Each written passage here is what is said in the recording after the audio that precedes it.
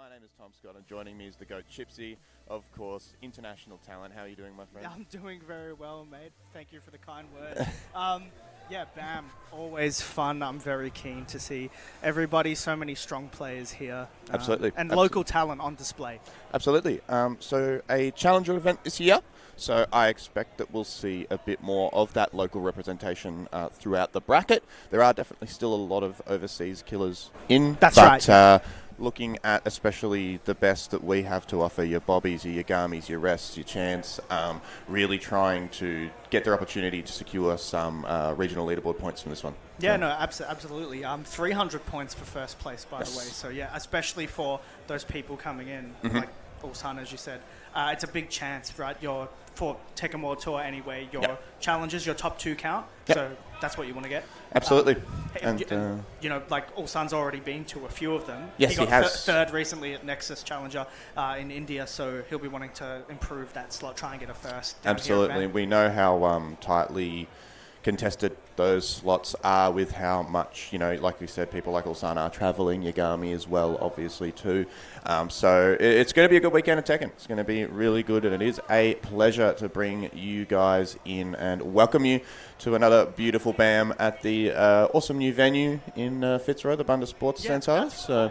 I saw it. I didn't even realise this was the venue when we were coming up to it because it's a massive complex. Huge sports complex. It's brand new as well. Yeah, recently built. So, yes. So, really, really cool to be in here. I think this is definitely the first kind of event like this that they've held here as well. So, shout out to everybody that got the new venue sorted, and it's great to be back. And I am so good to be back.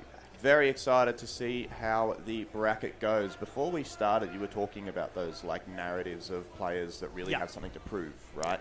And how being a challenger gives an opportunity for some of our local talent to really have that breakout performance, right? So, like you said, guys like Unknown or Unveil, hopefully looking to have a really strong run. Obviously, Yagami as well, preparing for more international travel.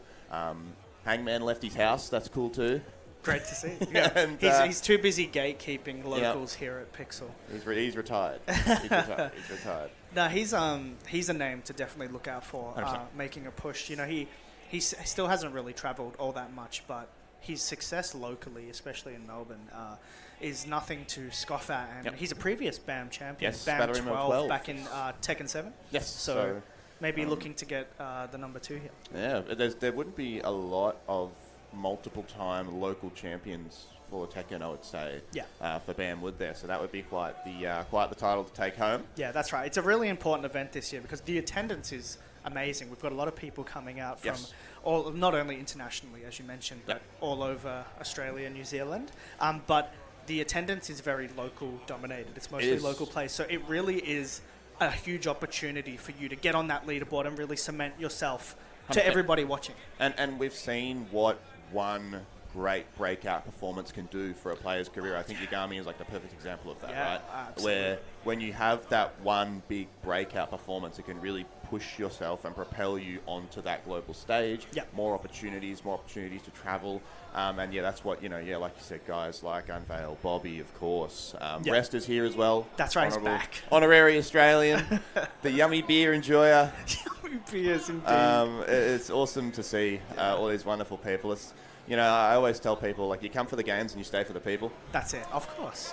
So it's always good to have these family reunions and get to play our hobby and enjoy it at the same time as well. I'm just having a look through the bracket to see if there's much that's gone on so far. There isn't actually a huge amount to note as of yet. A lot of our higher seeded players are probably going to be playing their first matches now. It looks like Unveil will be soon.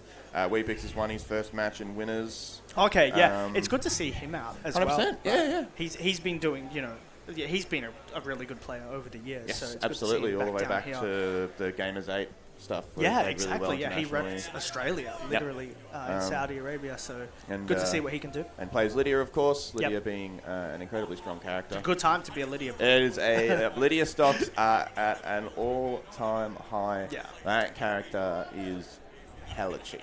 For sure. We see her success internationally, not only just locally. Right? More people picking her up over time as well. I think It's weird. Like, I don't feel like she ever was particularly weak, but she just didn't have a huge competitive representation. Yeah. But it's starting to pick up a lot more now. Yeah, It's once like, you see the results, I think Yes. the bandwagon starts to get yes. more and more people jumping aboard. The fighting game zeitgeist decides that character is now the OP one. Yeah. Yeah, you got to look out. Yes. Speaking of looking out, everyone's got their work cut out for him. This is first pool, so Ulsan is the top seed. He's going to be here. You got to watch out for that. Won his first match as well, so he is already well on his way to getting out of the pool in winner's side top 32 as well. Yep, that's it. But locally as well, Bobby and Subject both here. Both names that I think are pretty well recognised, not just from people in Australia and New Zealand or OCE in general. Yeah, they'll be looking to make a big push. You've got people like Bobby, who's travelling a lot more around Australia, which is a big deal. This is a big country, right? So you have to take long trips to different cities. He's making those commitments, trying to rack up points, so this will be a big event for him as well. And Subject, who's someone who's started building that international travel. We saw him at EVO Japan earlier this year, as well as Manila Madness last year. He'll be looking for a chance to get some points. And you mentioned, like, getting these points would be a great motivator for someone who isn't travelling yet. If you can establish yourself here,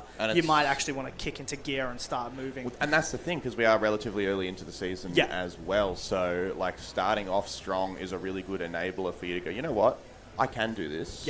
Time for me to start travelling more, you know? And I think Subject is another great example of that. And of someone that deserves more attention as well. Like, Subject is so good. But you know, being the region that we are, obviously a little bit further away at times. Right, and it makes it harder to travel like other players might be able to. So you don't get those opportunities as often. So like using BAM, not just for the points itself, but even for the prize pool as well, over $2,000 prize pool. Yeah, so that's a nice you know, you can use that. You could use your winnings as a springboard to then, you know, fund a tour. For sure. Right? So for sure. It's going to be really exciting to see who can make some noise in today's bracket. The cool thing as well is that in the Sydney major, OHN, is also a challenger event. Yes, it is. And it's not long after, right? So if you can do well here, you might want to go there. You can actually get your top 2 results in Australia if you're a player in OCE. So that's going to be a really big deciding factor. It's awesome. I'm really glad to see they're back on the tour. Shout outs to the Oz Haddo guys for getting that done. Really, really fun event to go to. So if you are thinking about, again, travelling for Tekken, keep it on your radar. Speaking of travelling for Tekken, there's the man himself, Big Bobby Badinga. Yeah, ready to go. Looks like he's going to be going up against Willow Andy. So, yeah, early run for him. Important to get the ball rolling nice and early. We all, you know, as I said, many of you are probably familiar, definitely locally, but if you're watching from overseas as well, you've probably seen Bobby's Raven. Big definitely. Loyalist. He is, absolutely. It's not the Raven that he fell in love with, but it's still the same character in spirit. So obviously made his name with Master Raven in T7 and has continued on in 8. And I feel like Bobby's really hitting his stride now as well as a player. The confidence just goes up and up and up every time you see him travel now.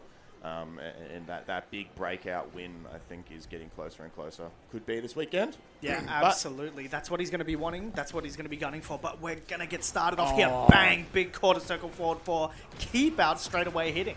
And gonna use... No, just goes for carry. Wall is in play here. Good blocks, but to parry out. Yeah, can't always punish that if the parry's available. Raven does go into back turn. He's faking the snake dash. Early. Rips it, goes low. Wall to the right of them, though. Steps the throw. Back forward 1. Okay, back forward 2 string. Going for that hatchet. Pretty competitive first round here. Ooh, can hit. Oh, no. The trade didn't get the guaranteed grab. Can it? Kill him. Yes. Yeah, keep it simple. All right. A really important counter hit running 2 right there. Hitting against the wall, keeping it simple with the combo. Burn the Rage Art and get a little bit of that chill time. No pun intended as Dragonov rips the ice. All right. Damn, that's bars. Yeah, that's...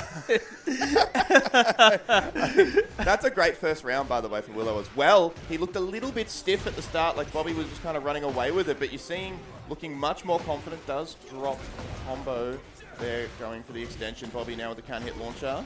Just going to steal that momentum straight back. Going to try and keep it going. Goes mid this time. Blow was blocked earlier, but Willow Andy mixing up the defense. Parry again. I like the patience from him, actually. Very impressive. Bobby is sort of cagey, throwing things out to see how he's reacting, and he's kind of just blocking and being patient, however he does. Get counter hit. It's going to be huge. Do we go for burst here? Yes. Yeah, I think to stabilize here, it's going to be... Ooh, it's going to be close. Oh my damage! Days. The backswing. Yeah, well, he clearly knew it was going to kill. Yes, Bobby knew that one. And then, the snake dash. While sending 2-check. Going under that jab, a good option, but not able to fully convert. Oh, another big Refund. while standing 2 counter hit. Looks like Bobby may have figured out the button timing for Willow here. Yeah, and that's going to be important. When you watch Bobby's gameplay, he loves to use that while standing 2, as you should. Goes mid on the mix, though. Fakes him out. Yeah, and a perfect. That's it. It took 1 round, but Bobby is, you can already see his comfort level increasing quite a bit here. Oh, back turn. We've got a little bit more there, but just wasn't quite ready. Great low parry. Okay. Extension. Are we just going to take the Oki, but he actually misses the low afterwards. Ooh. Okay. Checking the timing, going for that running 2, trying to maybe fish for that counter hit with the delay. Oh, he got very lucky then. Yeah, lucky the second hits a mid, but there it is again. You mentioned it before. The while standing 2 on the perfect timing. He's got a good read on him now, I think. Going to need to see Willow adjust his defensive habits. Have sort of started to get called out. Yeah, he fixed my face. Started to. I think that was down low complete after that first couple rounds. Yeah, he shows off that while sending 2 at the end a couple times too. That really is the game changer. That's where all the damage was coming from in that first game, and he's just able to feed that timing through. We're seeing a bit of coaching on the stage, but I think it's quite obvious what's going on. Bro, stop getting counter hit, please. That's a start. The snake dash, he was sort of throwing it out there at first to see how he reacted, and Bobby's ability to adjust lightning fast immediately figured out that button timing, and then I think after the second round, I think every single while staying 2 he went for was a counter hit. Yeah.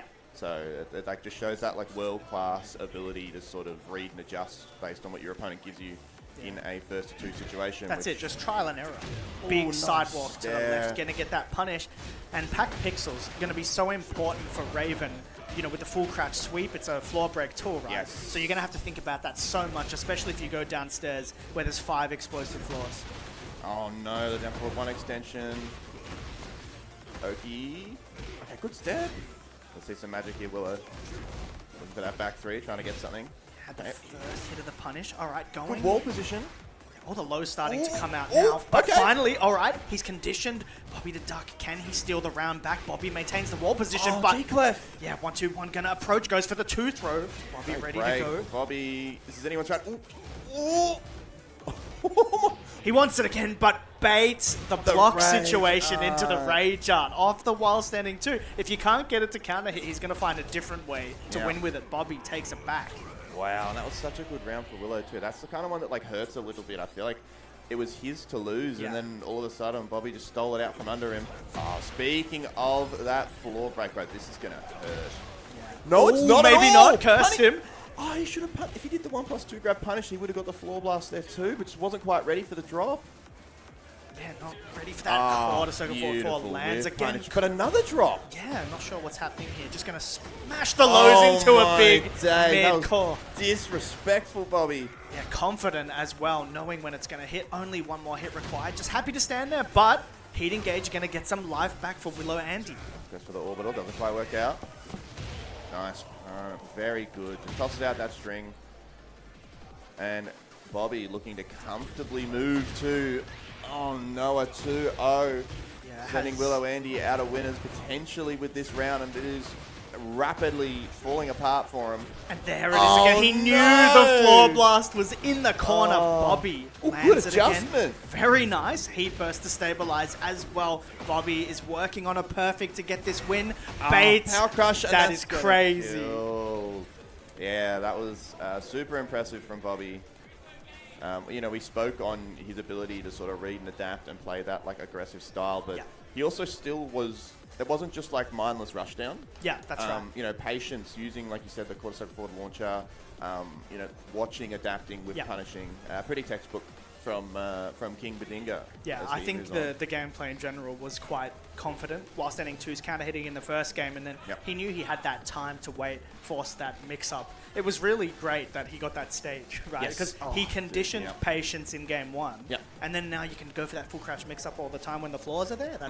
That's pretty messed up. And I think it was, like, to Willow Andy's credit, in the first game showed he's willing to eat the low, right? And Bobby just internalizes that immediately, and then you get the stage that has those floor blasts, like you said, and immediately goes, okay, well, it's time. Like it's time to time to feast, So very nicely done. That's it. Moving on, but now we've got it's going to be Torrent versus Donnie, and Torrent is one of those players who, is building confidence over the years. A really strong player. Maybe a bit of a character crisis at the moment. She's been through Shaheen and Nina, Armor King as well, but. Or that might be the Kunimitsu. I can't imagine it's the Hwarang. So, might be the right character for her. Her playstyle is it's rooted in fundamentals. Okay. So very focused on patience, trying to get that read really calculated. Kunimitsu definitely has the tools. Yeah, absolutely. Kunimitsu, poking character, and has everything you need to actually play really, really solid Tekken. You can switch up tempos really fluidly with her. You were able to in 7, just like you are in 8. Obviously, sort of different flavour. Doesn't quite have that backdash that she used to, but all these fancy new tools as well. Torrent looking good so far. Donnie on the Hwarang instead. Great duck punish. Okay, plus frame back turn. Oh, okay. Then we're partying a little bit. Yeah, straight onto the wall as well. Unfortunate drop. Like the power crush. Oh, wow. Rips the while standing launcher. Okay. Do we burst here? Is that too far? Yeah, unfortunate. Just a little too far. But we're fighting back. Heat available. Break on the throw. Goes break on the throw. Can hit. Clutch break. Oh, and he rips it. The launcher. All right. That was a wish punish. Wow, first red. Yeah, that really was. Just send and hope. Round star power crush. I like the way Donnie plays. I like his style. Yeah. And Skyrocket as well. So the execution is there. Looking for that down for... Oh, no launch. But it's okay. Gets it back anyway with a big counter hit. Torrent has recognized that Donnie likes to press some buttons. That's it, yeah. Important thing to recognize. Kunimitsu has so many counter hit tools just for that. Was looking for one there. Didn't actually get what she wanted. But these two are just poking each other to death. Torrent on the board. Okay. Floor ready to go. Rips full string punish. Isn't there? Yeah, no very punish. good if you're Kunimitsu. Oh, you're very happy. And that's one of those things when you're playing a newer character as well, is you got to test people. Great punish on the power crush. Having that 14 frame launcher is such a strong tool. Yeah. Oh, we're going to the wall here too. Got the carry on these combos. Okay, dead on the ground. Oh no. Okay, floor blast. And we should be dead here. Not quite, actually. Sorry, heavy scaling because of the break. Nice little routing. Goes into the set low. Nicely done. Little set slide. Okay. Yeah, stage opening up now. 2-2. Classic goes into that Katon. Just tries to check the fast option. Okay. The wavy just from Skyrocket. Donnie's still looking confident. But punishes just haven't been there. Oh, full string. Look at the damage. There's that wish punish again. Rips the string. Yeah, doesn't get the combo. Little bit of stage nerves, it looks like maybe for Donnie here. He's ripped the back three. I appreciate that. It's all falling apart. If you send that launcher and it works out, then you may have a chance of bringing yourself back into the round. But otherwise, it was a little bit grim for Donnie as Torrent confidently takes the first one. And look, you said she was having a character crisis, but the Cooney's looking pretty clean. Yeah, that's right. Sort of easing away. It was very similar to that first game we saw with Bobby, right? So first round going against, but all you need just to build confidence, observe, take the win later. Exactly right. So, you know, and as we said, like Donnie shown likes to press some buttons. Yeah. So you start to adjust, go for those counter hit launches that we were looking for as well. You know, start to adjust the offense, look for the whiff punishes, great use of the backdash. Oh, we're going to the wall too. We burst here, yes, okay, gets the good ender. Oh man, that's mixed. Okay. Full string there, big life lead for Torrent as the heat is ticking down. Back three, I don't think she was expecting that. No, I wasn't quite ready. But gonna rip that heat dash instead. All right, continuing that momentum. Okay, so looks like I think it has been, yeah, like 4 rounds straight for Torrent now. See if Donnie can get some of that magic from that first round back in game 1. But right now, this has just been very controlling from Torrent. Just very, I was about to say risk-free Tekken as she gets hit by the down forward 2 immediately after. I think she tried something, you know, a bit like wacky, right? Because it was on -9. And Donnie picked a great time to do that down forward 2. 2 throw broken again. And rips the string. All right. Very nice. Okay, Donnie getting around on the board. 1 apiece here. Let's see if we can get this one to 1 game each. Not if Torrent has anything to say about it, though. Okay. Oh, goes the kunai. Spaces it perfectly outside of punish range. She does always teleport now, unlike 7. Good. That's a good change. Yeah, very That's good a really good change. You can only really confidently throw it from full screen. Speaking of confidently throwing it, full screen connecting there against the wall. Not able to fully convert. 1+2 throw. Connects this time, but loses the wall. So, like, at what cost, right? And look at, this is what happens now. Feels heavily under pressure. Goes for the burst. Great step. Does it kill? Okay. Opportunity for Donnie, but the little outer range throw just doesn't quite work out. Torrent now set point, looking very relaxed. Not a worry at all. Oh, okay, but armor backlash gonna connect. Torrent is happy to wait on the ground. Wake up while standing 3. Good morning. This is gonna be good damage and wall setup. The wall situation was awkward, but Torrent did a really good job of still getting as much damage as possible. Okay, nice little punish into back turn. The check from Donnie. Ducks, but doesn't rip that launcher that we've seen from Donnie so many times. As said already, winner's side life is gone. The sidestep down forward 2. Great movement. Torrent will be moving on with the Kunimitsu. My first time seeing a Kunimitsu, but I think it's just such a great fit for the playstyle. Right? It just totally makes sense. It makes sense. As you said, like sound fundamentals, sort of like poking, pressing, using the mix-up options when required. But like you said, very basic. But in a good way, right? Yeah, like it's just doing the things that win your games and doing the things that get you out of pools too. Yeah. You know, like you don't, when you're at a tournament situation like this, an offline major, you don't need to be as much as it's fun to do the cool stuff. Yeah. Basic gets you out of pools. Yeah, absolutely. Being able to do the fundamentals allows you to then read and download players like you see, you know, we've seen from Bobby and Torrent, where they're just playing nice, solid, basic Tekken. And then they are using that as a springboard to then be able to download their opponent and make some reads. So, yeah, that's it. Very important. All right, stepping up another familiar face to international audience, Poultry. Yes, we've got Poultry and his classic Steve, and he's going up against Wheatbix as well. So, man, this is actually a really big banger for early on. We're getting some good stuff out of the way early, and yeah, it's going to be very interesting. Wheatbix, is a very calculated player, right? Very game theory, game theoretical. Yep. And Poultry's fundamentally solid too, but he also he's an entertainer. I'll say that. He loves to do the stuff we all love to see. Like you were saying before, like sometimes keep it simple, avoid the complex stuff, but Poultry is the epitome of the opposite. 100%. He'll go for max execution, 1 frame tie. Yeah. He's doing it for the clip. You live and you die by the Twitch clip, folks. And you always got to respect it. Also, both these guys, obviously great fellas. Very good people. Very talented Tekken players. This is a banger. To be this early in pools is actually a banger. Match. And it's going to be very interesting to see how it all plays out. We were talking about the strength of Lydia before, and we're going to see it on display here. Mm.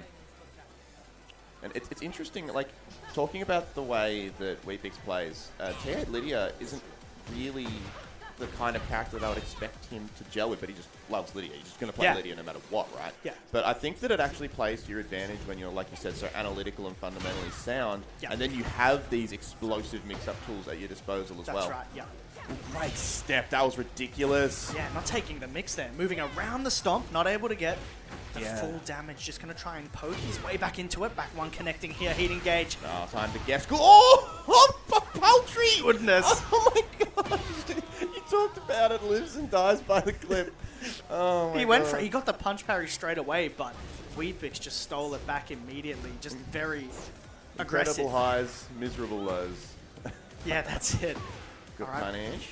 The disrespect there, but Poultry is going to get the SAT challenge and get Weebix out the air, takes to the wall. Saji, look at the damage. Oh, Sonic Fang. Read with the Sonic Fang, but his follow-up was just not quite right. Okay, Duck stance. Had the block on the down back three. Weebix trying to get back into it, but Poultry's getting all these lows. Yep. You know what I mean? He's blocking a lot of them, getting the punish down. He's just kind of like flash ducking at the right spots. It's seems calculated. Wonder how much he's been preparing for the matchup. You can't prepare for that though, unfortunately. Knew he would wait around, but a big counter hit. All right, Poultry working close to the wall again. And yeah, once Steve gets at to the the wall, the damage. Oh my lord, 98 damage combo off a counter hit launcher. Now this is a really dominant position for Poultry. Yeah, just using all the fast stuff and bang, another important counter hit. All right, Poultry coming into the lead now. And another aggressive start. Okay, goes for the guard break. Cheeky. Oh, went big though. He wanted the clinch. He wanted to finally get the mix up. He's been getting a lot of counter hits, but Weebix read that. Running out of heat now. Poultry, how's he going to spend it? There it is. Oh, and it connects. Connect's fully going to push to the wall as well. All right, Poultry went mid there. This aggressive style. He's just flash ducking in his face. Another big counter hit. That's going to be the game. Wow, a story of counter hits for Poultry there. Everything working out. A little unfortunate for Weebix. He went for Heat Burst. Yep. Sort of counter hit on the exact frame right before the armor could come out. And now Poultry's taken that first game. It was very like compact Tekken, the way that Poultry was playing it. Like Yep. up close, using those quick buttons like you said, and then selecting the right time to rip, looking for the challenge, and then going for the back one for the counter hit. Like you said, clips the heat burst. So Poultry, like really like quick adjustments, actually super impressive. Okay, let's see if we have an adjustment. The back one, okay, good start for Weebix. This is what he needs. Catches. Oh, he's just trying to get away from the wall. Oh, his character is terrifying. It really is. Using a lot of homing checks now. Weebix maybe recognizing that Poultry wants to step out of it. Oh, and he goes. caught him. He went quick mid, but that is a very plus situation. Plus 8 into stance off that axe kick. Poultry tried to retaliate, but Weebix went for the counter hit. I respect the challenge in a situation like that because the odds are so stacked against you. You're playing the percentages, right? Yeah. But great controlling round from Weebix.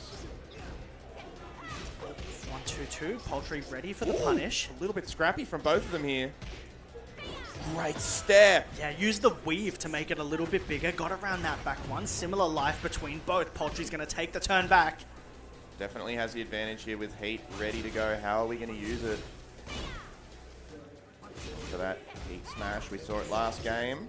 Yeah, there it is. Just spends it before he loses it. Instant. Yeah, didn't want to take any risks, right? Just went into duck. Running to connecting, 14 seconds left. Poultry is just going with all the fast stuff, and a well-timed sidestep to the left gets around Weebix's retaliation. It's one apiece now in game 2. Poultry is, like, that first round was so smothering from Weebix, and it feels like Poultry's just gone, actually, wait a second. And now is back to this smothering offense. We're going to the wall. This is going to do so much damage. Yeah, the moment he cancelled it, right, Weebix stepped around what would have been a back one, but he cancelled it into that mid. Got a big counter hit as well. Poultry is just pressing all the right buttons at the right time. Maybe not that one. Okay. Clips in stance. Wow, what a call out. The manual peekaboo. Elbow uppercut. Poultry playing so well right now. He's one round away. Round start, heat burst. He wants to go. Jumping stomp. He's batting. The confidence on display from Poultry right now. That's it, but a confident back one challenge from Weebix. Gonna get that counter hit, that's guaranteed. When he went mid, perfect frame type punish from Poultry with the Sonic Fang. Oh, steps again, doesn't actually get anything from it this time though. Just such active offense and defense from Poultry on both sides. Good dark. Yeah, and unfortunate drop. Not ready. Poultry has a chance to rob it back. Weebix lands that down back 3 counter hit. It's close between both. Mid punish from Poultry. Oh, challenge. Just go anyone's way. Good step. Dead. In the back. All right, Weebix converts big time. He really needed that. All right. Final round here in game 2. Weebix really needs to get it if he wants to level it. And I feel like for Poultry here, I know it sounds silly to say, but it's really important that he wins this round because the momentum is starting to shift the way of Weebix. You don't want to let it go now. You got to take it while it's there. Oh, Both of them have... I was about to say both of them have slowed down a little bit. No way, not now. Wake up, counter hit. New Poultry would go slow. Pushes to the wall. That wall break is looming at Poultry's back. Yeah, he's a little bit scared. Oh, is he going to step... No! If he had committed to a sidewalk, it probably would have worked. Oh, second hit of the string, counter hit, gonna burn that tornado immediately and the wall as well. Weet-Bix has a massive life lead here and doesn't let Poultry get back into it. The old trusty back one is gonna level it. Wow, close call. That back one has been paying the bills in this set big time. It's sort of slowed down that aggressive and very fast play style. It's a lot more controlling and it's stopping Poultry from running away with the tempo like he has been. So. Yeah. Absolutely. All right, a change of stage needed again. Who's going to take it through? Is Poultry ready to make the adjustment? Does he need to make a big adjustment? It was very close. It went to that final round. It's going to be important. Like, you lost, but not that badly. What do you need to change? Yeah. What does Weet-Bix need to do to push it through? Is it literally just a matter of just maintaining that confidence? Yeah. I got this far. Yeah, I think he thought it might have been quarter circle forward too. Poultry has been getting more confident with the lows. I think Weet-Bix is finally clocking onto that. Yeah. And Weet-Bix getting a lot more active with his lateral movement as well. He's starting to step a lot more. Yeah. Oh, he got so unlucky there. He had the second hits of the strings have been saving him 100%. from that though. Poultry, that is. Homing again. He stepped there last time. Political Storm. Yes. Guaranteed. All right, Weet-Bix now fully in the lead. Damn, this has been quite the story, the narrative this set. Poultry coming out so aggressive, but I feel like that confidence is fading a little bit. Needs to find some magic. Just goes for that flicker too. I love. There was a bit of a patient break there. Yeah. Which I think that this patient style is going to benefit Weet-Bix. Yeah. So if I'm Poultry, I'm trying to get more aggressive, and that is exactly what we get. It's so cheeky, right? Because it looks like a whiffed back one, but it's actually a cancel. I think Weet-Bix thought he was going to go for a whiff punish, but Poultry threw it at range. It's all him now. Stomp again. He's confident, and he's still going to these lows, and I love that. Yes. You don't want to have a few blocked and then just be predictable and change. I think that's the logic here. It's all confidence, I think, for Poultry here. Like when he gets those rounds where he really gets to play that confident style, it's just been a runaway. But Weet-Bix has been doing a really good job of slowing down the pace. Oh my god, where did his health bar go? That was crazy, yeah. We haven't seen much heaven and earth. Weet-Bix, though, forced it there with the 1+2, and just like that, it's on set point now. Flash duck, but doesn't get anything out of it. Not for that back one again, counter hits. Guaranteed all the lows coming out now, just enforcing those plus frames. But Poultry recognizes that Weet-Bix wants to mix, gets that back one counter hit. Ooh. What an adjustment. To pressure, but punch. Parry. Gonna take to the wall. Big counter hit. Mashing. Anything you can do, I can do better. Those big counter hit launches paying off for both players now. Yeah, we saw Weet-Bix counter hit that last game. Poultry just faking out that clinch. It's heaven and earth again. It's going to be one more hit. Weet-Bix tracks with the down forward one. What an adjustment there from the brink. He's going to take it over Poultry 2-1. What a great set. What a great set. Oh, damn. That was really, really good from both players. From that first game, it really was all Poultry. So it was an incredible turnaround for Weet-Bix mentally to get back into that. 100%. And I think that it was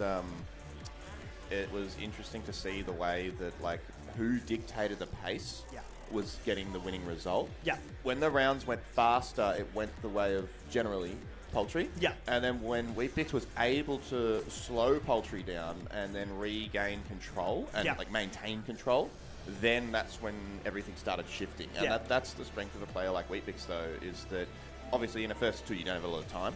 Yeah, but exactly. He did it, though. Yes, exactly right. Like, had just enough time. Yeah. That final round of game 2 was the turning point where it seemed like he sort of started to figure it out a little bit. Yeah. And there you go. You see, winner's side continues on for 6. Weet-Bix, Poultry now down to the loser's side of the bracket, but it's not over for him.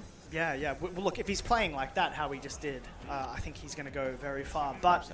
We're moving on. We've got Jojo Scar, very terrifying Heihachi. One of many terrifying Heihachis down all here. of them, in fact. Yeah, there's so many. You've got to be scared. He's going up against Gwiz.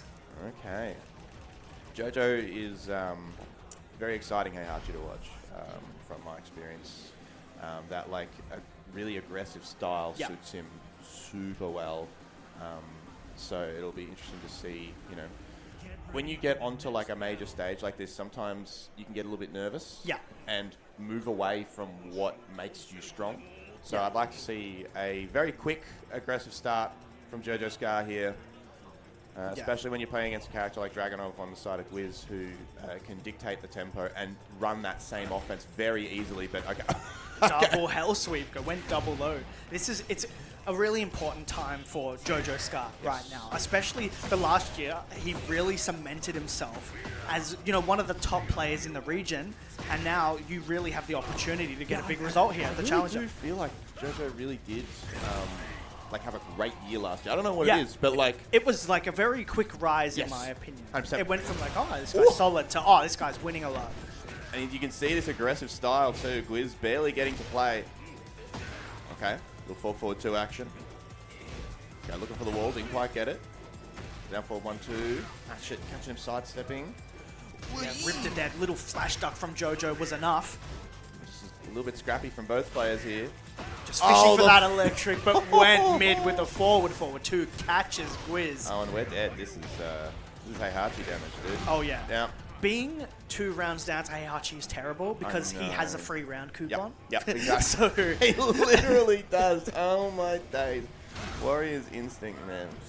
Oh, the 4-4-2 goes straight under the jab. Yeah, that's the risk. You want jab keep out is really good, especially on Dragonov, 100%. who has a great jab. Forward 4-2 makes it less good. Yes, you have to be careful using those tools. You've got to play a bit more compact with the pigeon roll.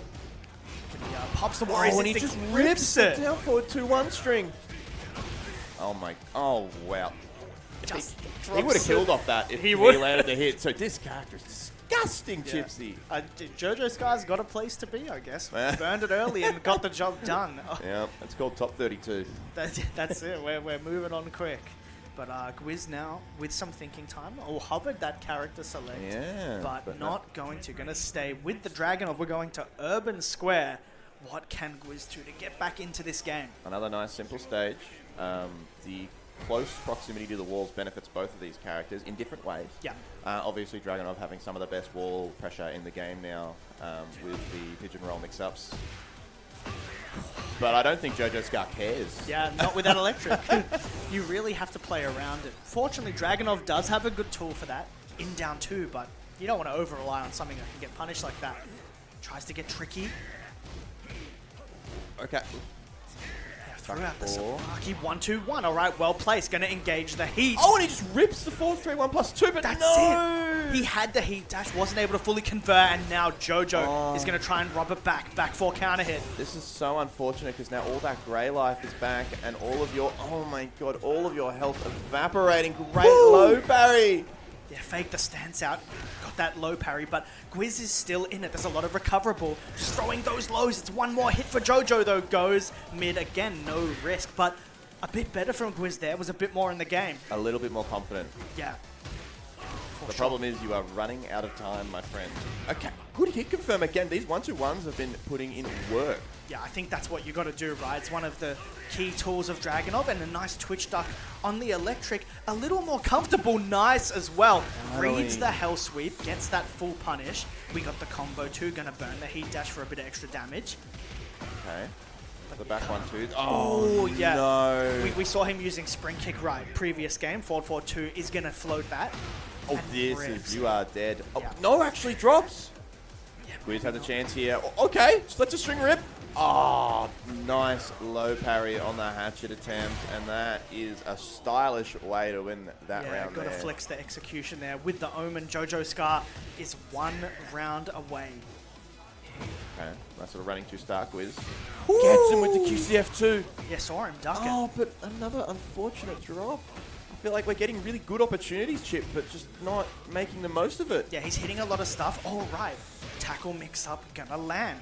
Gwiz with a big life lead here, goes mid on the pigeon roll. It's one more hit, and Gwiz now finally on the board against Jojo. Round on the board. It's always a good start. I feel like sometimes that first round can be the hardest one. Things start to open up a lot once you get that momentum, but he keeps missing the down forward, the full crouch down forward 1 follow-up. Unfortunate. Another opportunity missed. Just hammering those quarter circle forward fours, taking the plus frames. 1-2-1 connects again. It's going to push to the wall. Pigeon mid. Oh. Pigeon mid again. Double pigeon. Oh, he's partying. He's partying. There's a flock of pigeons on the screen. Oh, double. no. Oh. That was disrespectful, dude. Oh, this is going to hurt, too. Gonna get that full wall combo. There's the JoJo special, the empty jump. But the heat smash gonna connect. It's one more. Fine, goes mid again. No low, but the 2-1 interrupt Gwiz. Now the round start free win coupon. No, holding on to it. You gotta use it now. There it is. Warriors instinct popped and oh, that's gonna whiff. Yeah, down for 2-1. That's a launcher. Ugh. Very quick launcher. Unbelievable, man. Oh my god, look at the damage. Oh, caught him on the counter hit follow up, and you are dead. A perfect JoJo Scar. As you said, man, free win coupon. That's it. Off he goes. Very scary. You got a lot of options in terms of the moves, their properties change, the damage changes, and he almost does no recoverable damage, so you have to be so ready for that. And then the best in class punishment Warriors instinct as well, obviously with the down forward 2-1. Yeah, obviously that being a natural off the forward 1+2 as well. So he basically just has like a 13 frame launcher. You gotta be ready for that. Yeah, 100%. It's hard to be. There's only so much you can do. How do you prepare for that? You gotta be. We got a lot of Heihachis, so buckle in. Yeah, 100%. It's a good time to be a Heihachi enjoyer, folks. I can tell you that much. Yeah, man. If you're playing Heihachi right now, you're partying. We're moving on. We've got Sydney's Dion Gray. Yes. Well known as well. Been playing for a long time, and sort of our original and our one of our first face of Australian OCE Tekken on an international stage. This man is very good, both on and off the field with Tekken stuff. He's a great coach as well. He's going to be going up against Aki. So Dion, man, been doing lots of traveling this year as well. Yep. A lot of it as a coach, but also as a player. I know that he does a lot of coaching for the other players on his team. Yeah, XCC. Yes, the XCC biggest receiver especially. Of that. Yes. Yeah, he had a pretty solid performance at Soup in Korea not that long ago, and Dion was always there, spitting wisdom in his ear. Absolutely. And often he came out winning straight after Dion said that. I know Dion is also very theoretical. He's like a student. He'll go into the lab, break things down, have discussions. Yeah. He's got an amazing Tekken brain.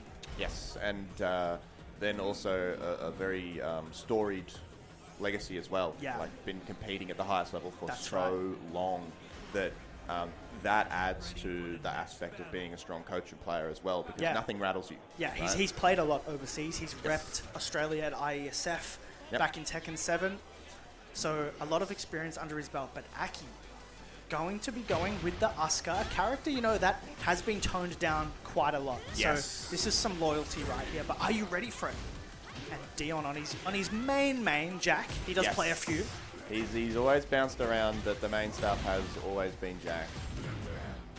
Ooh, a little unfortunate. The wall kicking in, not allowing the heat burst to connect. Doesn't phase Dion though. Pressure still continues. Okay.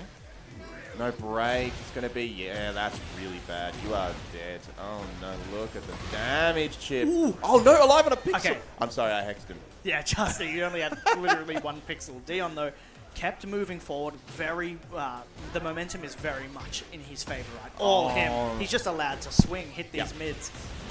Playing with confidence, and I think that Jack 8 is if you have a very confident playstyle, Jack can be so oppressive. Yeah.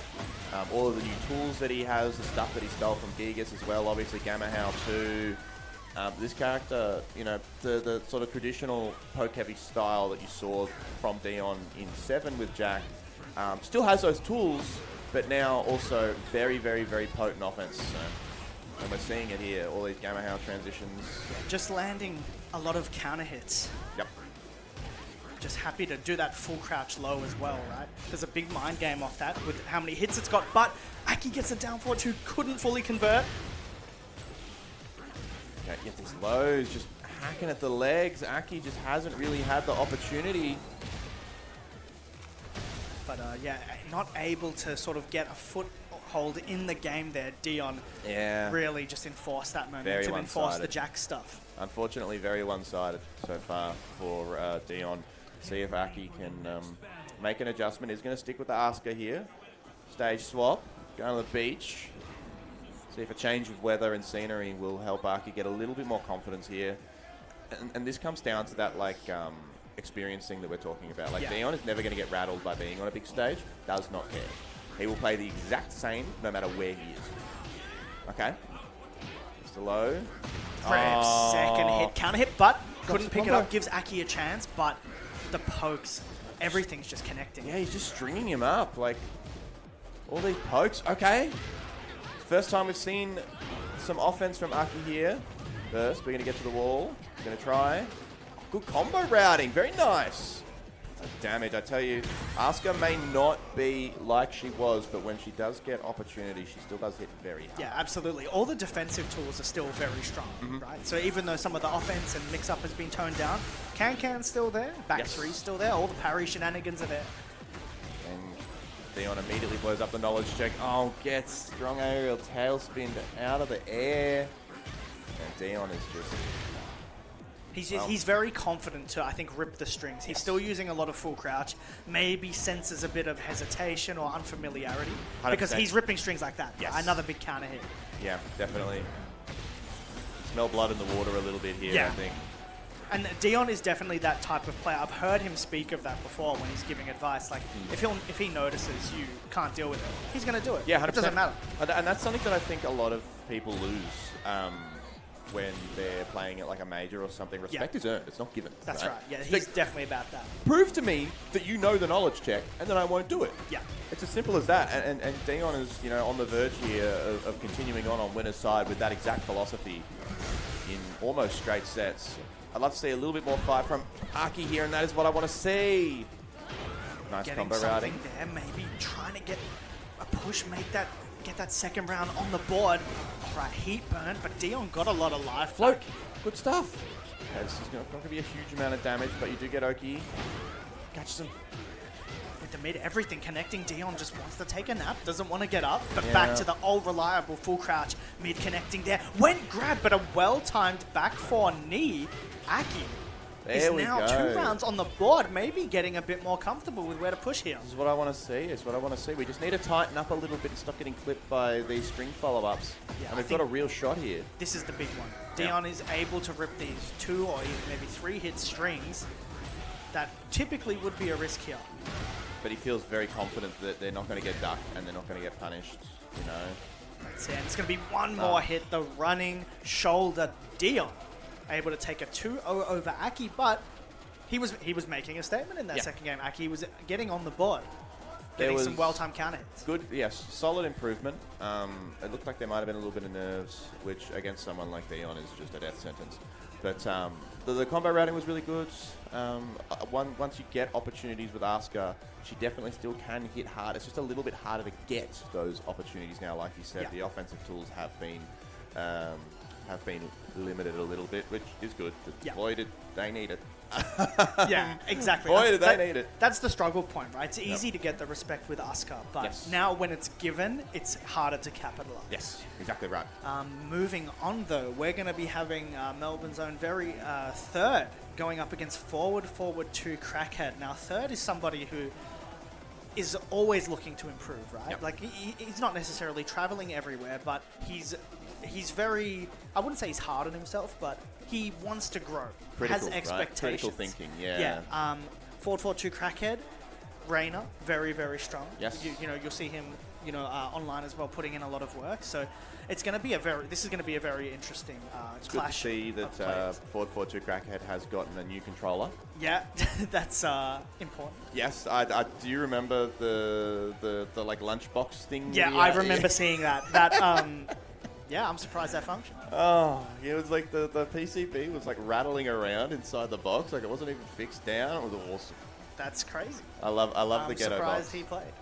So, but definitely is upgraded now, which is what we like to see. Is of the caliber of player that he is, he should have a better control. Yeah. So, because well, definitely he's got it very now. strong. So let's see if we can see the conversion here. But he's got his work cut out for him. Third, has been trying out more characters. Yes. He tried out Kunimitsu for a bit, but I was speaking to him before. That mission has set sail. Yeah, We're going back to the Clive. Yes, all reliable with the Clive. Victor in the back pocket as well. So, third, absolutely lovely guy. One of the nicest people in the scene, hands down. But he likes playing with weapons as well when it comes to the Tekken. So you got to be ready for that. Yeah. Shake of hand, fist bump to get us going. It's going to be forward 4-2 Crackhead versus third Reina versus Clive. I knew exactly where you were going when you were like, lovely guy, but as soon as the game starts, you got to just forget all that. Oh, you're the worst. I don't care how nice he is, because you're about to learn. Yes. He's going to get in there, make confident decisions, make those reads, and get straight on. Goes into the parry. He loves to use the tools like the parry, the armor. So getting in, you really have to be switched on to when you're going to attack. Those more sort of like awkward tweener tools that these unique characters like a Clive or a Victor has that aren't necessarily like traditional Tekken, right? So, and utilizes them really well. The 4-4-2 Crackhead utilizing Reina's offense really well so far here. Yeah, no fear, and I like that. Going for the option that's going to kill and just not thinking about if it goes wrong. Just get the job done. Don't let third get back into the game. Forward 4-2 Crackhead takes first round. Simple and effective. Running in, and here comes, the recently nerfed Clive heat stuff, but you got to use it. It's still very strong. It's still very, very strong. It's just a little bit less strong. But man, this has been an absolute bully session of a round for third, and the sidewalk there to get the back turned Reina. Made that round all but a wrap. Okay, aggressive with the strings, goes to the stance transition, heat engage, yes sir. And it's electric check as well. Maybe thought third might do some retaliation after the heat engager. Pick that fast launcher. Got the wall, couldn't quite convert, and another one. Yeah, I think he wanted a heat burst there, but it hit right on the frame, and it's going to be big damage for forward 4-2 Crackhead. We know what Reina can do at the wall. It's 2-1. I think this is going to be a set of tempos, I think, because I know, like, 4-4-2 Crackhead loves to play fast. It's in the name, right? Yeah, that's it. Whereas third is going to be trying to control that, and is currently failing. Gets sidewalked, big launcher, heat burst to stabilize the combo. Nice roll out. Well-timed armor, though, into the Sentai mix. It's one of the strong options you can do, but nice down jab. It was really important. Oh, forward 3. Just rips it there. Big orbital. And now Clive definitely does not suffer for wall carry. It's going to be big damage, and would have had a heat dash mix after that. Didn't need it because it connected. It's been very, very close, as you can see. We're on final round here in game 1. Who's going to take that first game? Man, I feel like whoever's gotten the good start has run away with it. Both players are struggling to handle each other's offense. Oh, and another forward 3. Great read on it. It's so good. I always say that move, he turns to liquid for a couple of frames. Ridiculous. Like he goes under highs, over lows. He might go through a mid. And it's so fast too. Wow, clutch punish for 4-4-2 Crackhead. It's like tennis. It's back and forth. Good conversion with the sidewall. Can he close it out? Heat available for both players. 1+2. It's going to be close. Forward 4-2 Crackhead. He used that sliver of heat he had left to rip the down forward 1-2. And he's going to take that first game. It doesn't get much closer than that. That was back and forth. It was. It's, I think, and, a big decision for third here because he's got the Victor. Yes. He's been, trying to get it up to par with his Clive as well. So he is, when it comes to this moment, he is the thinker. He wants to, process, take the time, but are you going to make that switch? Well, this is one of the issues that you can have when you do have like a roster of characters. Yeah. Is it can lead sometimes to self-doubt.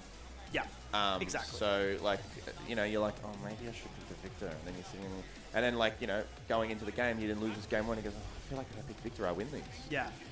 Well, if you lose, you're going to be like, oh, I should have switched. Yeah, exactly.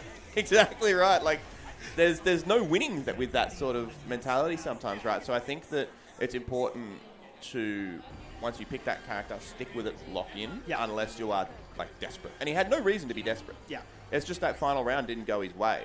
So I think it has to happen. Someone has to lose that first game. I think sticking to the Clive is the right choice. Yeah.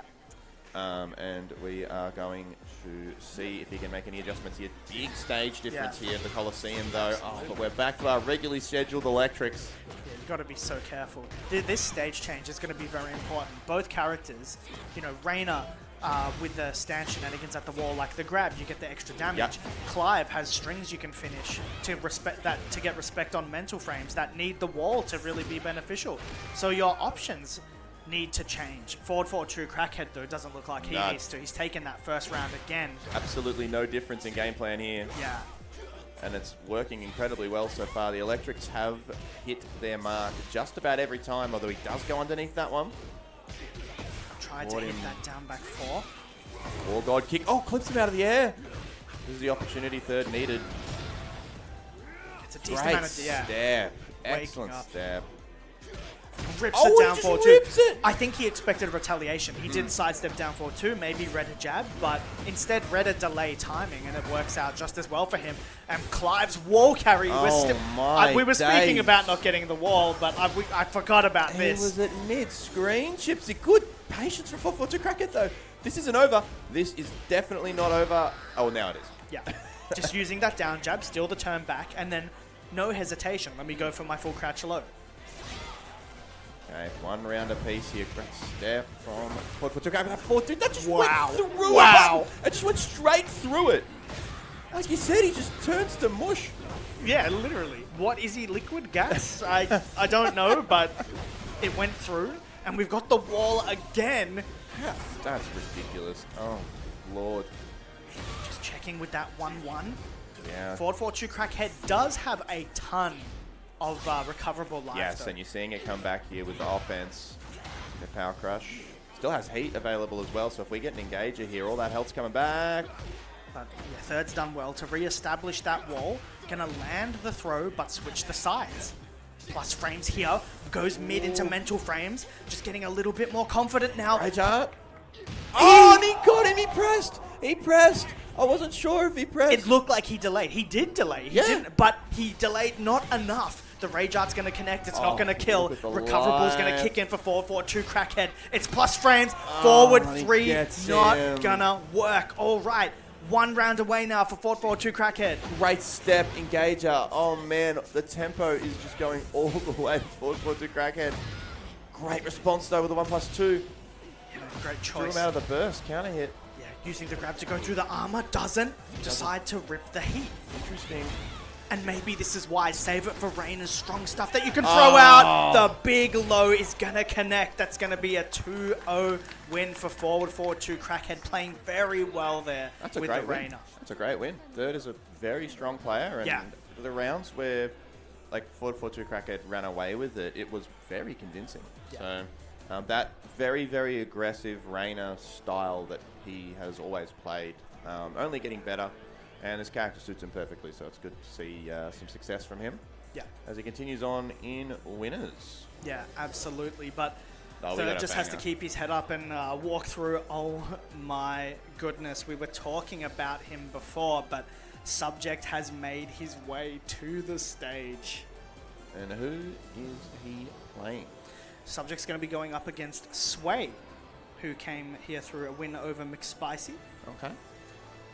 So this is going to be very interesting. Yeah, we were talking about it before. Subject, someone who has been traveling, is starting to rack up that international experience and maybe make the push through as, you know, one of OCE's next, you know, traveling talents. We've had Yagami pull through. We've had Bobby as well traveling, and now Subject is really throwing his hat into the ring internationally because he's well established himself locally now. In Tekken 7, his name was already there. We saw everything, but in Tekken 8 in particular, he's really set his foot down as top 5 OCE player. Yeah, I think potentially top 3. I think 100%. And I think that you're spot on in saying that like he was always there. He was always incredibly good in 7. But like you said, just didn't quite travel as much, didn't quite have that experience. Yep. Now we're into 8 and he has matured as a player a lot through that experience, and now you're seeing like the talent really get to be showcased, but also the hard work. Yeah. The guy is an absolute monster in the labs, so, you know, and has been playing Dragunov for a long time as well. Yeah. the sole main. That's the important thing. Like, he has stuck it out with this as his main over God knows how many years now. Good character to pick in this game, that's for sure. Yeah, and so, the buttons are very similar from game to game, so the legacy is a thing. It's very real. But he's going to be going up against the Lily here from Sway. Okay, from Sway. Fundamental Tekken here. No more swords on my TV screen, thank you very much. But look at the aggression from Subject. Okay, harassed with the low, great power crush. I love the challenge. Yeah, and near the wall as well, able to get that little bit extra damage. Okay. Sway rips the heat engager from afar. It is homing, yes. So clip Subject there. Okay. Little down 2 mind game already. Subject challenging immediately after. Sneak into nothing. Whoa! The parry!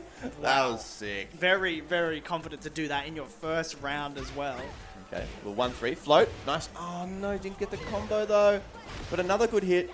We got the damage, now the wall situation is great.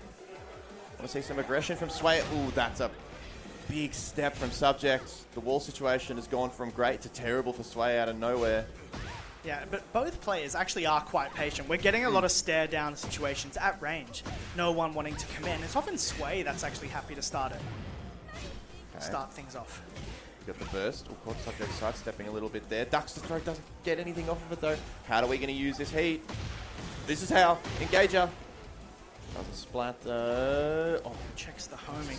Subject is doing such a good job of like relocating away from the wall. This no sidewall saves lives, but the guaranteed throw off the back 1+2. Yeah, the thing that started all off, sidestep duck from Subject. Yep. That's a sign that there is knowledge on Lily. Yes, absolutely. And I'm sure he's got a lot of experience. We've got a lot of strong Lilies here in OCE as well. Absolutely. So definitely going to be well versed in the matchup. Gonna go for the mid string and get that full sidewall conversion. Was so friendly to you then, but unfortunately drops. Okay, gets the 12-frame punish in the 4-1, goes for the throw just to get the wall back. But again, Sway has great wall position. Again, I want to see them utilize it more. I feel like we're getting all these opportunities and then Subject is just kind of walking out. Yeah. Able to run off, but Subject has really cashed in as much damage as he can. No, pitch and roll and gonna break the neck. It's gonna be one more hit for Subject. Goes with the low, with the second hit of the string as insurance. Gonna take that first game. I love that option out of the tackle from Subject too, because Sway had so much grey life and just yanked it all away. Just took all of it, and that pretty much eliminates the majority of your opportunity for a comeback. Yeah. Obviously, if you can mount some offense, get some pressure going, you can build that life back. So stealing it away and not giving Sway that resource, it's like just eliminating any risk of the round falling apart. Yeah. Okay, game 2. See if Sway can make some magic happen here. No punish. Oh, and that's so unfortunate. Yeah, just off, but Subject was so ready for the string as well. We haven't seen it very much, but it's just ingrained. Okay, just takes the damage. Looks for the splat with the while standing 3. Doesn't get it. Ooh, pigeon roll. Oh no. Oh, you're in the blender now. Tornado onto the wall as well. Heat ticking down for Subject. Going to use that as a chance to take the full crouch mix. Okay, got him. Back turn mix from Sway. Going to land that big mid. There we go. And these are the combos we've been wanting to see. Excellent damage. Building back that grey. You're in heat now too. Good block. Nice. This time Punish connecting. Burns the heat. Dash alright. Sway maintains strong wall position. But no. Subject's movement has just been on it. Yeah, 100%. In this set. Lily's the character that's known for having the strong movement tools, but Subject is just like walking around her at the moment. Yes, that's normally her doing that. Exactly. It's a bit of her own exactly medicine. right. We're breaking the mold here. Running This is just getting a little bit smothering now. Subject, I think, can smell blood in the water. Gets the back turn. Yeah, oh, best no. case scenario, right? When Dragunov can get you back that 1-3-2 punish. Oh, this is gross. Oki down 3+4. Went for the power crush. That was brilliant in particular because the second hit didn't come out, but Subject also didn't respect the mental frames. He sort of knew something. He felt that the second hit didn't come out, and he challenged with the fastest thing he could think of. Yes. Ooh, oh, he tried to pick that up. If he picked that up, it would have been crazy. Oh, back turn still. Oh my days! Unfortunate for Sway. Things are just not going their way at the moment. Yeah. Subject tried to burn the floor as well. Okay. Punish. Yes. 3-1. 4-1, sorry. Okay. Man, Subject is just playing like super compact, low risk. Yeah. Just super fundamental. Look for the opportunity. Gets the burst with the 1+2 grab, and now this is, it's not going to be dead, but it's going to be... It's going to be very close. Really it's bad. going to be one Yeah. mix. The down forward 3 is going to take it. Subject gets the job done over Sway with the 2-0. He'll be moving on this winner's side to he has to play someone else who has to be scared of him. Oh yeah, everybody should be terrified. He's got to be pretty close to getting... Let's have a look at this pool here. Where is he? Looks like we're getting through to our top 32 qualifiers now. There's no way that was a loser's game. It has to be winners. Worth noting though, while we are having a quick peep at the bracket, a couple of players have moved on. That match that we saw before between Ford 2 and Third was actually a top 32 qualifier as well. Oh, there you go. Yeah, so it was a big one. Ford 2 Crackhead moves on. Yeah, and we've got another one lined up here. This one's for top 32 winners side. Yes. It's going to be Unveil Streams versus Stranger Danger. And Stranger Danger actually got here through beating a friendly tree. Oh. 2-0. Damn. Which is a big one, right? That's a big big 100%. Is a big player. Absolutely. I know a lot of people will know him as well from overseas for his informative Nina content. Yes, has been making Nina guides for a very long time. Yeah. Shout outs to AFT. Wonderful fella too. Oh, absolutely. Wonderful. Another one of many friendly faces here in OCE. But yeah, this is going to be an important one. You want to get on this winner's side, starting out with Unveil in particular as well. Yeah, and we were talking about how you felt that this was a great opportunity for Unveil to have that breakout performance. You know, like On the Gin has been getting better and better and better and better, super consistent, always travels to his locals. Yeah. And is poised to have a really good run here. And winner's side top 32 is a real opportunity to do so. However, we will not be jumping to this one just yet. we need to give you 5, right? We need to give everybody 5. We need to have a short break, ladies and gentlemen. Thank you so much for joining us so far through Pool 1 of Battle Arena Melbourne 16 for the TEKKEN World Tour. My name's Tom Chip. It's been a pleasure, man. And we will have some more beautiful talent coming your way very soon. But give us 5 or so, grab some water, grab some snacks. We will be right back for more Battle Arena Melbourne action.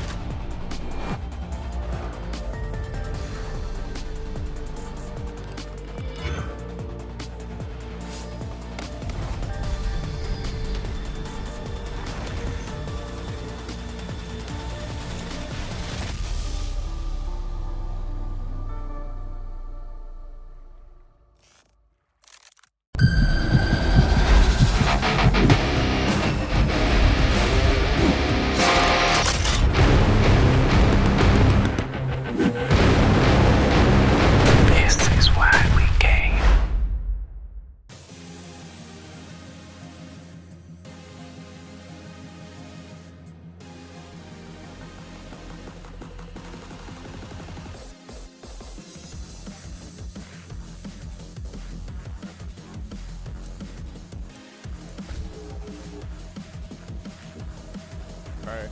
We're here. We're here, baby. We're at BAM. We are at BAM right now. Bada bing, bada boom. Oh my god, we are here. Battle Arena Melbourne. It is an honor and a privilege to be here. It's your boy Chai. I've got the biggest of cheeseburgers here, and it has been an amazing day so far watching all the action. How are you doing, my man? I'm doing great, Chai. Like I came here early. I wanted to get a look of how people were coming in, how everyone was getting set up, people playing casuals, talking to people. I came yesterday as well. That 3v3 tournament was awesome. It was so sick, man. So sick. Dude, Lucky Box taking out Yag. I mean, he's not even here today. That guy's too strong, bro. I mean, you know, sometimes you got other stuff to do in your life, but sometimes it'd be cool to see more people prioritize Tekken. But, you know, you gotta do what you gotta do. And today, we got Battle Arena Melbourne. We got Pool 1 going on right now. If you were here with us earlier, thank you for watching. Thank you for sticking with us. And if you're just joining now, be ready because the heat is turning up.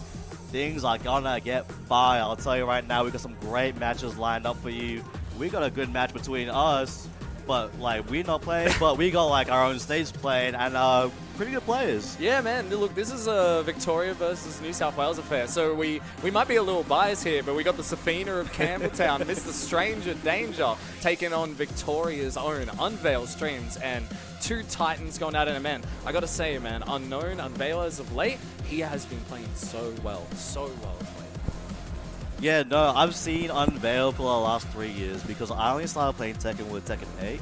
Of course, like casually, Tekken 3, Tekken 7. But seeing how Unveil has grown over these last couple of years, it has been phenomenal. For you people that do know a bit more about the scene, you might have heard the name The Hangman Kid. The Hangman Kid is a colossal titan in our local scene at the very least. He's kind of a well-known name in Australia, and he's got ties with people around the world. And so Unveil recently has, well not just recently, over the last few months, has been giving him a bit of trouble, you know, coming to our locals. The grand finals is usually them two going. So I wonder how Stranger Danger is going to deal with that. The Jin being Unveil's tried-tested true main right now. Yeah, absolutely. And same with Stranger Danger and the Safina. Yeah, man, look, we've just got two people on their mains going at it. Pools action here from Battle Arena Melbourne 16. And starting off with the down 3 counter hit launch. Strange, starting off very strong here. And he's going hard, already popping the heat burst, extend the combo. Look at the positioning, he's right next to the wall. Up he goes. That's a reset too. Oh no, I don't think he realized. It's alright, he still gets damage. She needs it. Humble. Oh, there's a lot of damage coming here. One more interaction from Strange, and we could be seeing round 1 for Strange.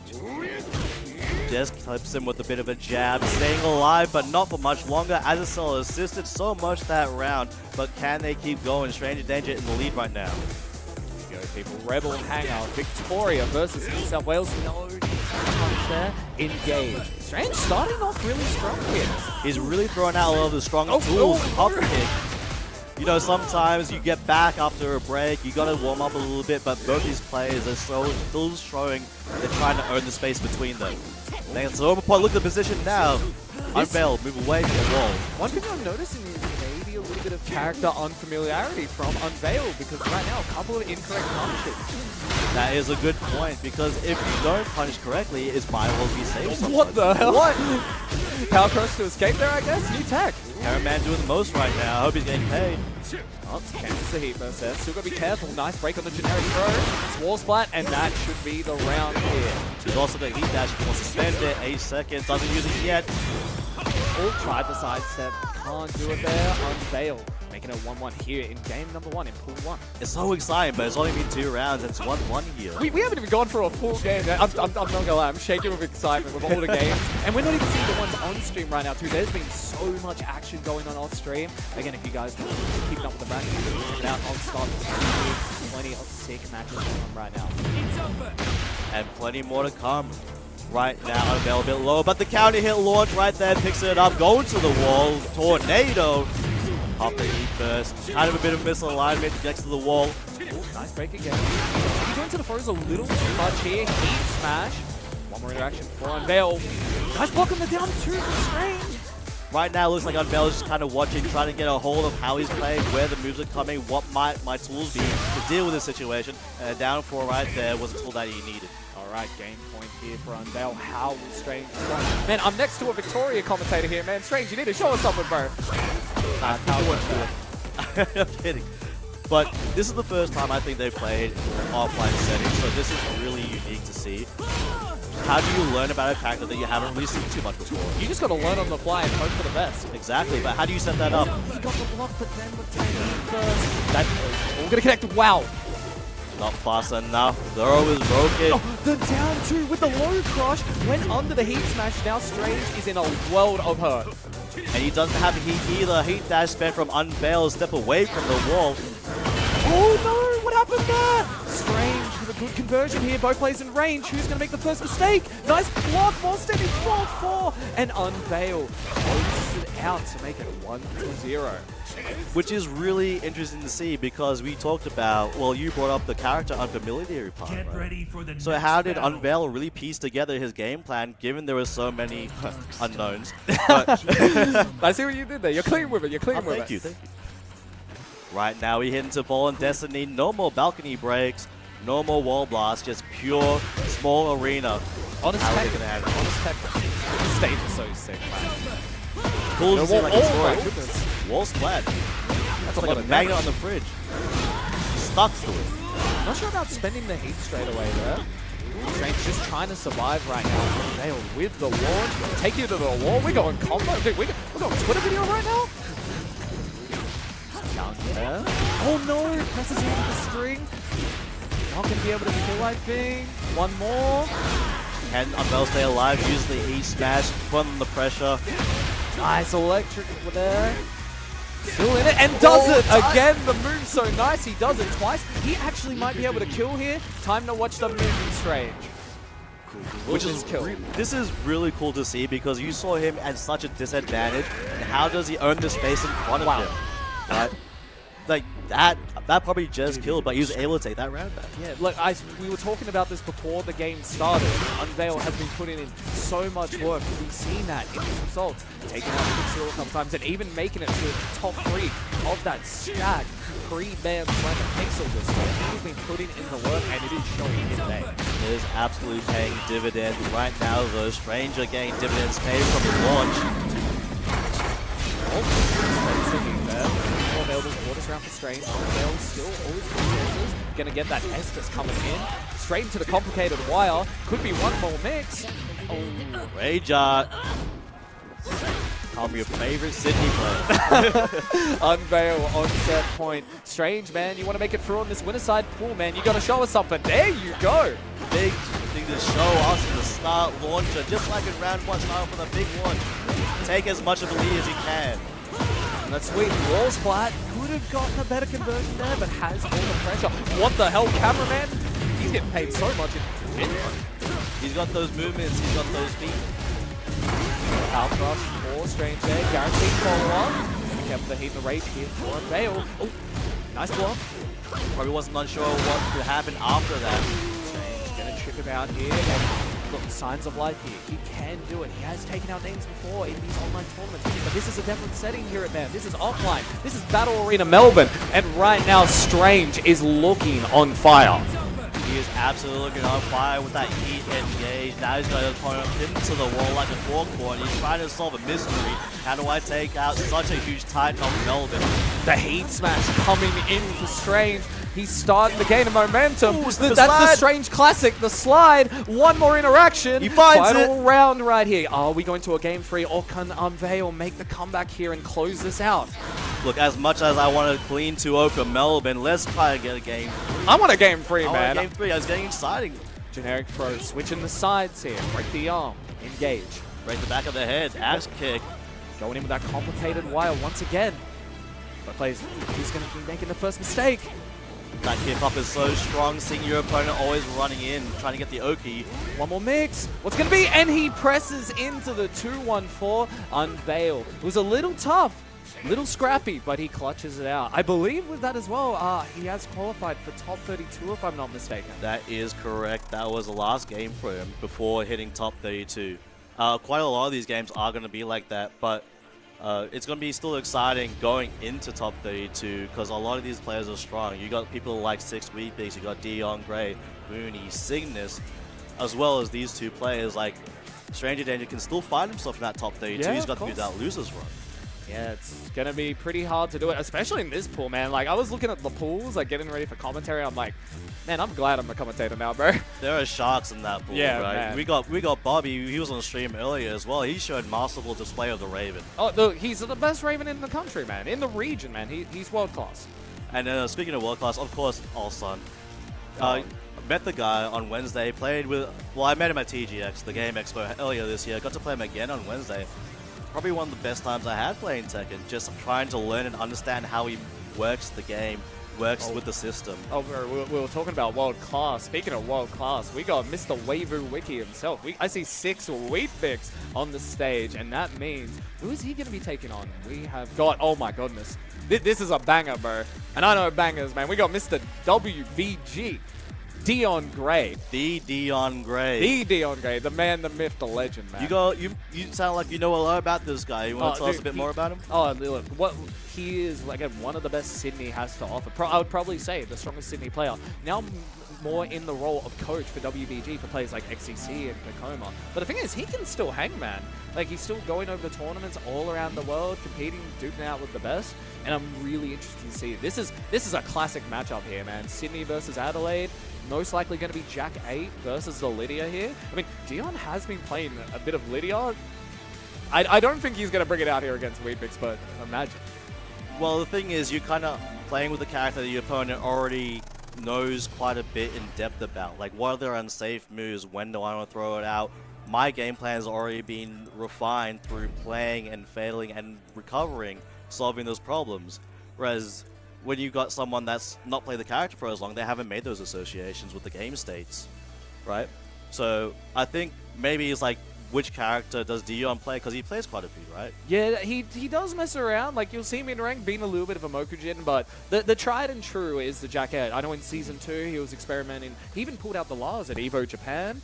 When I was very lucky enough to stay with him at Tiger Uppercut, he was mainly playing the Jack. Unfortunately, I ran into that Jack in bracket, but I did see him whip out the Lydia a little bit there. I mean, very strong character. I think Jack very underrated too. So he can play a bunch, but I think this will be a Jack 8 versus Lydia matchup here.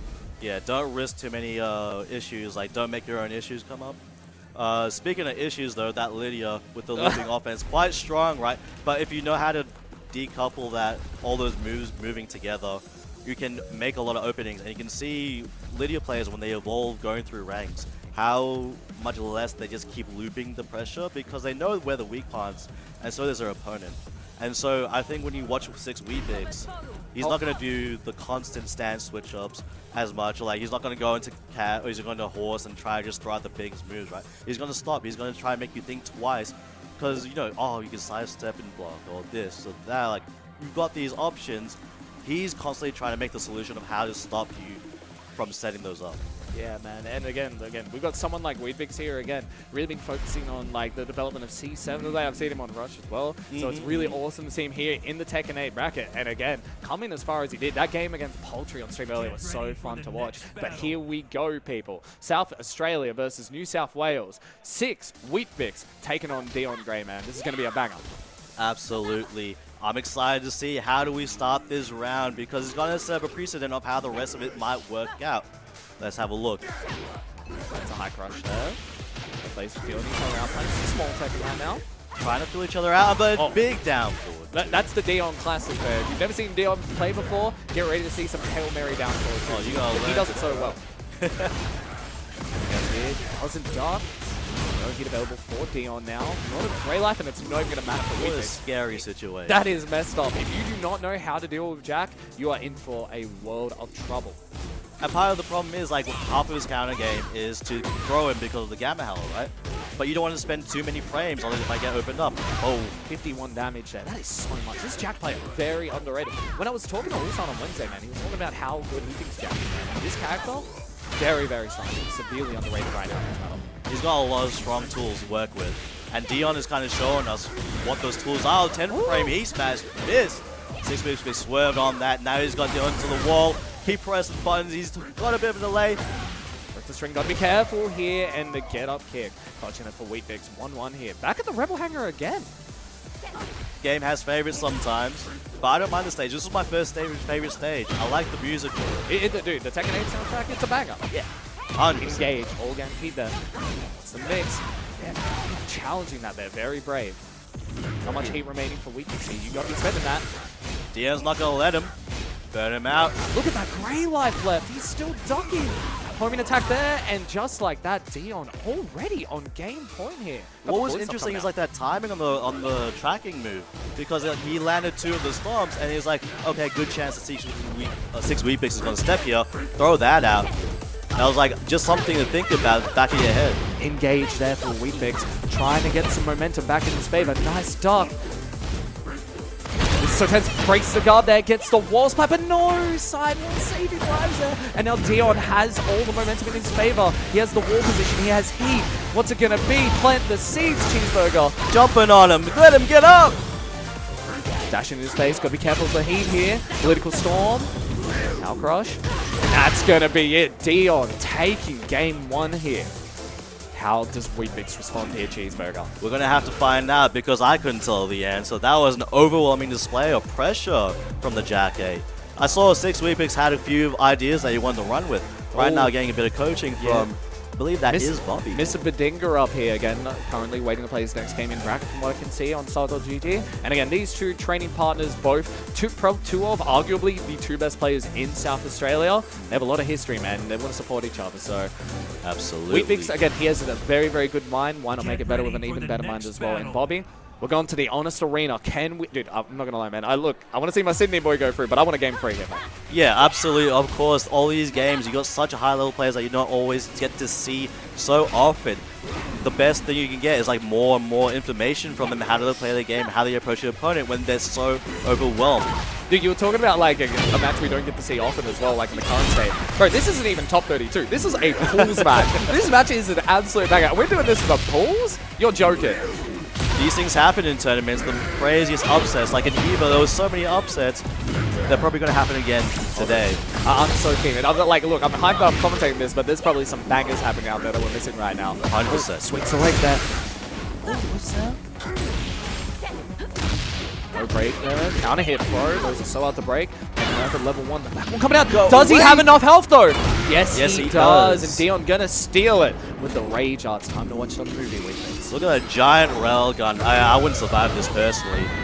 Yeah, no one's surviving this. And now Liddy has to get up for the next round. What is Maybe give me a couple more months at the gym, I might be able to. Maybe.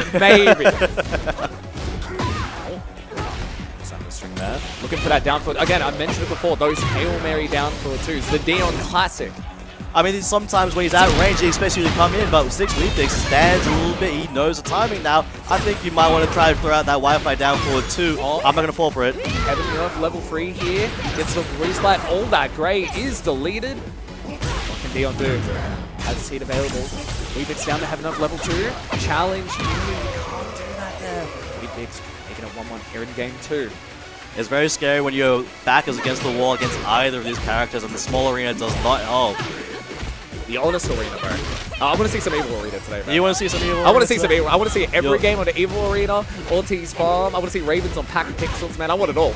You're cursing these players. Plant the seeds. Not letting him get away. He's trying to sidestep 6 Weepix and caught with the lows. That's a heat burst there. Generic throw, trying to switch it up. Oh, if that trade didn't happen, that was a clean hit there. Dion would close out that round. The Sunny build, the shoulder barge. One more. We are on set point. Can Weepix bring us back here, Cheeseburger? It's definitely a possibility, but they got to keep their head about them. But their head is falling off, unfortunately. Big bang, boom. Dion Gray takes it to the wall. Very surprised to see Weepix get hit there because he got hit by back in round 2, I believe. Then did he counter hit by it here? Heat smash coming through 10 frame. It is so good, and that's gonna be it. Dion Gray. We'll see you later today in top 32, looking strong as ever. Dion Gray, I mean, like you said, he's gone around the world, he's played a few tournaments, he knows his stuff. I think he's even sponsored a couple of players. Yeah, right? No, there's a lot of history with Dion. He was one of the people to sponsor some players as well. He sponsored some legendary names in the scene. And again, you must have forgot here, bro. He's still just as solid as ever. We saw that taken out one of South Australia's finest. Very interested to see how he does in top 32 later today. Man, dude, I'm looking at this bracket here, some results coming through. Bobby making it through to top 32 on the winners. Seeing the games happening off stream, we saw on 4-4-2 Crackhead taking out third. That was a banger match. That was a good match. I saw third hit a couple of orbitals here and there. And I think what the adjustment was for 4-4-2 Crackhead, other than the insane electric style I was seeing, was, I mean, you could stop and wait, but also with that orbital, it stops a lot of people when they're in advantage like 1 to 2 frames, right? Because you can't throw them, you can't do a low. So you already like cut your options in half, which was, I think, what they really excelled at doing with some of those rounds. To speak back to that game, I'm trying to see who we've got coming to the stage next. Man, I'm actually seeing a couple of upsets. Again, I saw that Jerry Boy actually sent out to lose there. He was predicted to be coming on soon there. I think the person who took him out is on the way. I'm not sure. We have a couple games queued up for you. Thank you for joining us here today on the CouchWarriors stream for Battle Arena Melbourne 16 Challenger TWT event, man. Yeah, nearly 200 players signed up for today, man. It's a killer bracket. A lot of people. I think the exact number was like 177. I had to go through last night and try to figure it all out, like where have these players come from, where have they been. So it seems like there are quite a few new players coming in. No, we've got some new names coming to the scene, and it's really awesome to see players new and old showing up, supporting the scene, and, you know, trying to stake that claim for being the best in our region. But not only that, but also getting involved with the community, because I think one of the biggest barriers to really getting into fighting games is trying to find getting involved with the community. Yeah, man. Look, in my opinion, like the game is good, but you come for the people. The people are great. I mean, of course, you're here, Chad. I'm looking at a great person beside me. It's an honor and a privilege to be Someone here, take the mirror away, please. Oh, man, you are awesome, bro. Thank you, bro. Man, thank you for joining us again. We are just waiting to find out who got... we got a demon. We got Mr. JoJo's guy. We were talking about the new players, bro. I'm getting hyped. This guy is so awesome, bro. One of the best players you have, up-and-coming player from Melbourne. And he's going to be taking on Prabski. I haven't met Prabski before. Yeah, this is my first time seeing him play, so... Look, he's got the stick, so that means he's good. He's a demon already. He's got the stick, he's a demon. He knows the right peripheral to play with. I'm still learning. Hey, look, I'm carried by Levelers, bro. I'll be so honest. So, going to be interesting, but how will he fare into JoJo's guy, who has been playing so well recently? Like, anytime you're hopping into his rank queues late at night, believe me, I know, this guy is just destroying everyone. I mean, you name it, he's probably beaten them. He's your paralysis demon. You try and sleep at night, and you see... I just see Warrior Instinct pop up in my head. I'm like, yep, nah. Back to bed, man. You see the 14-frame electrics. Help! So, again, we are going to be seeing the Heihachi from JoJo's guy again. Big stakes here. Winner of this moving on to top 32 later on today. Loser of this, you got to do it the hard way, man. So, again, the Heihachi on the left side. Is this... Ooh, we got the law battle, bro. We got the law battle. Dude, the Kazuya down players are late in shambles after this year, man. Ikari came and screwed that up for everyone. Well, I mean, he showed us a great time. I watched that live. That was a great event. That was awesome, man. That was awesome. And like you said, the grand finals and knee switching to Heihachi. That was the only time I'll ever get hyped for Heihachi being put on the screen, man. I mean, I'm just saying, like, JoJo's guy, he plays a good Heihachi. He does. Just it's good to not be on the receiving end of it. Prabski, JoJo's guy. Here we go. We're going with the Hell Sweep Piana to start this off. God damn. Nice sidestep electric. Okay, we're talking about JoJo Scar's electrics. We're going to be talking about Prabski's electrics here, man. Hell Sweep again, but it's weird. 1-1-2 the punish. That flash fist coming in hard. Oh my god. Down forward, 2 counter hit. Petricite, fist to the wall. JoJo Scar. Really, really tough for him right now. It's only the first round though, and he is young. The adaptation is coming through, but that is going to be it for the first round. Prabski up here. Yeah, statue kick coming through to close it out. Prabski's looking really good. He's showing zero fear to JoJo Scar right now. He's coming in hot for sure. After seeing JoJo Scar playing yesterday in 3v3, you'd be kind of scared. Oh, very lucky to not get caught. Wilson could have got the bigger punish, but it's okay. It's still something. Getting clipped by a hit from the flash pit there. A 1-2 flash punch combination. Nice block there. Wilson 4-4. Punish on the stance electric from Prabski. Oh, there it is. He's warming up. Take you to the wall. And now We're in the JoJo Skull world though. And now he's got first stack. I don't think we mentioned it. He didn't even get to use the heat earlier on, but now he is one up. Down forward one there. Man, I'm just looking for the classic JoJo Skull, man. I'm just looking for the jump in the forward two. If you've never seen JoJo Skull play before, you guys are in for a treat. Dishing it out. He's the playing forward right two now. right now. Yeah, I think he's warmed up now. He's gotten a feel for how Prabsky wants to play, his timing, what moves he wants to use. And you can see earlier on this round, he's got his number right now. Dude, the 7 gold letters, bro. The jump into random button, everyone gets hit by. You watching gets hit by. Engage. Oh, we get to see another 7 gold letters at this point. Nice dark into the wall. Perfect punishment from Prabsky. That's going to be a lot of damage. Definitely going to get the lead here, especially with the heat too. But do know JoJo has 3 stacks. Yeah, dude, he's just got the final boss mode ready to go. Prabsky showing so much respect. Shiku Wei coming from Prabsky. So much damage coming through Cheeseburger. It's going to be probably one more interaction after the wall combo here. Oh my god, that is so much damage. And a down forward one again. JoJo is showing such a strong command after that first round or first round and a half. He's understood now. Like, this is the scary part about JoJo Skull. We were talking. I was talking about. Yeah, dude. There's a good reason. We were talking about it, man. He is playing like an absolute demon as of late. Already up 1-0 here. He's not getting paid by the hour. Oh, we're at Pack Pixels. Oh, dude, right now we're partying, man. I'm looking forward to what we're about to see. We're gonna be in the jumping castle. We're gonna be moving about for sure. All right, Prabsky trying to get back in the game. Currently 1 over JoJo Skull. Here we go. Top 32 on the line here. Alright, bit of hell sweep. Counter hit. Neither of them get an advantage out here. Prabsky puts his foot on his father's head, but JoJo is able to get an electric right off, but get a combo going. The wall is right there. The floor blast is ready. Doesn't choose to use either right now. Look for that back four there. Such a huge life lead for JoJo Skull. Down for 1-2. That was quick. That's it. That's a Heihachi round there, man. It's an honest Heihachi round. It is. But wow, the waifu in the wall standing too. Prabsky starting to get in there. I was going to say, what is Prabsky going to do to deal with this absolute demon like we've said several times? You know, the Heihachi is scary from JoJo. But Prabsky, we've seen in the first round, he's able to pilot the Kazuya. He's able to take rounds. How is he going to do it this time? Oh, nice side step. 1-2. Into the heat follow-up there. Look at the statue kick on the Oki. Nice stomp there from JoJo Skull. Power crush, 1 pixel. And just like that, Prabsky getting back on the board here.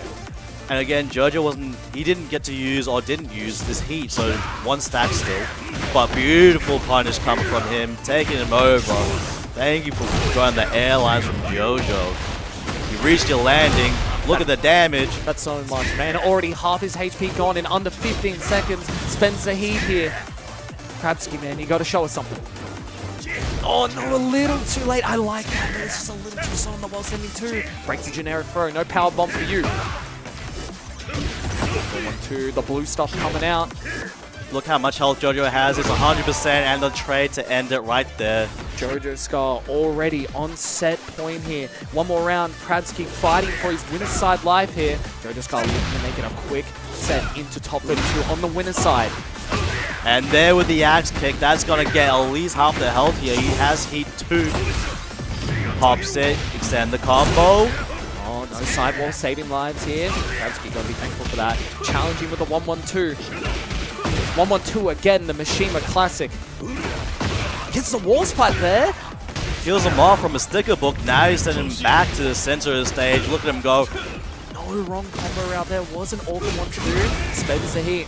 But even then, you got to think about this Cheeseburger. Even if Prabsky can get past JoJo Skull here, Warrior Instinct is on the table for that final round. Are we going to break the floor? Yes, we are. We got that raid damage. Oh boy, what are you going to do, Prabsky? How do you survive here?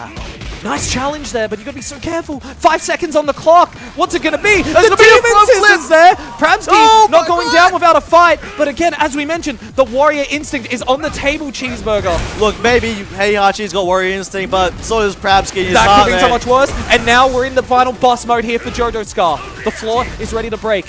What can you do? One mistake and you are dead. Oh no! Might be it. He's not going to go to the corner just there where the floor blast is available. So Prabsky, he's got another chance. Omen there. Gotta guess. Level 2 punishes there the Demon Breath while standing 2. It's not over yet. He saw he kept doing the kip up. He stood a little bit further back.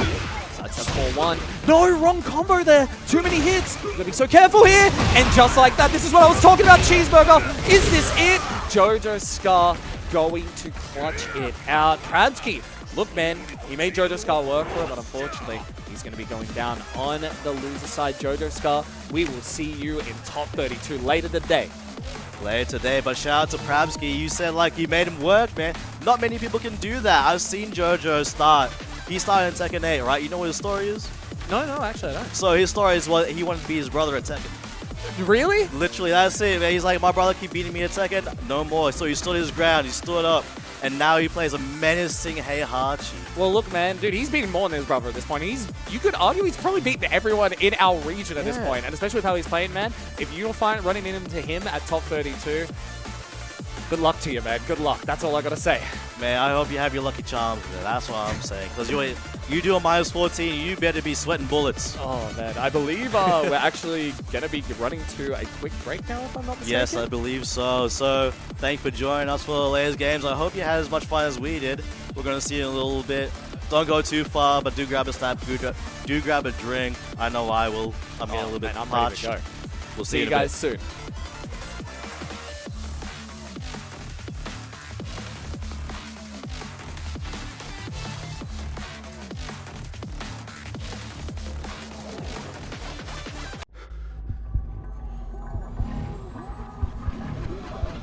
Let's play. We have our final champion. Absolutely incredible. Always on. Always Aegon.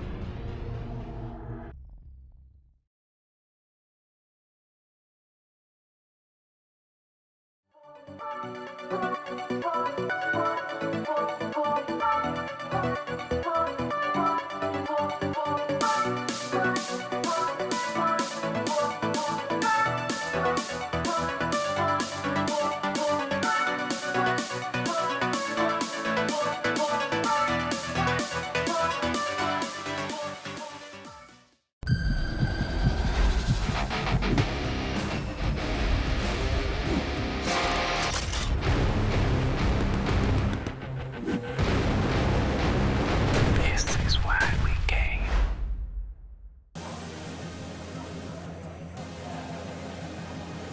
Here we are. We're back. Ready for some Pool 2 action here at Battle Arena Melbourne 16. It's your boy Chai. Once again, I'm joined by the lovely, the ever so large, Big Cheeseburger. Now, you ready for some more pools action here today, my friend? I'm sorry for leaving you hanging. I'm sorry.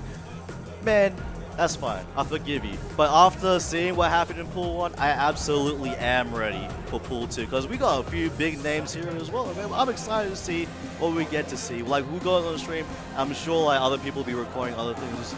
So I'm excited to go back and watch this. But today, here, right now, I'm excited to commentate with you, Chai, and what we're going to have on top here. It's an honor and a privilege, man. And man, as Pool 1 was concluding, seeing some of the names going through to top 32 on the winners, some and losers, there's been some upsets going on as well. It's really cool to see all the action here at Battle Arena Melbourne.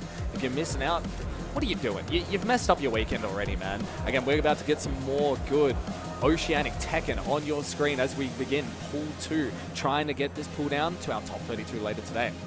Yeah, all these players battling it out just so they can get a taste of that top 32. Quite a few people I've seen from Pool 1, I've seen them kind of evolve over time, right? Not just Jojo Scar that I was talking about earlier, but other players, you got like Raveler, Raven player, who's been watching Bobby the entire day. We've got like... but it's exciting to see like the growth of my local scene at least, and of the online scene as well. People I've been seeing online to put themselves out there, right? Like this is, to put it short, is that one step up, right? Yeah. You've survived pools, and now you're up at the top 32. This ain't Pixel or RMIT, bro. This is the big one. This is the biggest of ones. This is BAM, and let me tell you, man, this pool we've got coming up for you next, bro, when I see pools like this, I'm glad I'm a commentator, bro. There are so many killers in this pool. Like, we've got people like Yagami, we got Big Naveed, we got Rest, we got so many other names that we are going to be bringing to you very shortly as we await the first game we've got coming to your screen. Dude, this weekend so far has been amazing, and we're only just getting started.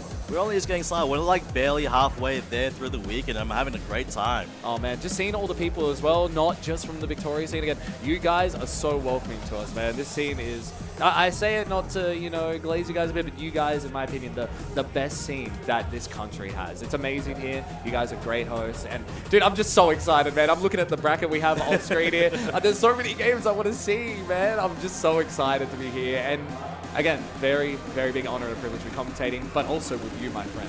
Thank you, Chive. I mean, of course, feel free to keep blazing. We're always going to be able to say that. You get one. You get one. I'll get another at some point. But yeah, no, it's also a privilege to be talking with you and commentating with you because I've watched your streams and all that over the last, like, what, 3 years. Like, when you started with Tekken 8, like, you started to get your feet wet with it. You came from playing other competitive games and you started to... You made Victor from the start. You've had a few character changes here and there, but you still stick with them. Maybe you talk about how you got into the game. Like, why did you want to get into it? What made you keep going? The thing was just like playing Tekken all my life, like story mode. I didn't know there was an online scene and an offline. And then once I like got into the scene, I met people like Chipsy and all that. They were like, oh, dude, there's like all these scenes. You should check it out in Sydney. There's all this like per state. And that's the thing. If you guys don't know, like you have a scene, you just don't even know it yet. Get out there because there's so many good events that this region has to offer, man. Like, I'm not gonna lie, I'm so jealous of what you guys have here, man. I say it again, dude, I'm doing too much Victoria glazing. They're gonna call me a traitor, but I truly believe stuff like Pixel, it's my favorite local to go to. It's so good. You guys have something special here, and it's an honor and a privilege to get to see it again this year. I mean, I'm honored and I am privileged because I'm not too far away. Like, I don't live too far away from Pixel. And I think that's like where I got my grounding for, like, playing Tekken, but also commentating. Because it's a free-for-all, you can go commentate if you want. And I think because I had that opportunity, I was able to get on the mic, get my first steps in, and then work my way through. So I'm really grateful for all these local like tournaments and gatherings because it just changes the game completely. Look, man, the game is fun, but we said it before, it's been said time and time again. You come for the game, you stay for the people, man. It's truly, truly magical. Just waiting for our first match to come up here. We have a stacked bracket ahead for you here. Battle Arena Melbourne. Man, so many people be like, oh, like, you're getting the commentate pools. Like, who do you think is going to win? I'm just looking at, like, how do I even answer that? That's one's easy. It's the viewers. The people that have come along the way here. Yeah, you guys have seen something special today, man. If you love Tekken and you're watching this stream today, what are you doing, bro? What are you doing? Well, I mean, if they're enjoying their time, right, that's what it all comes down to. But we are about to enjoy our time here. We got a match coming up here. I'm not sure I've met these players before, but we're going to find out more about... I know that guy. This is my new... So I got to play against... on the top side of your screen there. I'm pretty sure that's RQ. Yeah. Honestly, I got to play their Devil Jin yesterday. Get ready for some insane action. They were beating my ass all yesterday, man. I said after, I'm like, I need to play you more. I want more games. I want as many games with you as possible before I head back to Sydney. They are crazy on the Devil Jin. Get ready. I mean, look, all I'm saying is Devil Jin players. When you see what RQ does, I don't think we're going to be calling this Devil Jin character bottom one.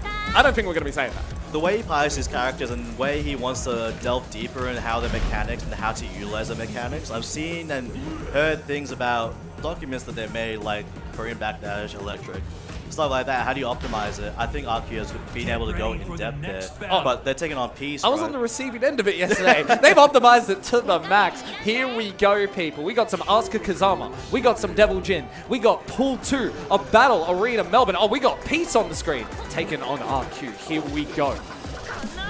Oh, RQ could have gotten a way bigger punish there. That's the good attack from Asuka there. Again, minus a billion. I just want to know, like, how clean is Korean back there. Like, he is looking like he's starting, but he's making the space that he needs to. He's gotten a few hits in, but how do you keep making more openings? And he does that huge launch there. He's going to get a ton of damage. Close to the wall. Probably not going to quite get drop the heat. Unfortunate, but RQ's still alive here. He can turn things around very easily. Both players feeling each other out here. Peace still has all their reasons available. RQ can heat, and there it is. There's the Electric. Now we're going to see some execution coming in. Down to the first. The Morning Crow 3, back to the Steel Pedal there. Gotta be careful. Hell Sweep Biana There we go. That should be the round. Not even watching the movie either. Just gonna, that is brutal. Go for the slam. You think you can take that? Yeah. All right. He's coming through. RQ is taking this right now. Probably hit again. Unfortunately, drop again. Maybe a bit of optimization. The combo needs to be found out. But he's ahead of the round right now. Can he keep it ahead? No. Unfortunately, easy electric. Big punish from the whip. You cannot whip in front of RQ. Oh no. Drops the combo. That's unfortunate. He's going to spend the heat here. Has the 91 good still available. Good patience there on the get up there from RQ. Oh, the inner strength coming out for Peace. Rest in peace, RQ this round. No, Pixel of Health remaining. What's it gonna be? Zero of health and a dream. Can he make it happen? Stop there and delays it. That was very nice from Peace. 1-1 here in game number 1, Cheeseburger. They're really starting to feel each other out, starting to see where their weaknesses might be, trying to open them up. He sees that there are a lot of electrics coming out, like he's ready to get those, and I think RQ's starting to do that as well. Good dumps there from Peace. And look at this movement from RQ, man. They've got the TikTok movement going on here. There it is. Oh, they're smoothing. Oh, the electric. No, drop combo. On the wall standing free combo. Again, they have made that a little easier with the Season 3 changes as well. But you know, there's more to the game plan, right? Look at that low crush. Nice punish on the wall. Could have gone actually a little more, if I'm not mistaken, on that wall 72. Sidestepping the chains of misery there. He's saying he's still changed, leaving him behind, but unfortunately gonna eat the hell sweep here. Oh no, drops the combo, you couldn't finish that RQ! Just like that, it's anyone's game here. Delay on the get up. What's it gonna be? The float drops a combo looking for Laser Scraper and challenges, but Peace will steal the round there and is already on game point here, Cheeseburger. They're moving around, they're trying to get a feel of each other's range, but Peace is generally getting the upper hand here, like you said, these 1-2 rounds now. No, I think I really want to see RQ. Look, you want to look in style here as you're in tournament, but I think we need to simplify the combos a little bit. Just close out this round because this could arguably a 2-1 lead the other way right now. It could very well be. Okay, RQ hits the electric here. They keep the combo going this time. They got it. Pro free into the guarantee. Still pedal. Wave into the wall standing 2. Are we going to a final round? Yes, we are. That drop then. Look, we hold a lot of power here. Commentator's curse is a real thing. Final round here. Who's going to be getting the first game? Will it be Peace? Will it be RQ? Cheeseburger, man. These guys are just swinging right now. They're swinging, they're doing damage. RQ looks like he's getting a ton here done to his opponent. He's making light work right now. Hell sweep, there's 2 interactions so far. How much damage is going to get off the live? The Hell Sweep Biana. RQ's working on a perfect right here. Hell Sweep Biana, the Heat Enhanced version. 7 gold letters. Look, I was telling you, man. I got to play RQ yesterday. Once they are on their timing, they got the execution down. I truly believe they can beat anyone in this bracket. Anyone. That's a big statement. If you don't know RQ, you're gonna know. I'm finding out today more about him, but yeah, like you said, like that last You'll round. find out more than Victoria. Yeah, but sometimes you don't. Not everyone in Victoria can go to Pixel, right? Oh, that's true. That's true. All right. Happen. Ooh, mixing it up on the Hell Sweeps here, doing CD4 instead. And again, this is a nightmare stage against both these characters. Yeah. One mistake, we're going downtown. Oh, you're getting blasted from the floor. Dude, I saw that 2-4 come out. I'm like, oh, are we partying? I'm forward 4. Start a bit of a party, get the heat engaged. Man, RQ is really looking for that 2-4 there. Look how they're moving with each other. They're trying to get the position and get swerved on his piece. Made some space, got his own heat engaged. RQ slowly running out. Alright, both players with their last bit of heat. Nice sidewalk on the heat smash there. He's choosing to spend their heat here. Gonna get into that wall. And Asuka, a character we haven't really seen as much in Season 3 after the bounce changes, but it's still a character that can ruin your day if you're not careful. Absolutely. A lot of strong moves in their toolkit. And RQ has been eating a couple of them here and there. RQ just more happy to play patient here. Play that range game. 5 seconds and Peace punching out the round there. RQ may have been a little bit of a stun shocked at the end there, trying to find their way in with a timing mix-up, but Peace got the better of it, and right now, he's still in the lead. Just all this pressure from Peace right now. RQ helping so much. The sidestep 2 coming out. Oh no. Oh no. Oh no. Get up. It's kind of no, didn't get through there. Electric, there we go again, moving team. Backdash. Finally finds what they're looking for into this wall combo. This does so much damage. No, it actually drops it. Gets the heat smash off. Peace so far in the lead, and enough. One more punch to the face is going to take him another round.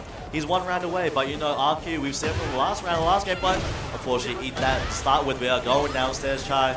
He's coming in with the inner strength, gonna take you to the wall. This is not what you want to be if you're an RQ fan.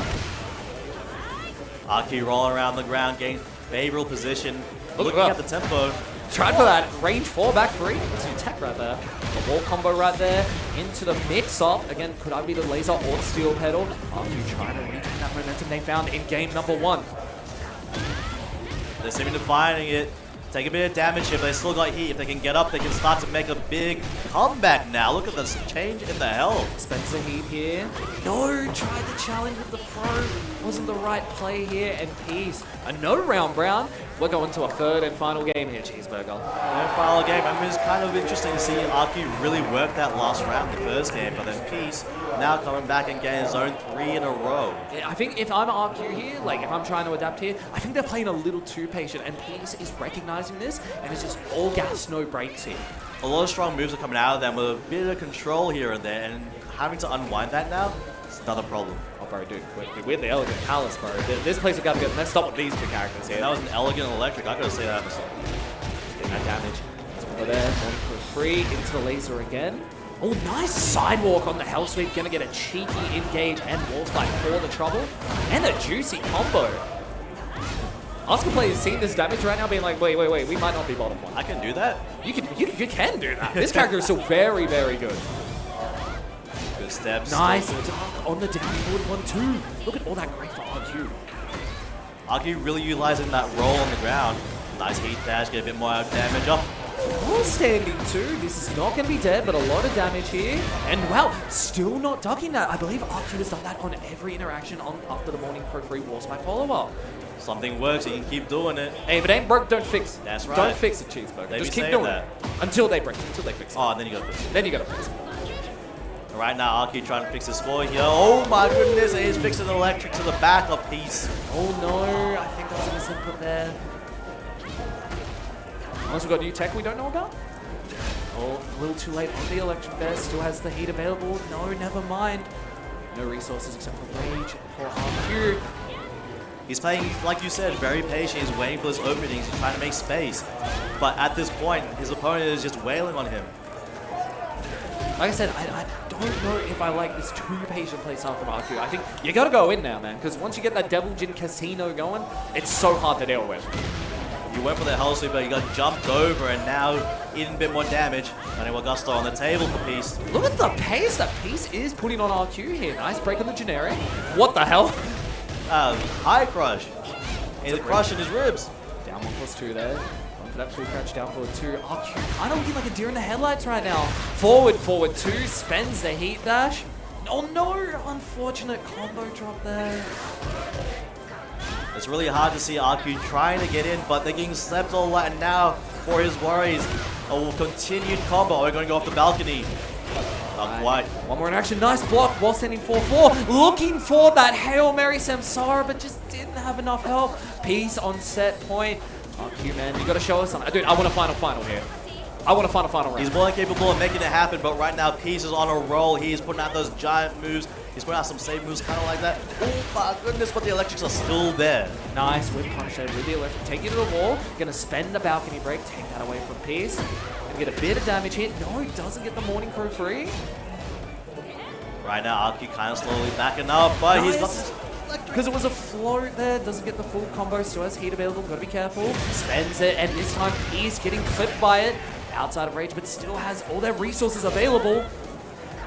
It's kind of scary, moving closer to the wall. It's right there. RQ doesn't want to get splat, instead tries to splat his opponent, finds the Hell Sweep. Hell Sweep Biana of Doom is destruction. Some might say it comes out again. Cheeseburger, we are going to a final round here. Will it be Peace? Will it be RQ? Will it be onslaught of Hell Sweeps? No, it won't. It is finally blocked. And right now, Peace has all the momentum.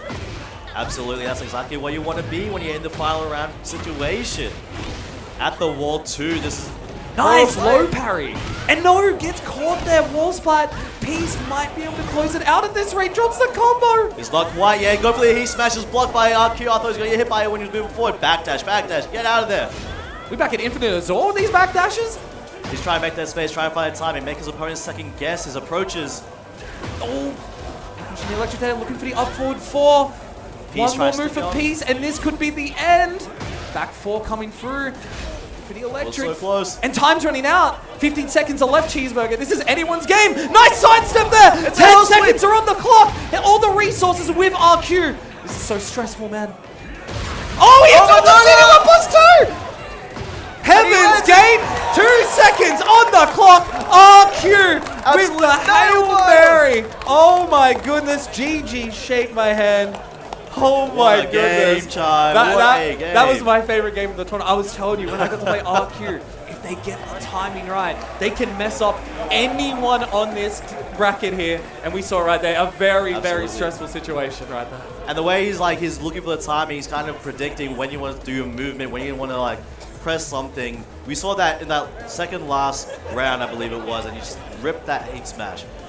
Peace at that range would always sidestep it previously. Yeah, no. But he was able to catch him this time. And I think that updating, he's just so aware. I just still can't believe how composed RQ was. Like, to be playing that patient, very fundamental movement-heavy play style, like, that KBD was crazy. And to have that patience and clutch it out, and notice how the whole set, CD 1+2 did not come out once. In the final seconds, they saved it. Peace gets hit by it. We see you into the next side of your winners pool. RQ Peace, unfortunately, going to be going down the losers. That was a very, very fun match to watch. That was a good match. I think it opens up another perspective of how Tekken might want to work in terms of the player interaction, right? So we saw in that first game, there's a lot of drop combos, but then we saw the players evolve once they understood how each other wanted to approach each other, right? So RQ really wanted to stick towards making space. Peace wanted to stick onto him and try to take advantage. He wasn't really changing game plans here. Sorry, I just saw who we got on stage, bro. We got one of the Hwoarangs of Queensland here. Mr. Stinggiver himself. He's going to be taking on one of your boys. It's going to be Mr. Akiba. So it's going to be a Hwoarang versus Alyssa matchup here. This is going to be a very fun matchup. You know, I just realized this, man. Devil Jin players can't say bottom 1, bro. I guess Asuka's bottom 1. From what we just saw, Asuka bottom 1. You know what? Put it into the wall, bro. This is going to be a really fun matchup here again. Queensland versus Victoria fair here. It's cool seeing, like we mentioned before, not just Victoria, not just New South Wales show, but everyone here. We've got a nice bit of representation. I believe Peace was actually from Perth, if I'm not mistaken. Yeah, I think they originally were from maybe the UK and then came to live in Perth, although I might be wrong on that. Oh, bro. We're going to Pack Pixels again, bro. It's a Pack Pixels party, and all the people here at BAM today are invited. It's going to be Sad Nas, feeling soulful, taking on Pixel's very own Akiba. Big Akiba. I've seen him. He hasn't been coming around so often, but, his Alyssa still beats me. Kind of speaks to his skills. He knows when you're going to move, when you're going to try to take advantage of Alyssa's weaknesses, and he knows ways to get around that. Yeah, no, the real question is here, Sadnas, how is he going to play into this Alyssa matchup? And Hwoarang receiving a lot of changes, man. That Heat Flappy change, especially, and back 1, they have to be so much more careful with the techniques they throw out here in this current matchup. You see him using a couple of 4-2s here and there, just kind of instead of... Nice backlash there, and that should be the round. Nice. Sadnas drawing first blood. Sponsored by Aura, by the way. I'm pretty sure he's competing over at second right now over in New Zealand. Good luck to him. Hope he does well.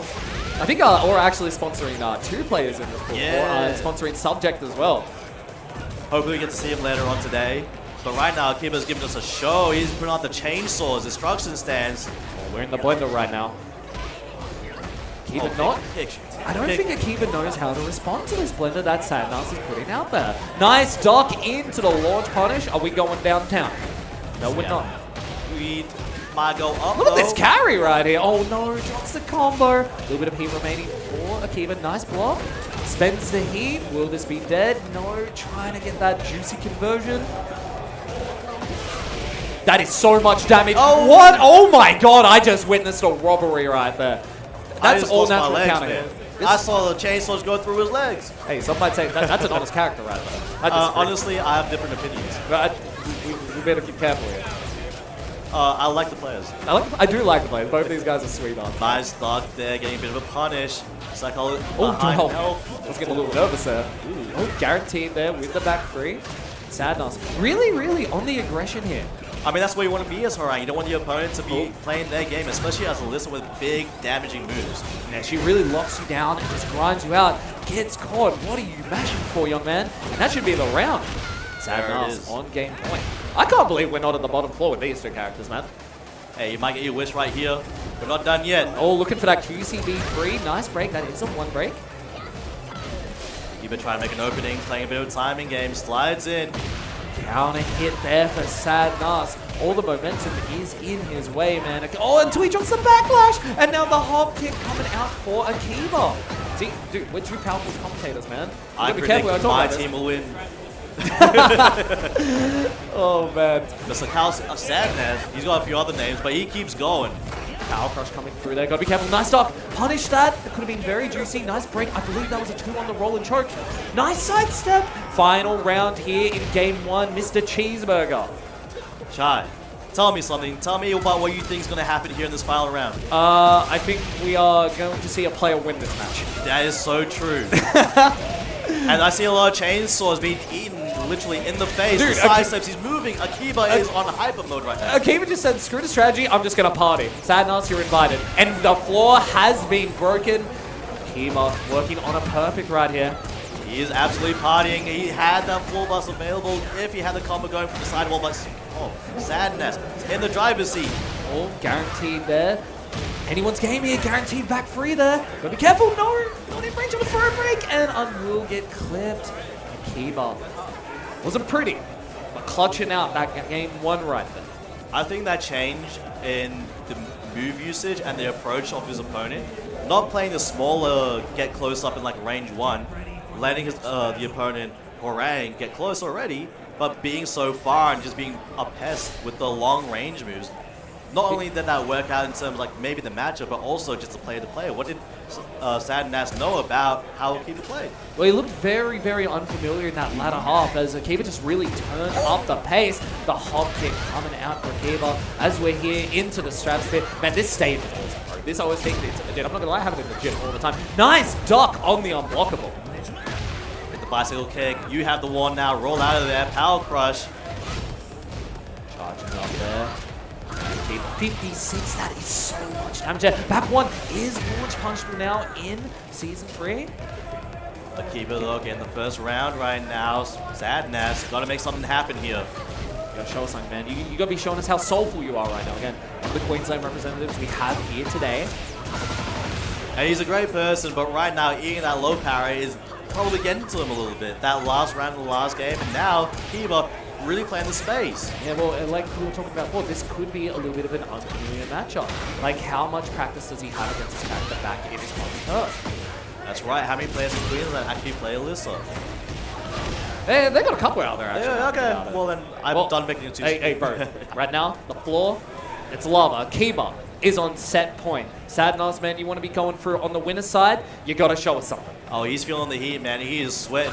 Because if he loses this, man, going straight to losers, it's a harder way up to top 32. In this bracket, too, you don't want to be going there this early. You got to play so many games. Pouring the pressure on. Are we going to spend that floor blast? Yes, sir.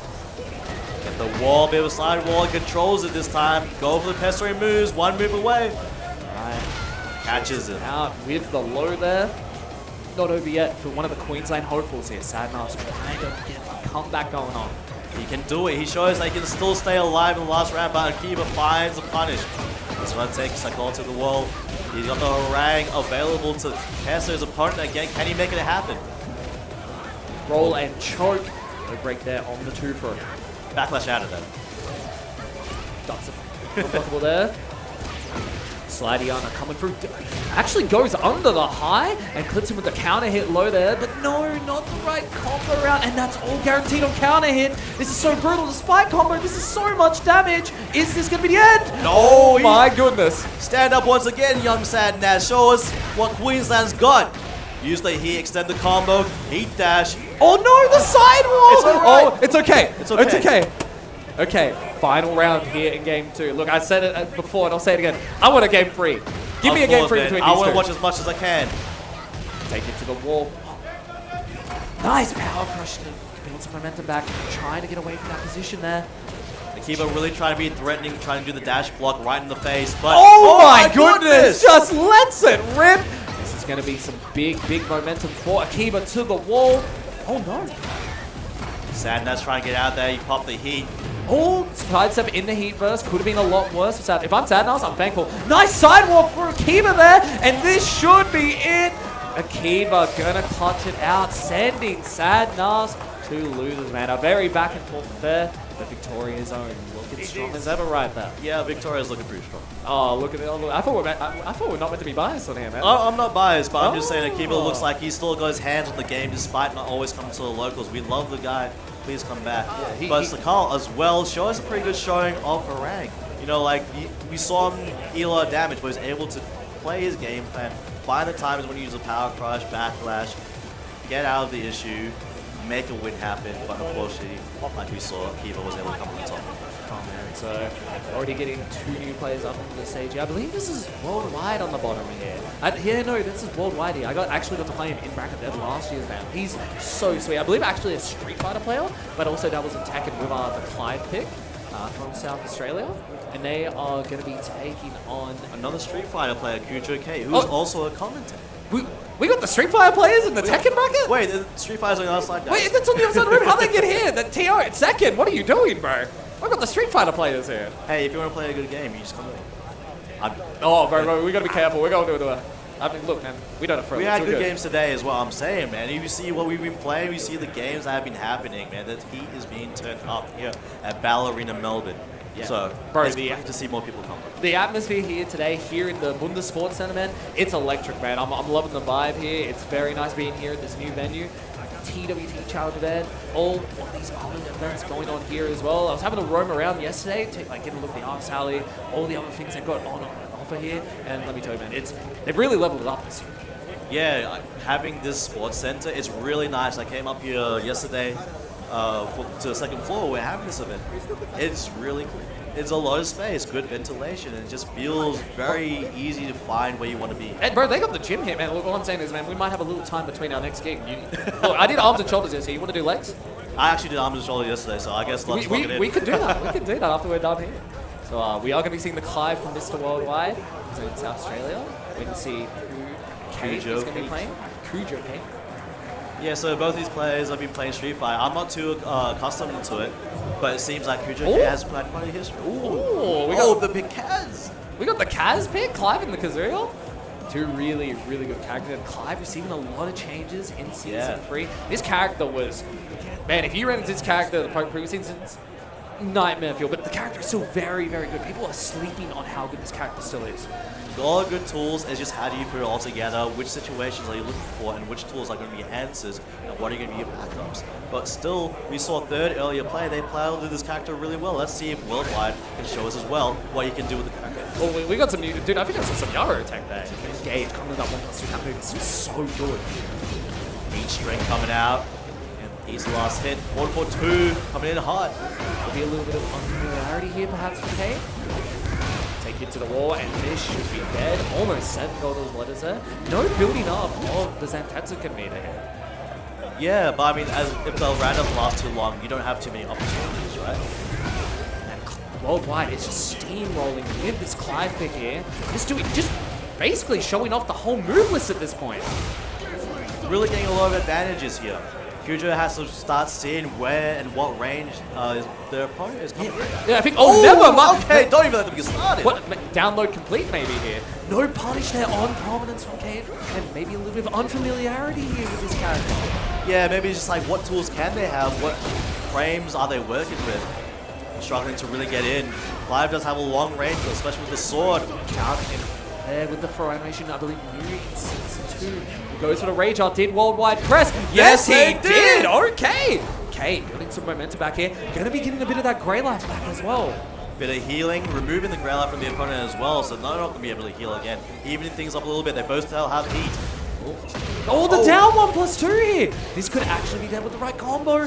Hell Sweep Biana right there, and Kate getting on the board here. No Round Brown not available for Mr. Worldwide. What? Counter hit launch again? Starting out big. Oh, the timing! Slides 2-1 there. Worldwide Sun getting some momentum back. Hits him with the 1+2 throw out of the Phoenix shift. Entry there. Get a little bit of that pump back. Look at the range that was covered there to get that hit in. Worldwide, going worldwide right now. He's gone for a spin. And the generic low to close it out. Keep it simple. Just like that, worldwide on the board here. It's one of South Australia's finest. Getting that done in game number 1. Really working that range, really using that to their advantage, whereas Kazuya has to kind of sidestep, be a bit more maneuverable. But we did see that a couple of times from Kuja. We saw the sidestep into electric. They have that ability to get in. Let's just see how they're able to evolve that to come out maybe on top. Right, here we go. Secluded training ground. Now this stage is based on Bro, but playing against Clive on this stage with his combo routes. Oh, don't tell me. That not so awesome.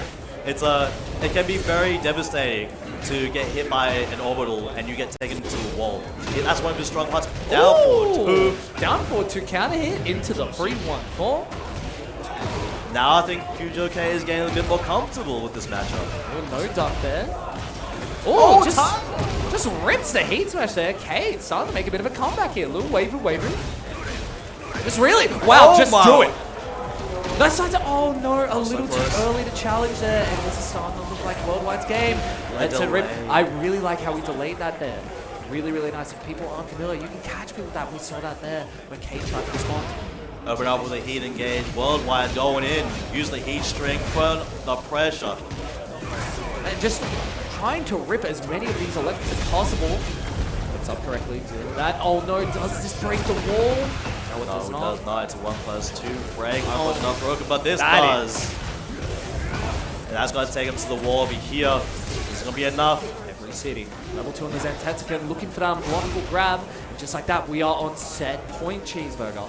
Worldwide looking pretty good here, but I'm still seeing some life from QJK. They got some good movement, they got some good electrics, but it's kind of overwhelming. Look at the time, he catching them out. Let's do. Dealing with that parry there with the heat smash, I like that from Kate there. Punish. Oh, unfortunate. Maybe not quite ready for it. Hell Sweep Yana coming through there, bringing Torgal out to play. Nice challenge there from Kate. Yeah, we'll get some hits in, use the power crush, get a bit further away, and the low is going to stop that giant fist from flying in. Oh no, could have launched the 1-2. No break on the throw here. Bishop with Kate in the range. What's it going to be on the Oaks? Wake up Rager. Does it hit? No, it does not. And this is going to be it. Time to watch the movie to end it. Worldwide, we'll see it move forward in this winner's side bracket. And this bracket is starting to move. We are starting to see some results come out.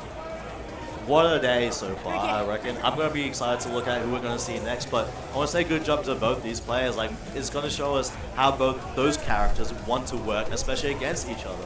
I think we talked about earlier, like Clive has some good range tools, trying to keep you away, and then he gets to choose when he wants to go in. Whereas Kazuya, he'll be a bit more maneuverable, but he has those tools to Oh, dude, look who's on the, dude, I'm sorry to cut you off, but look who's on the stream right now. We got one of Victoria's finest, man. We got Mr.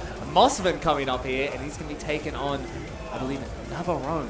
I believe that's how you say his name. So, no, we're going to see. I know I was talking to Mossman because, again, he's someone that he puts a high expectations of, and he's looking to always improve, like some of the top players, working out how to try to optimize his game. He was experimenting with that Kunimitsu, and I was talking to him, like, bro, I got to see that Reina. He said he's promised, I don't know if he's lying to me here, but he's doing Reina all tournament, and I think we even saw it at Pixel. He's looking a lot better, and I think that's his true main man. I think he's had that time that he's put in, the effort, like you said. He's gone ahead and he's done his best to research, ask people that have known about the game, what do I do better, what can I improve on? And right now, he's going to show us what he has grown with. You know, like, I've seen him at the RMIT Games days. I've seen him sometimes at Pixel. I've seen him improve a lot. He's improved. So I remember it was our PAX 2024, and we were running the Generosity booth, and he was the CouchWarriors champion. And he came on and he cleaned up everyone on stage, and that's how like I got introduced to him. And ever since, he's been improving. And he's taken out not only like local names but international names. When he went over the overseas, he took out Daniel Mardo. BAM last year, take out Kaiser, man. So he's new to the scene, and he's already taking out killers, man. He is someone, if you don't know Mossman, you're gonna know after watching this set. Like, you've probably already seen him. This has been 2 interactions so far, but if you saw that first selection, that was insane. And look at him right now. He's got his opponent pinned. Chipping him Team out there looking for the generic low. We're trying to fight back here, but the down forward one to clutch it out. Waver in your face. Nice call out there at the end. He was able to clean up. Another electric. He's so good at timings. I swear these Mishima players, they go through some crazy secret training. Dude, when you optimize the Mishima gameplay as much as you can, their timing is incredible. I mean, getting to play against Mossman often. There's two things that I just absolutely hate about the guy. How good he is at ripping electrics and these Hail Mary hop kicks that he just always manages to find. It doesn't matter who you are. He can do it to anyone. He's got that ability. I'm so excited to see him grow. He is growing his round count right now. He's 2 rounds up here in the first game. Yeah, man, we've barely been able to talk about these players, man. It's been a one-sided traffic here from Mossman. The electric once again. Now we're playing court out here and there. It's usually quite early into the round. You know, Claudia has a lot of strong tools, but you got to be alive to start using them. Right, sidestep there. Oh, looking for that forward 2 into the send mix. Just happy to take his time. Again, he has a giant health lead. 2 rounds up, and now starting to turn up that pace cheeseburger. One more interaction. You see Navarone trying to match his tempo, and Mossman speeds up. 2 for not being broken, man. No round brown for Mr. Mossman. Repping the man Extra. Sponsored by Extra. Looking really good right now after game 1. Yeah, he's looking really good, like he's warm. Oh, dude, he's looking fresh. He's looking as good as ever. And again, back on this Reina pick. I think just straight up, just focus on this character, give it your all, because again, I think he is one of the best players in our region on this character. Absolutely. You know what I just realized, man? Dude, we're at the evil Oh, arena, you bro. got your wish. I got my First dude, this is a party right now. We got both these characters here on this stage. Anything can happen, bro. I'm so excited. Things are going to blow up, that's for sure. Nice duck there from Navarone. He's got a bit of time to think about what he wants to do and what game plan he wants to come in with, but Mossman now making space, getting the whip punish. Oh, Power Crush actually not going through there for Navarone. 2 throw coming through. Yeah. And that's a stage interaction? I didn't even know that. This is going to be a lot of damage here. Even scaling for Mossman. Take you to the wall. Coast to coast. Being patient, watching his opponent. Navarone just trying to find some sort of opening here in this matchup. Trying to find his way, but at that range, Mossman knows that he can step most of the moves, and that's going to claim him the next round. 4 rounds straight. Navarone, man. Dude, you've got this fight. You've got to show us something. Again, win this first game to get here against Egg. Take it to the wall here. Spikes him down. Should be able to get there with the twin pistons. Running too. Oh. You know, getting a little damage here. Do it again. Oh, no. Gets a slide punish in raw while standing too. I like this guy. This guy is sick tech. I like this guy. Doing the damage, and this Claudia character to the wall is still so messed up. I was playing RTM yesterday, and I didn't realize how good this character still is, even after all the changes. Takes a round off Mossman here. I think he's starting to feel like what Mossman is putting out there, the timing, the movement, the positioning. He's starting to feel a bit. Not even the electric, the wind god fist coming through from Mossman here. Take it to the wall, optimizing the damage into the Heaven's Wrath stomp. This pressure is so much. He could have done the twin pistons egg. He just believed. Electric wind god kick, and that is gonna be the round. Mossman on set point. Big cheeseburger, man.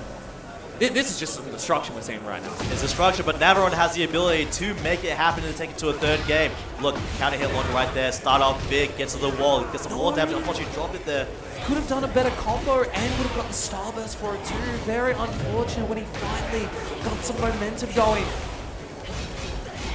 Oh, could have gotten more of a punish. Maybe some unfamiliarity in this Reina matchup for Navarone here. And right now, Mossman is taking full advantage of that. What can I get away with? He goes for the heat dash. One more interaction for Mossman. Can he close this out? Navarone has so many resources available. Doesn't get the kill, but the power crush. Close it out. Mossman going to be making it further through this bracket. Going ahead. Navarone unfortunately dropping down to losers. We might see them again later on, but we've got a tough task ahead of them.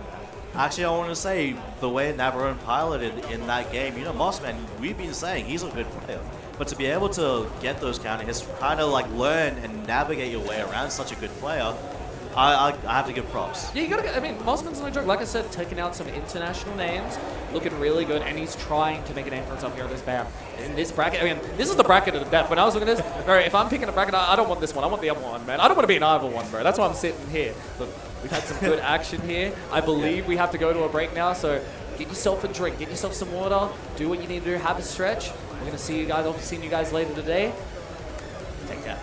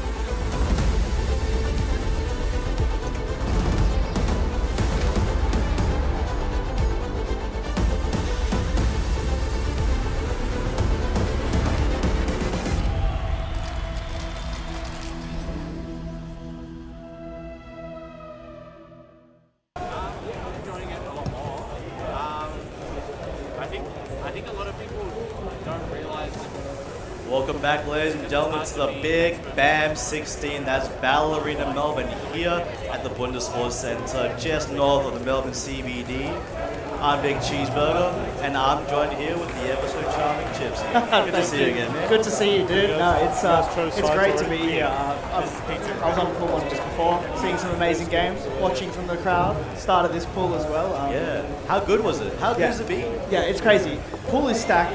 This one in particular, I really wanted to draw attention to the people that are in this pool, right? A couple of years ago, when we would talk about Big Three, when it comes to OCE, we're talking about your Yagamis, your Chans, your Rest when he was here. They were like the three duking it out, all in this pool right now. So, Yeah. what the hell? How you doing? Yeah, I mean, like I said earlier, these pools are infested with shards. Like, there are some crazy people. Pool 1, you had Ulsan. You had a bunch of other people who all watched that, and now coming into pool 2, like you said, big killers. But right now, more of towards the local scene, we've got some players here. I'm not sure if you know both of them. We both know Freezing Cold. Yeah, that's right. But they are taking on Ranshao. Yeah. So Ranshao, they've come down from the UK actually. Oh, really? Yeah, I Yeah. can tell by the Welsh shirt. Funnily enough, I was in Wales less than 48 hours ago. Yeah, you come down here just for the event, right? Yeah. I'm from there too. No, but yeah. So they've just recently come down. So they also made Miari, who Okay. Yeah. Yeah. And I saw them play Flightless. I'm like, oh, who is this? That's a new name. I haven't seen them before. Yeah. But I saw them. I'm like, wow, I actually got to take some notes. You know, Oh, for sure. They have some fluid gameplay, and today I hope they've been doing well. Like, because I've seen, like I said, their gameplay. Freezing Cold is not an easy opponent. Yeah. Right? Oh, for sure. Right, like you played against his league. Yes, I have. And it gives me so much trouble, genuinely. He's very scary. He's very good at changing up between the lows and the mids, right? Yeah. And like Lee has that back 3-3.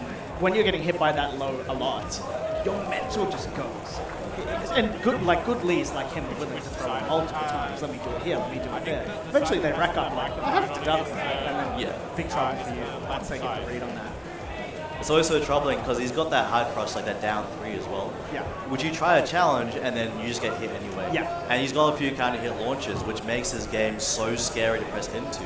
But sometimes you just got to find that right position to actually interrupt. Otherwise, you're just going to be in that blender, like you said. Yeah, absolutely. Yeah, lead character with a ton of counter hit stuff. And yeah, as you mentioned with the down 3, general high crush ability, you challenge with those high strings, you are in trouble. So something to think about, but as you said, Miari's on the screen, character you will know.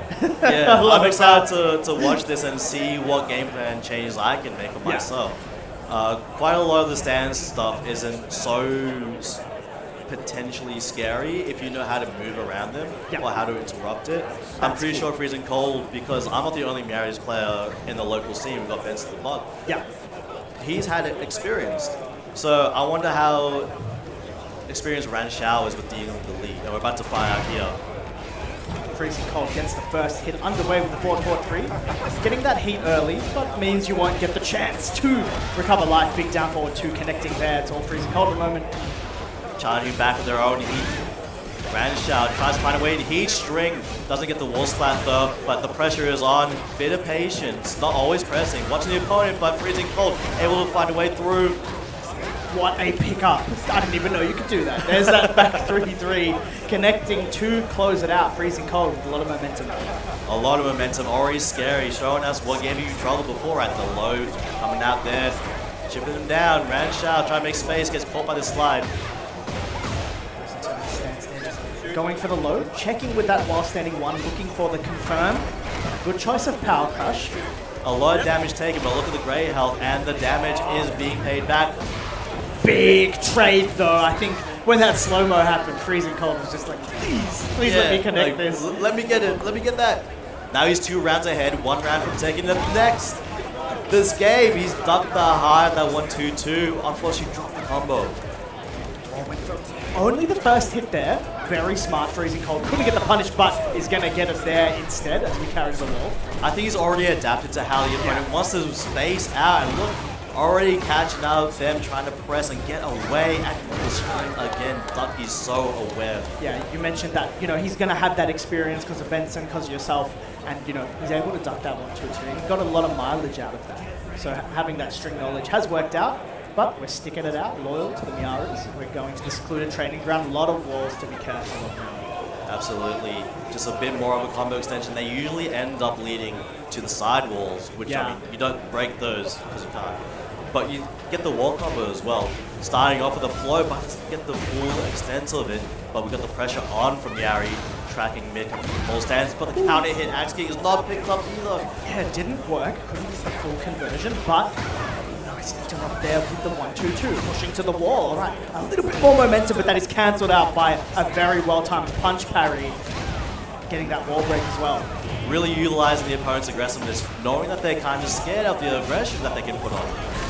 Absolutely. That time, the power crush float worked out because the wall was there. Freezing cold, tries to rip the heat smash just a little too early. Ranchow still in it with a bunch of recoverable life. And a low, full crouch low. Didn't do it instantly. Caught Ranchow standing up into it because it was just a little slower than maybe what you expected. Exactly, because a lot of people that might just flash duck earlier, you get caught out. Yeah. You're looking for that low parry, right? You want to rob them. Speaking of rob, Freezing Cold with an unfortunate combo drop. Ranchow's going to take full capitalization off that. Bit of a flow from the 4-4-2 string. As it's just, it's always so tense. But Ranchow finding a lead here. They've got this in their hands. They just got to finish it out. But Freezing Cold still has heat. Doesn't get the pick up there. Down forward 4-4, gonna recover just a little bit. Similar life situation, but a very well-timed Rage Art Freezing Cold. Tried to go for the grab, and that's just the name of the game. You want to get that aggression, you want to be aggressive, you want to do the damage, you forget about the Rage Art. Ranchow did a brilliant job at realizing it. Absolutely, just understanding they got rage, big tool, and the opponent might go for something big just to finish things up, but Freezing Cold is not going to let that happen again with a 3-2 land, heat engage, push into the wall, Freezing Cold pushes back. 2-2 this time, still ready though. Didn't have the 1-2-2 in time to react, but still, even just seeing that 2 jab ready for the high string, not many people can do it. It's very hard to pick out, you know, these jabs have a good bit. Oh boy. Whoa, went big there. Freezing Cold went mid though. Now 1 round away, but I can see the confidence building in Ranchow as the game goes on. But will it be enough time? Time is ticking. Freezing Cold is a giant bomb. He might explode again next game. So close for him. Ranchow's got to defuse his game plan. She gets ducked and launched respectfully. Freezing Cold is just on it with the string knowledge right now. First hit only. Goes mid. Perfect punish there with the just frame and all. He loves the character, he loves the execution barrier that Lee provides, you know. And right there, able to pilot the character, able to understand and pick apart the opponent's game plan, and he comes out with a victory to it. Yeah, I think the name of the game there, really for Freezing Cold, was just being ready for those strings, right? And in particular, the duck on the 2-2 was really impressive. You know, when you see a jab, you know, I don't know what's next, but so ready for the string here. Because those Miari's options are really great for snuffing things out. Yeah, you really want to use that jab to stop people, and if you can convert the 1-1 into the 2, then you can get that. I mean, of course, if you don't, you get ducked and then launch, but then having the 1-2-2, that also pushes them back really far if you don't convert. Yeah. So it gives you that, but of course, if you get ducked and launch, then it's a whole other problem.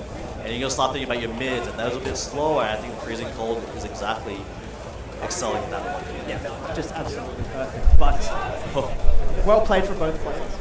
Ranchow will be moving. Speaking of Miaris, by the way, we met Benson the Bug back here. Yeah, you would I'm not, I'm not sure if he'll be picking the Miaris. He might be sticking to his other character, the Panda. Yeah. You know a bit about it, right? Oh, yeah, absolutely. Benson, I always say this, especially when I get the chance to speak, you know, on a stage where, you know, other people might be watching internationally.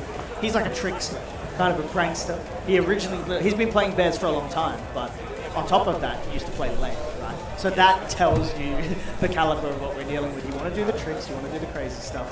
And if the Bears come out, we might see that. The Miaris, though, from what I've seen of him, like, there's only so much trickery I think you can do with Hershey. Probably comes more into that fundamental category, but he'll be going up against Grateo as well.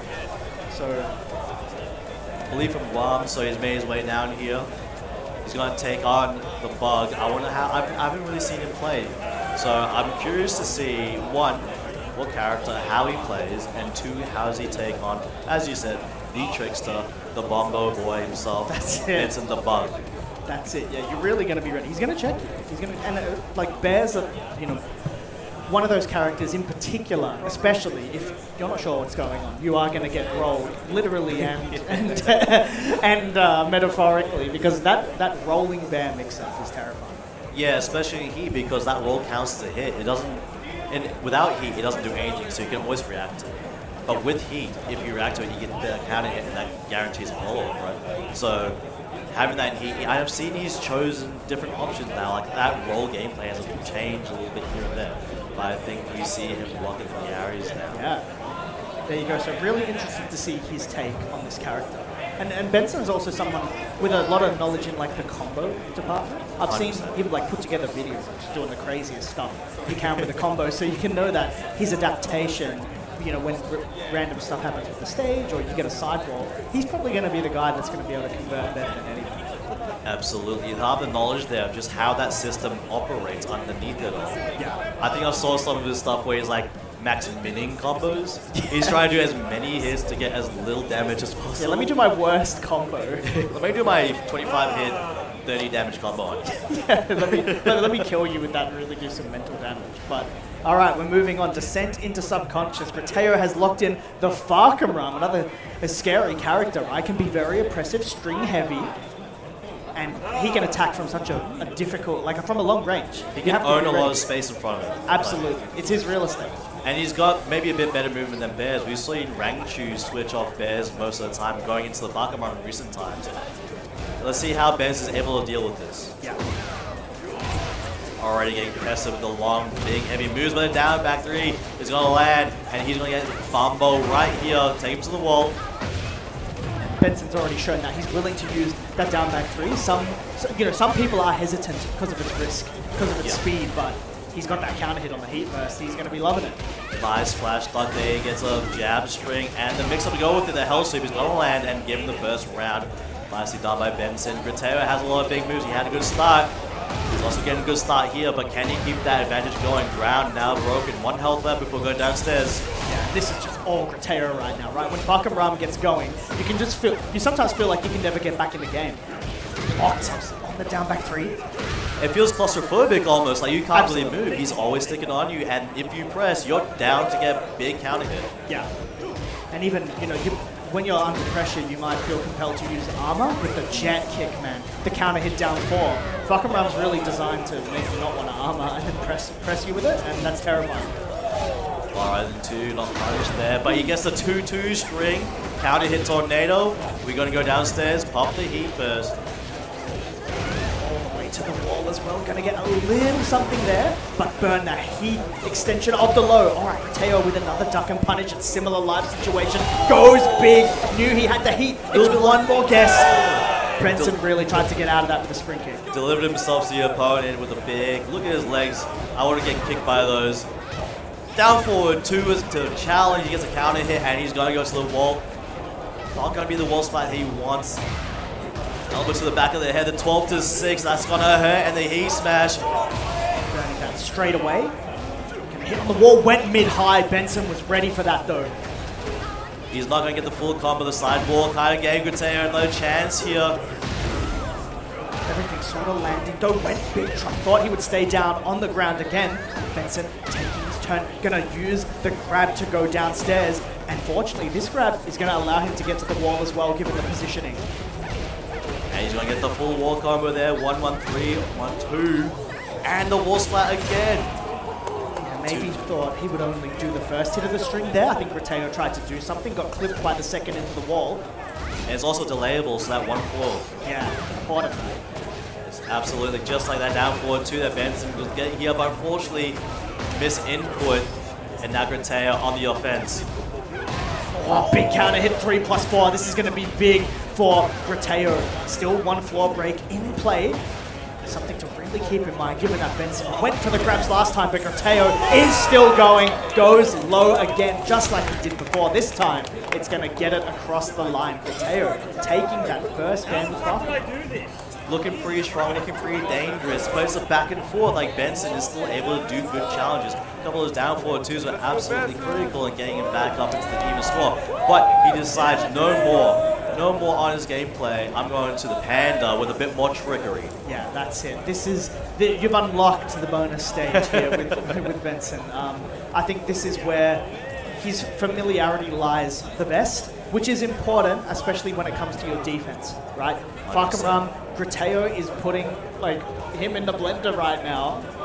Just getting that comfort is maybe what Benson needs, but on top of that, the trickery. Absolutely, and like you said, the defense is super important because he doesn't have an easy option to get back and away or sidestep. Miari has a pretty good sidestep, not the best backdash, but Panda, you're struggling a bit more. Very important to realize. All right, the stage has opened up. We're going to Yakushima. So a lot of space to play with, and we're likely not going to see the walls. It's going to be a bit of a factor. Big start! It didn't counter hit, you know. I really wonder why that connected, but Benson was not afraid to just rip it. These players, they're probably not thinking about it. They're going to go to the next situation, but look, Grateo is eating so much damage. The situations are quickly diddling for how much he can survive here. Oh, Honey Bear stands down for a 2 to dodge those highs. I think Benson is very comfortable. Exactly, and that's going to tell him something, right? Going straight for the jab first time, Benson's going to realize maybe the familiarity's not there, especially when I go into my high crushing stance. Honey Bear stands while rank 1+2, activate into the command throw. Spin him over. Doesn't quite get the forward for 1+2, the big bear flip, and now Grateo able to get some life on top of Benson. Look at the great health though. 4-2-1. Great patience in general from Benson. He was happy to wait. It's a similar life situation, not much life for either player, but Benson's patience eventually pays out. That is a quick 2 rounds from him. That is quick, and you saw a bit of the trickery at the end there. He went for the get up stand and rolled back, and now also got Grateo back in the air. SNK just going to use that heat burst to stabilize, and this is where you're going to be scary. Roll into the guard break, guaranteed. And a really smart challenge from Grateo to stop the momentum, but it hasn't worked out. Benson is going to get the big while standing launch. And he has a bit of heat left here, uses it as a heat dash. Jump, 1 sliver of life left for Grateo, but a lot of gray. What can you do with it? Trying to hit mid-win again, but there's the backstroke. The bare backstroke is going to get it across the line. Benson with a much more confident display. Great comeback there. It's going to be 1-1, 3 rounds straight with the Panda. Grateo had a really good start, right, against the Miaris from Benson. Yeah. But now, how do you compose yourself after getting the change of the character? Yeah. And them being so good, especially starting with the G code. Yeah, that's rattling, right? Like, is he going to be crazy at the start every time? I don't know what to think about. Should I respect him if he's willing to throw, his big 10-frame counter launcher like that? Got to be careful. But a bit of thinking time for Grateo, maybe a palette swap. He's not going to change character. We're sticking it out with the Farkamram. So now you've got to use what you learned from that last game. Absolutely. Okay, you had the extra time, and Benson did very well on the open stage. And now as we go to the Baobab Horizon, where it's still a big open stage, it might play into Benson's hands given how well he did. Unless Grateo has come up with something in that few seconds of downtime, sometimes that's more than you need. Oh, that's it. Just some time to compose is important. Like, just say to yourself, I'm going to do this. Don't worry. But right now, it's still looking like it's all Benson. Big damage already. Benson the big damage. Dark on the 1-2 string. And that stroke. All the 1+2 from Honey Bear stands, but that 1+2 is going to get that combo going. Oh, I respect that. Saw Benson just dashing and hunting bays. Like, have a counter hit launcher, mate. Big 3+4. Oh, he does the same thing back though. Benson wakes up, floats him out the air. And then jumps on him to end the round. He's looking pretty good. Oh, it's back. It's back, but this time it is a counter hit. Sees Grateo might be a bit impatient, trying to get back onto the board, but Benson very much so willing to do these risky moves. Wakes up into that 4-3 there, gonna get some life back, and didn't even need the guard break. The full thing's connected. Benson maybe looking for the high extension. Combo wasn't completely utilized. Benson started being great help, but Grateo wants to mix up mid this time. Follow up. Benson got counter hit. I think he tried to rage art, right? That's why Grateo went to the fast option. You can't rage art it, but as he goes to close it out, Benson right now is doing a combo with a lot of damage. He's gone for the rage art, cut off all of Grateo's recoverable, get back some of his. It's going to put him in a pretty favorable life situation. But do look, he has that install, the Garou stance ready for him. He chooses to use it, but he doesn't have a lot of life to make it happen. And the bear fist, the 1+2 is going to be enough to take out there. Yeah, that will be it. Mateo had that right there, ready for the string. Yeah, there's the low parry. But right now, Benson is on set point, sitting pretty right now. Hasn't dropped a game with the bear. And he's looking damn good. I don't think he's dropped a round. Oh, but he has dropped bodies. He's lifted up into the air. He's doing tons of damage. Hop the heat. Go for the Oki setup. See it again, he went high this time, but Grateo wasn't fully ready with the punish. Benson is going to really make him pay for that. Gets a little something, takes him to the cinema again. What's the mix-up? Bang! Unblockable. Tons of damage there. It's all Grateo right now. Can he get the job done? Benson with the low. Half delay. Hop the heat. He's in the air. Oh, no! Oh, he didn't get it. Had the float there, wasn't ready for it. It's going to be one more hit for either player. Surely now. Maybe not. Jumps over. Hard breathe. Wow, Grateo with just a pixel of life. Yet left Benson all on the jump. He's still in it. Big counter launcher. Yeah, maybe Grateo a little bit more antsy to get in the game there. Benson fully cashed it out. He's going to have to guess on the roll again. Delays in his face in the crouch. Go for the power crush and the honey bear stance and the fall. Damage is going to be enough. Huge damage. Nearly a perfect to end it there, but that's going to be 3 rounds to finish it up. 2-1 to Benson the Bug. What a showing there. I think, look, Benson played extremely well. I don't think he resorted to any sort of we talked about the trickery, we didn't see it all that much until the very end. Let me win with my full charge load. And maybe it's something Grateo hasn't seen before. You have to get up and block that. But caught him lacking there and got the win. Absolutely. And I think also the low power 2-1-3 string that we saw. Yeah. And then Benson opened with a 2-1-2, which is a much more delayed and much more risky move to use. Right? But that was also no launch. So that's it. You get counter hit, you try to press back your way into the game. Which, funnily enough, that's what was happening the whole time. Both players were very momentum heavy. Once one got going, they weren't letting go for 10 seconds. So you'd see both players challenging into each other a lot. I think that's a big reason why Grateo got counter hit by that 2-1-2. He just saw the door open, tried to walk through, and it was shut in his face by the mid counter hit. But we'll be moving on. We've got a pixel special. absolutely. We've got the Hangman Kid versus Tofu. So, I mean, I've talked about the Hangman Kid before. He's been a staple in the scene for a long time. He's won several locals. In fact, he has won BAM before. He has. 2022. So he is a man that knows so much about the game, always consistent with the kick. And then he's taken on McTofu Muscle. McTofu has been playing quite a lot recently. He's got the GBVS with a couple of characters, I believe. Oh, nice. Yeah, playing around with it. I know he's got a lore as well, as to the Azure Center he's picked, but from what I've seen, he's having the most success with Azure Center, so it seems like he's keeping the ball rolling with that one. But yeah, as you mentioned, Hangman is well decorated at Battle Arena Melbourne. Being a former champ, gonna be looking to get a good push. Oh, round start, Atlas Hammer, Pixel Mind Games in effect. He knows you've watched him, like he knows you think you can be defensive. Big start, and you didn't get punished for it. Yeah, gets a counter hit with the 1+2, gonna take to the wall. Just goes for a little side switch there. Hangman, very smart, steps to the right, sets himself up for success with the wall. Obviously, he gets so much more damage. And the drop kick to go with it. You'd be scared. Muscle up. He's just going all ham. Spring kick is going to get McTofu Muscles out of there, though. But Hangman Kid, he's ready for every situation. He labs the game like crazy. He knows where he is at any point in time. Yeah, he's an absolute lab monster. Wow, the dash duck while standing one. Caught Hangman trying to utilize jab keep out, so it was a very smart option from McTofu Muscles. Wall situation again. What's there? Going for it again, he's waiting for the jabs. Hangman likes to use the jabs to control, but now the down 4-2s are coming out. Exactly, that's such a message. It's like, alright, I saw that one time. Let me show you my real keep out move. You've been upgraded. Yeah. The down 4-2 is something you've got to be very aware of.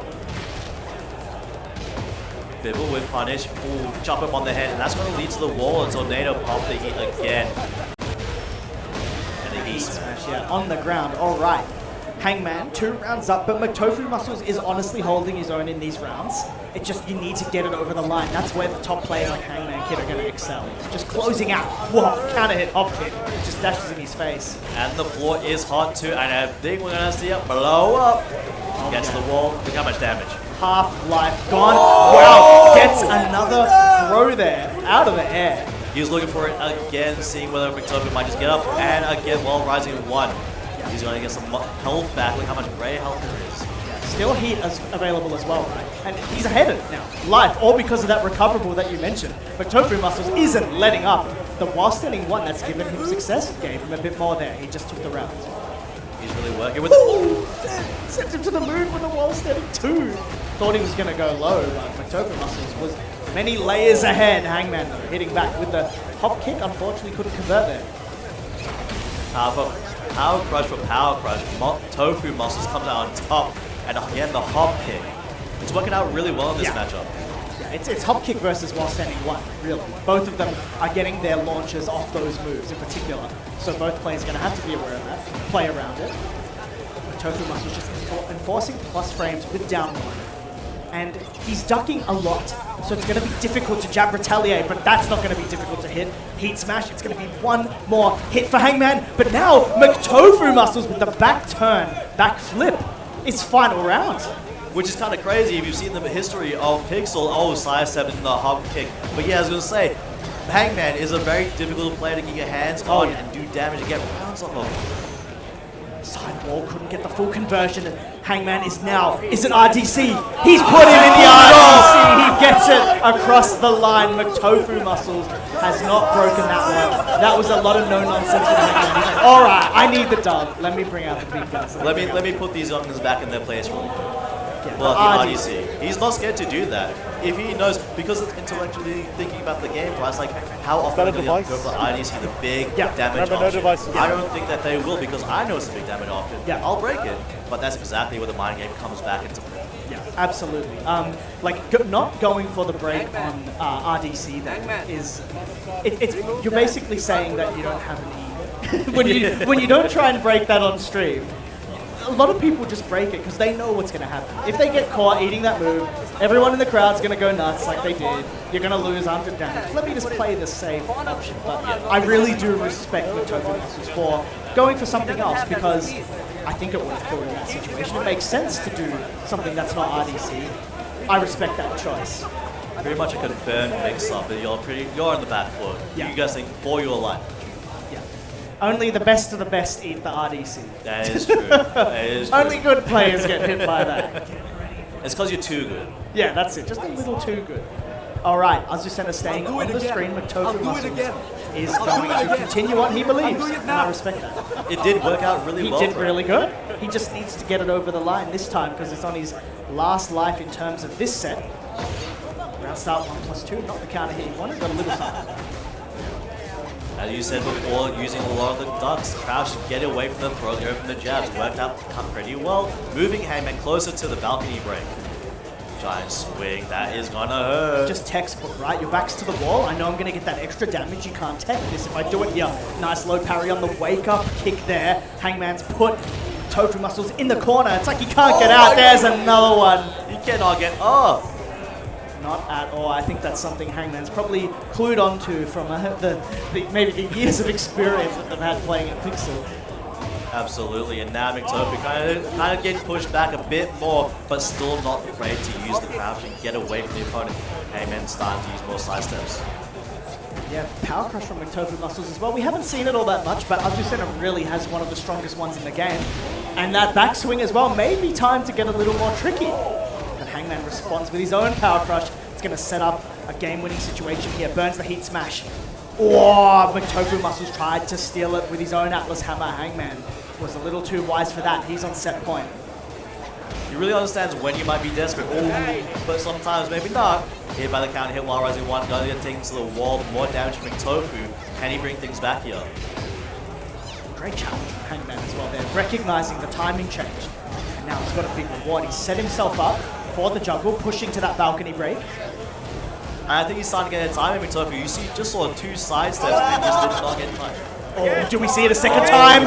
Nose. I reckon he went for 2. Hangman tries to close it out. He wants another one. He's not even going to get to the guess. What was it? It wasn't RDC. You cheeky man, Hangman. cheeks it out with the chain throw there over McToku muscles. It's kind of interesting to think about because he went for those chain throws towards the end of the round when he had his opponent so low on health. Yeah. Because he knew they're going to be in a few different mental states, right? Yeah. One, you're low on health, Yeah. so you got to guess for your life, of course, 100%. But two, when you're low on life and you know something will kill you in that round, you start by default going into your like flight, freeze kind of mode, and that's going to. You guys have any coaches? So you got to be quick, even when you're low on life. You got to be a lot more adjusted. You got to be very composed, especially against a player like Hangman. Remember, once per match, only when you lose, He 1 didn't minute. overuse the chain throws either. It was just when he needed it. I think that's why it was so good. Matofu Muscles maybe not ready to scout out a duck there because he's not doing it too much. He's not choreographing what he's doing there with the chain throws. But moving on, we're seeing Rest sitting down at the table. A return to Australia for the Huarong, man. This guy is on fire, dude. I'm telling you. Like, as of recently, he's been putting out some fantastic results. At Soup, he got 5th. That was one of the most stacked Soups I've ever seen over in Korea. And he's looking to continue some momentum here, get some more points on the board. This is a challenger event after all, and a healthy prize pool to boot if he can get the job done.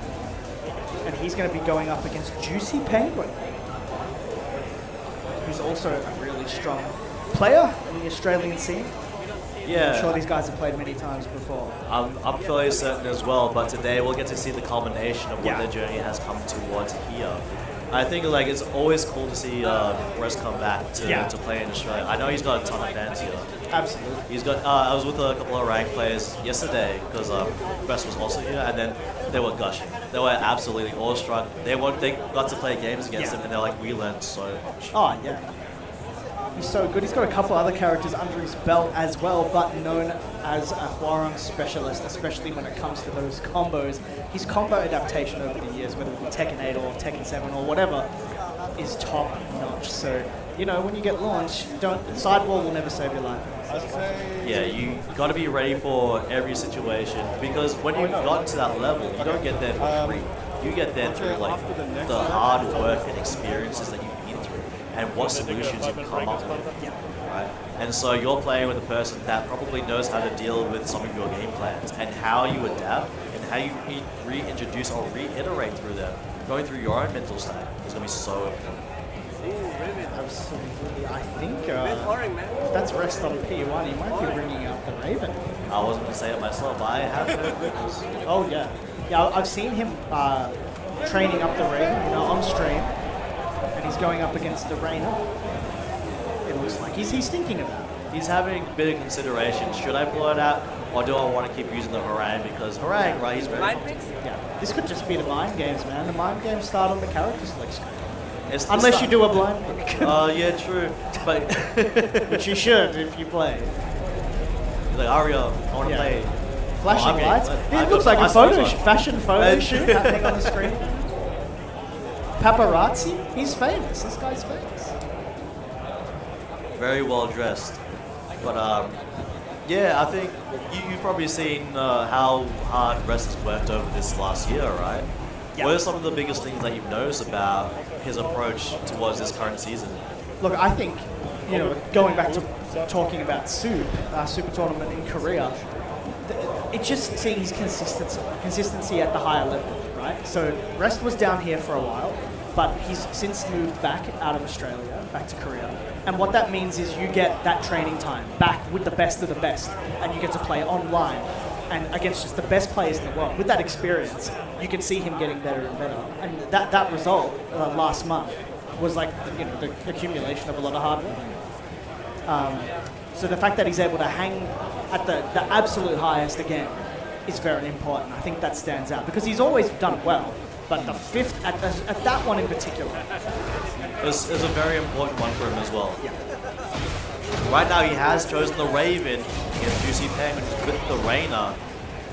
Right now trying to get some information. Slow moves with a low parry right there. Nice call out. Juicy Penguin get a bit of damage here. Trying to get to the wall. Looking good so far. Heat ticking away for Juicy. Is he going to burn it? Or will Rest even give him the chance? Maybe, maybe not. Wow, big while standing one call out. Couldn't fully convert. I think he got stuck in back turn there. They're really moving around each other. The lateral movement is insane, but the vertical one as well. Rez knocking and launching big damage. They'll land the heat, and that's going to be it for the round. Rest taking the first round here in game 1. Yeah, gave Juicy a few opportunities to get in there. Ultimately was able to close it out. Rips the string there. Juicy caught, pushing back. But this forward 4-2 really dictates the pace at Rage. Right back at him, get the hit engage himself. Rest doing pretty well, get the wall splat. Tornado, more damage. Back turn there. It's very impressive from Rest. He just doesn't want to stop pressing buttons. Dark full craft down forward. 4, alright, gonna get the full launch. Most importantly, to get some life back, we're going coast to coast here. All the way across the arena, but doesn't get the control afterwards, and that's allowed Rest to roll away, get some space, and then re-engage on his own terms. Back to thought. Juicy might respect the back turn mix, but a well-timed jab is going to float, set up the wall. Patience here, Rest finds an opportunity. Gets himself out, we're going closer back to the middle of the arena. Juicy Penguin uses the rest of the heat. Fakes that low there, goes mid instead. As he's just poke, and then getting a big move in. Juicy tried to move, but the low sweep still hit him. Rest gets 3 rounds straight with the Raven there, still looking pretty comfortable, I would say. Pretty comfortable. Juicy Penguin has a few moves, few game options, right? A few plans that they're putting together, but Rest is able to use his patience. It's not just waiting with patience, it's about finding the right timing, right opportunity, or the right move that might get you into a more favorable situation. And Rest, it's just Juicy is in the game. Genuinely, he's not getting steamrolled, nothing like that. He's able to hit heat engages, start pressure. It just Rest does it more, and it kills. And that's why it was 3 rounds, and we're seeing it right here. We're going to the corner. Keeping them in the corner, pull them out. They're going to get taken all around Paris as we celebrate on the CN here. Look how much damage Rest was able to get off of these couple of situations. First hell sweep, Rest having none of that, retaliates immediately with the power crush to set up that low. All right, momentum continues, 4 rounds straight for Rest. He's really put on everything now. He's understood more about Juicy Penguin's plan, but he holds and get thrown. Decides to switch. He's close to the wall now. Tries to roll away. Low parry, maybe. Thought he was going to just go low there. He was right from the back turn. Imagine side wall. Trying to keep his opponent pressure on. Parry. Parried the parry. 1-1. Juicy just went a little too big there, and Rest is going to punish him heavily. We're going to the sentai low. We're going to the wall. Gonna get the wall splat.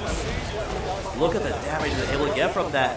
All of a sudden, Juicy Penguin fighting for their life, and it's gone just like that. Rest 1 round away. And a good chance to warm up the Raven in case he needs it maybe later on. It's great to have many characters ready to go. And this Raven's looking good. What can I say? It is looking really good. And in the hands of Rest. Knows when to press buttons, knows which buttons work. Crazy tracking out of the wing guard kick there. Rest try to parry, but Juicy he's pops off off. now. It's a way round win streak. Rest knows it's in good faith. Yeah. He's probably laughing.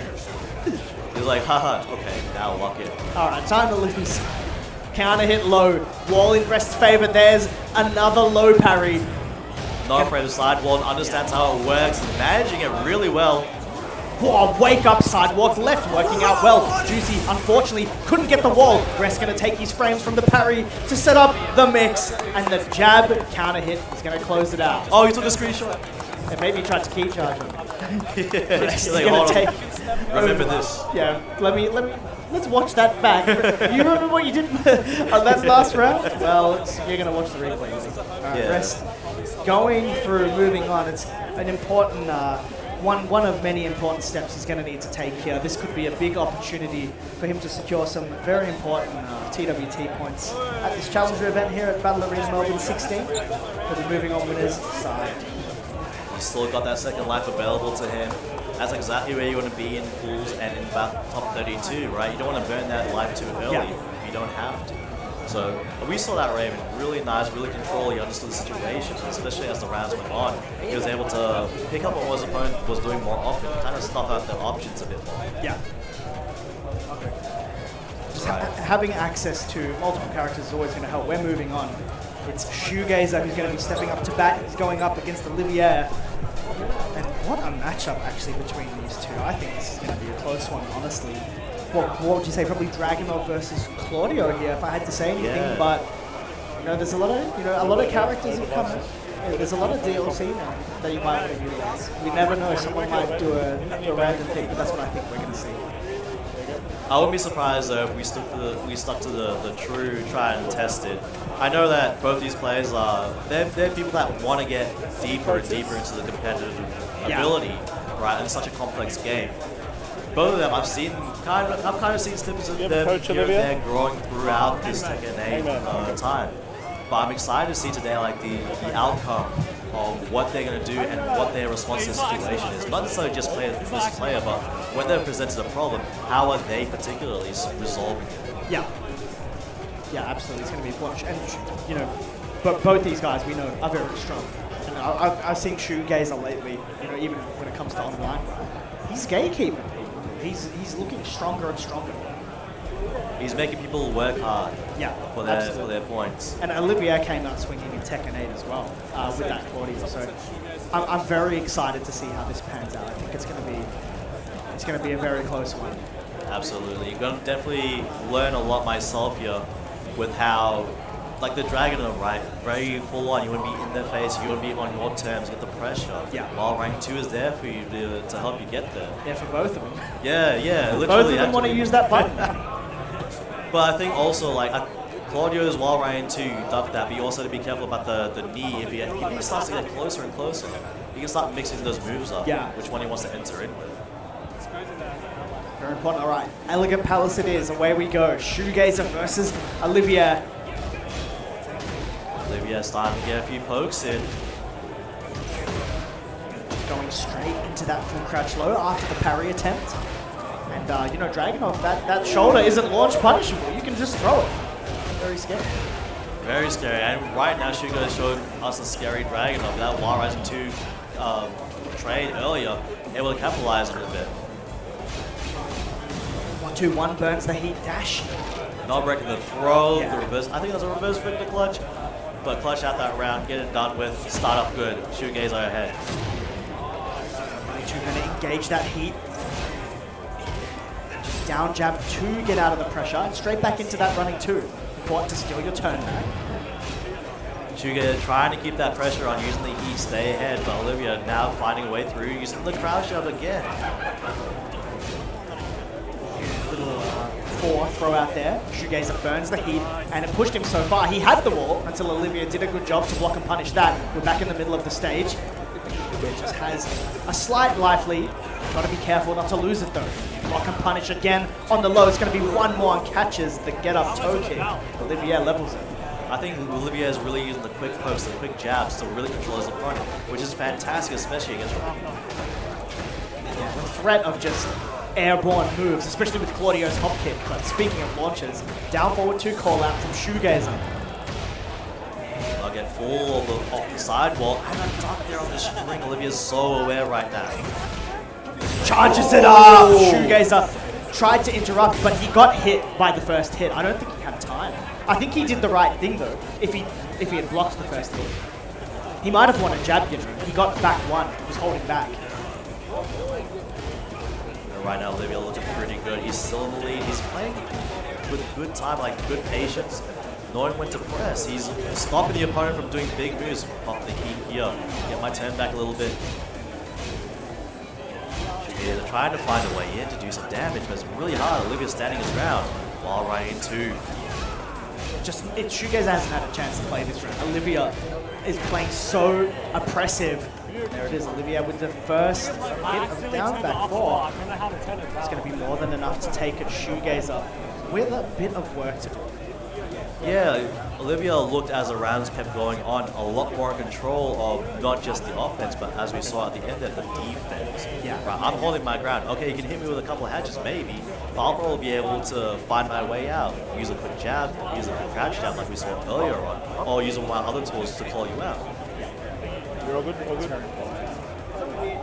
But now a bit of coaching for Shoegazer might be could be a difference maker. You know, you do have access to that 1 minute. We lost, right? But you've got to have your discussion with your coach if you've got someone allocated. You know, we've had the recent changes to the TWT rule set where you can't use any of like your devices or anything.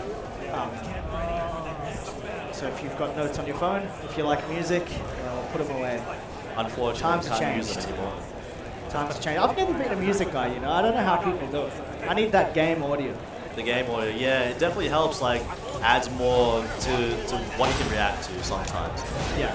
There's a lot of audio key stuff, so I'm just scared of it. Another duck and punish there from Olivia. So ready for that 2-1 string. He's starting to threaten with these charge moves as well. Not only is he trying to get in, he's so good at blocking the lows as well. This has been a good damage point for Shoegaze. He's very willing to throw out that downward too. And it's connecting. It's just how you need to hit multiple things. Pigeon roll finally cashes in the low. And again, blocking these lows, full crouch down forward ones. Olivia's 10 string comes out, doesn't rip the last hit, and uses that as a chance to go for the heat smash. Shoegaze up on the board here in game 2. Shoegaze is starting to see some life right now. He got around last time, but maybe he can use this stage to his advantage much more than Olivia can. Speaking of, Olivia puts him on the wall with down forward 3 mid-extension. Use the heat, get a bit of insurance on the turn, but Olivia still finds a way through. Oh, cashes in that low heat smash there. It's going to be a guess situation. Goes low, Shoegazer gets the low parry, but the wall's involvement has limited what he can do. Goes for the tackle, but is still interrupted, and Olivia is still pestering him for that knee. That's it, yeah. It's working so well. Just the pokes is really locking Shoegazer down. It's hard to get out of. The side step looks so good for Shoegaze, but Olivia again back in control. It's like everything's just sort of going right for Olivia some rounds, you know? Like, the high crush goes over the low parry's there, the heat dash connects. And he's taking so much health off of Shoegazer straight to the wall, just a bit of life left, and it's gone just like that. He's just one round away, you know? Yeah. Like, Shoegazer is in it, it's just Olivia is a much more in control. Running to a chance for Shoegazer to just get involved, but Olivia just dashing in his face, changing the timing, gets the counter hit running to. The pressure's on now, all the heat stuff comes out. Shoegazer doesn't have all that much to work with. We're going downstairs. We're going to continue the combo. Olivia takes him further with the while running 2 things off. Side step 1 was 2. He's going to go with the heat dash. Yeah. But still, Olivia so well aware, so composed. He's going to be able to finish the round here using that floor. Takes it. It's just the low blocks were so on point, and when you have access to that starburst punish of that while standing 1-2, you know what I mean? Like, a low is death. We saw so much damage just from blocking the low there, and Olivia was fully ready for that. We're not friends anymore. So, yeah, we're going to a break now. We'll be coming back with more Pool 2 action here at Battle Arena Melbourne 16. Don't go anywhere. See you in a bit, guys.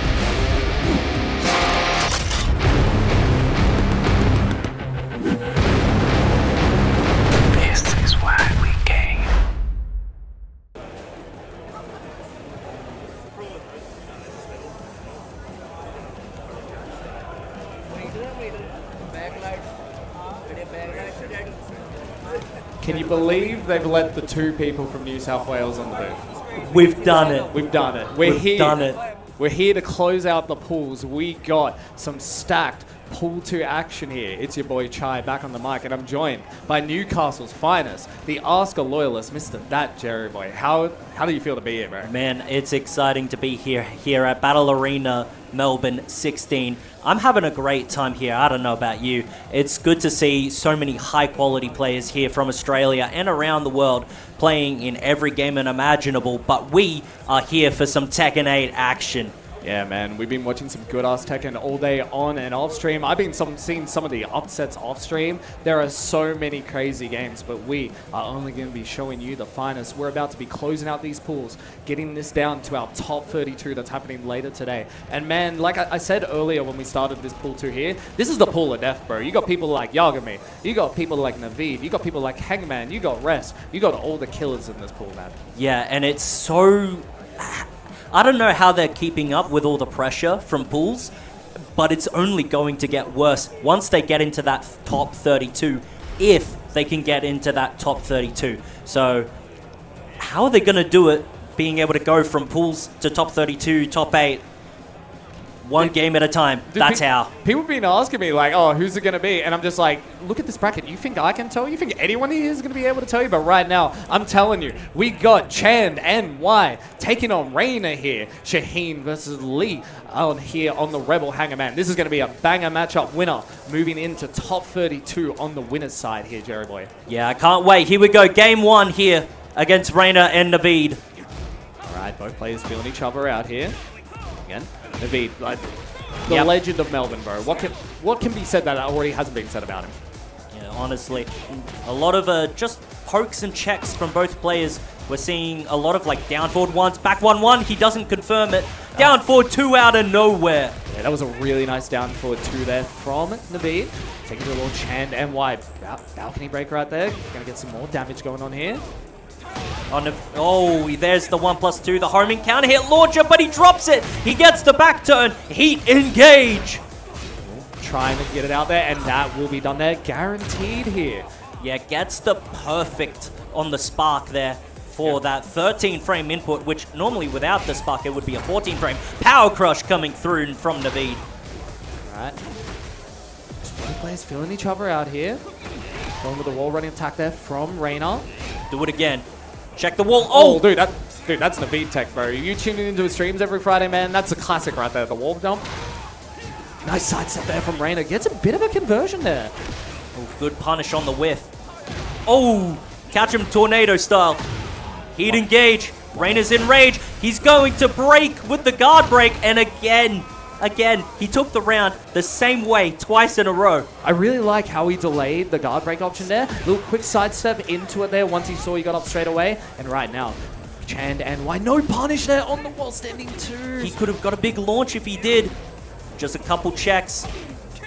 Jab back 3-3. Do it again. Oh, almost. The thing is, again, these 2 players are no stranger to each other. Again, both players representing Victoria here. Reina originally from New Zealand.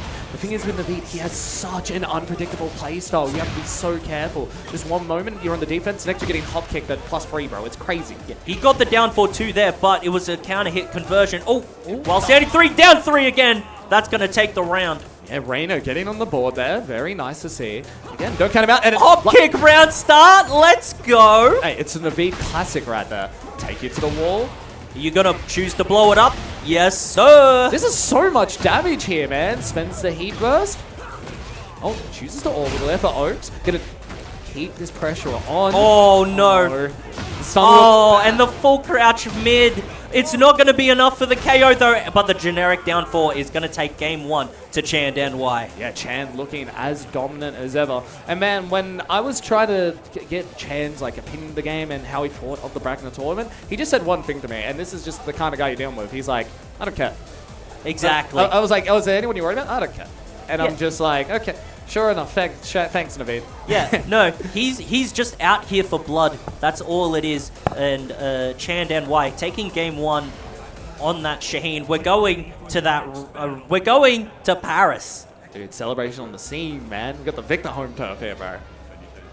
All right, here we go. Reina trying to find some sort of signs of life here. How will he respond to Chandan Y here? Yeah, Chandan Y is not a player where you can go tit for tat. It's just not going to work out for you in the end. So you have to be the one to keep him guessing. Ooh. Down 3, and he gets the conversion to the wall. Very nice. What's going to be the mix here? This situation is so messed up to deal with. Oh, the slide blocked, but no punish from Chandan Y. You have to be so careful with punishing. Oh, and the down 4-2 counter hit. Doing the ball sending free loops. Actually gets the splat from there, spikes him down. What's the mix? Punish. Nice punish on the G-Clef. It wasn't counter hit confirmed, but the up forward 1 into the steel pedal. Then the Veed Classic coming out once again. I don't know how he do it, man. He's playing Tekken and Parkour at the same time, Jerry. Yeah, no, I can only expect a man like Shaheen to be able to pull something like this off. Down forward 1 checks. Down 3, the counter hit, but no conversion. Oh, that wasn't natural there. Could have ducked on hit. Taking the plus frames. Reina just finding some way to try and get in. Doesn't get the right conversion because of the low splat. Gotta be careful. Oh, do it again. Up forward 1, it's gonna wall splat.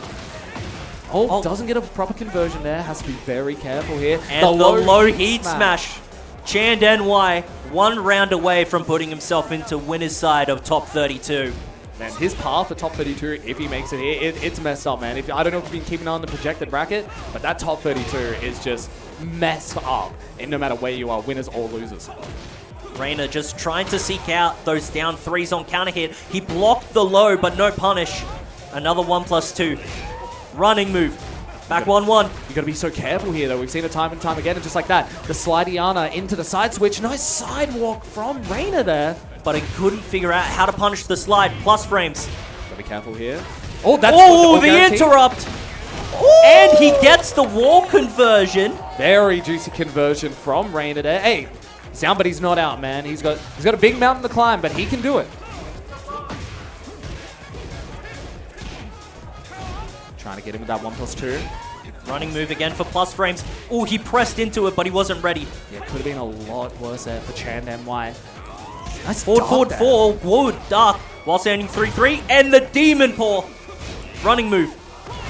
Trying to get in there with that heat. But players now spending their resources. Nice duck. Good duck! He finally ducked one. Very nice punish there from Reina. One more interaction. The low heat smash. Of his own, dude. Reina's looking really good here, Jerry boy. Yeah, it's final round. Is he able to gonna take a game and bring it to game 3? Or will Chandan Y make his way into winner's side top 32? But the Demon Paw to start off. Oh, nice sidestep, and this is all guaranteed off that angle. Wall splat 2. This is starting to look grim, Reina bros. He was trying to look for the high wall splat there, but it just wasn't quite working out. Oh, back 1-1. He's done it. Can he do it again? Oh, kick out of nowhere. This is what I was talking about before. You just never know when it's going to come out. He's spending all his resources here. So much damage. What's it going to be? Slide! And that's going to do it, Chandan Y. He's making his way to winner's side top 32. We'll see you later on. And he looked really, really good there. Reina was starting to build some momentum back and was looking really, really good. But unfortunately, again, a player of Chandan Y's caliber, super, super strong, man. Again, Reina could still do it, man. We've seen him today and across at events over the week. He's looked really good. He could do it. Loser side top 32. He's got to put in that work in. But for Chandan Y, we'll be seeing you later today. Yes, we will be indeed. Reina does have that chance, but I'm looking forward to this next match, and mine is that who I think is? I'm trying to tell because of the view we got. Is that Dimmy? I think. Yeah, I think it is. I'm seeing a Dimmy. Oh man, this is gonna be a banger. If you don't know either of these players, get excited. It is going to be the big man CCC taking on South Australia's very own Dimmy. Yeah. This is going to be a banger. Yeah, we're expecting the Jack here from CCC and the Heihachi from Dimmy himself. This is... Oh, I can't wait. I'm expecting at least one Warriors instinct, but who isn't? It's Heihachi. It's the free round, they say, man. It's the Elden Ring boss round, man. But hey, you were saying we're most likely going to see the Jack. I actually did see at Pixel CCC playing. I believe he was picking some Fakram. Has a little pocket victor as well. He has a couple of characters. Again, Dimmy has the pole there. But again, the Heihachi, that's where the business happens, bro. That's where the business happens. Yep, and it looks like it's going to be the characters we were indeed thinking of. Fist bump to start off here for game 1. Yeah, this is going to be a banger, man. Again, winner's side top 32 for the winner of this match. Again, both players, I believe, if I'm not mistaken, yeah, both players have not dropped a single game today. So our CCC took out PXC, Don Dildo, and Dimmy. I mean, they're playing Dimmy now. Well, Dimmy has taken out Neko Nebulous and Dangler to get him. All right, Hell Sweep to start off. Oh, and the mid-electric. Catch you lacking. Such a good move, man. And this Heihachi character is very good, man. This character's good. Down Oh my 3. God. He whiffed, and then the throw. The side throw. Back turn, catch him. Shots at the Heat back smash. variety What's the coming guess? through. He doesn't rip it. Down forward 1-2 to take the first round here. Showing that full execution to end the round there. CCC trying to find his way to download Dimmy here. Down forward 1-2. Interrupt. It was counter hit. Down forward 1 again. Again, a counter hit. Man, so much pressure here from Dimmy. CCC just trying to find a way in. Getting that, I really like that generic side swap, even if broken. Very smart. Yep. Oh, he doesn't quite get the tornado, so he couldn't get the full combo. Flash duck the throw, but no punish. Challenging Force here. field inbound. That's gonna be dead there. CCC looking good here again. One thing to note. Dimmy didn't get that token of Warrior Instinct as well, Jared. Exactly. So he's going to have to try and pop it in these next 2 or 3 rounds. Electric blocked. Oh, good challenge there with the down forward 1-2. Yep, he saw the whiff and immediately had to challenge it with something quick. Back 3-3. This is so much damage for Dimmy here. CCC just pressing at the wrong time. Oh! No punish! No launch on the flash punch combination there from CCC. Running move. Oh, good stab, but no full conversion. The 2 throw broken. Let's break on the generic again from CCC. One more interaction for Dimmy here. Oh, got the force field on the ground out, but he couldn't get the punish, Dimmy. Down forward 1-2 again. He's doing it again. Making some Clap noise them right hands. now. Bro, I'm loving these micro side step rights from Dimmy here. Nice Oh, again. good. Wow, what a step. And he gets the punish. Dimmy 1 round away here from game 1. Very, very nice from Dimmy here. CCC. Oh! So let's say struggling to get in, never mind. Just starts around, rips a launch, and has suddenly got all the pressure. It seems to be a classic of CCC to try and press on round start here. And if it hits, well, he's getting good reward from it. Forward 3 connects. The guaranteed. Spending it there, and also 3 tokens of Warrior Instinct. Ready, and he might not even need it at this point, Jared. Luckily, no wall splat there on the Heat Smasher. It was a nerf that happened quite a while ago. No duck on the guard break. Guaranteed. Oh, nice stick jab there. Trying to interrupt. Couldn't get a punish on the palms. Down back 1. Down and forward there it 1-2. is going to do it. Down forward 1-2, man. Game 1 goes to Dimmy. Dimmy more than ready for this Jack pick from CCC. And I mentioned before, he does have a couple of other characters at his disposal. Do we see one of them here? Or are we doing the outfit change? Maybe he just didn't pick the right preset here. Perhaps. He's looking at default 2 at the moment. He's really giving this a think. Does he want to swap the characters? Or does he have faith in that Jack? He's getting coaching at the moment. Yeah, he's getting it from RTM. Again, one of the best players coming from Indonesia, moving here to Australia. And he's been doing work in the scene. If you didn't watch the pre-BAM slam, man, he was doing so well over there. So these two are good training partners. So we'll see if RTM's advice to CCC pays off here, or if Dimmy is going to be moving through the top 32 on the winner's side here. All right, here we go. Elegant Palace now to stage for game 2. Bro, we got the Tekken 7 fit, man. That fit is so cold, bro. Yeah, I love it so much. All right. Gonna get him with that electric. Down back 2, forward 4. And Demon Paw, it doesn't connect to the wall. CD3 for plus frames. Oh, he baited out the Gamma Howl with the electric. Look at this optimization from Dimmy here. Gets caught, guaranteed on the counter hit. Engage. Oh, the jump into the low sweep? Okay. Hey, maybe he was inspired by JoJo's car on that one. Oh, and a good sidestep on the guard break. Can he convert? He's going to spend heat here. I was mentioning this before, but the sidestep right duck from Dimmy has paid so much work here. Oh, is that guaranteed?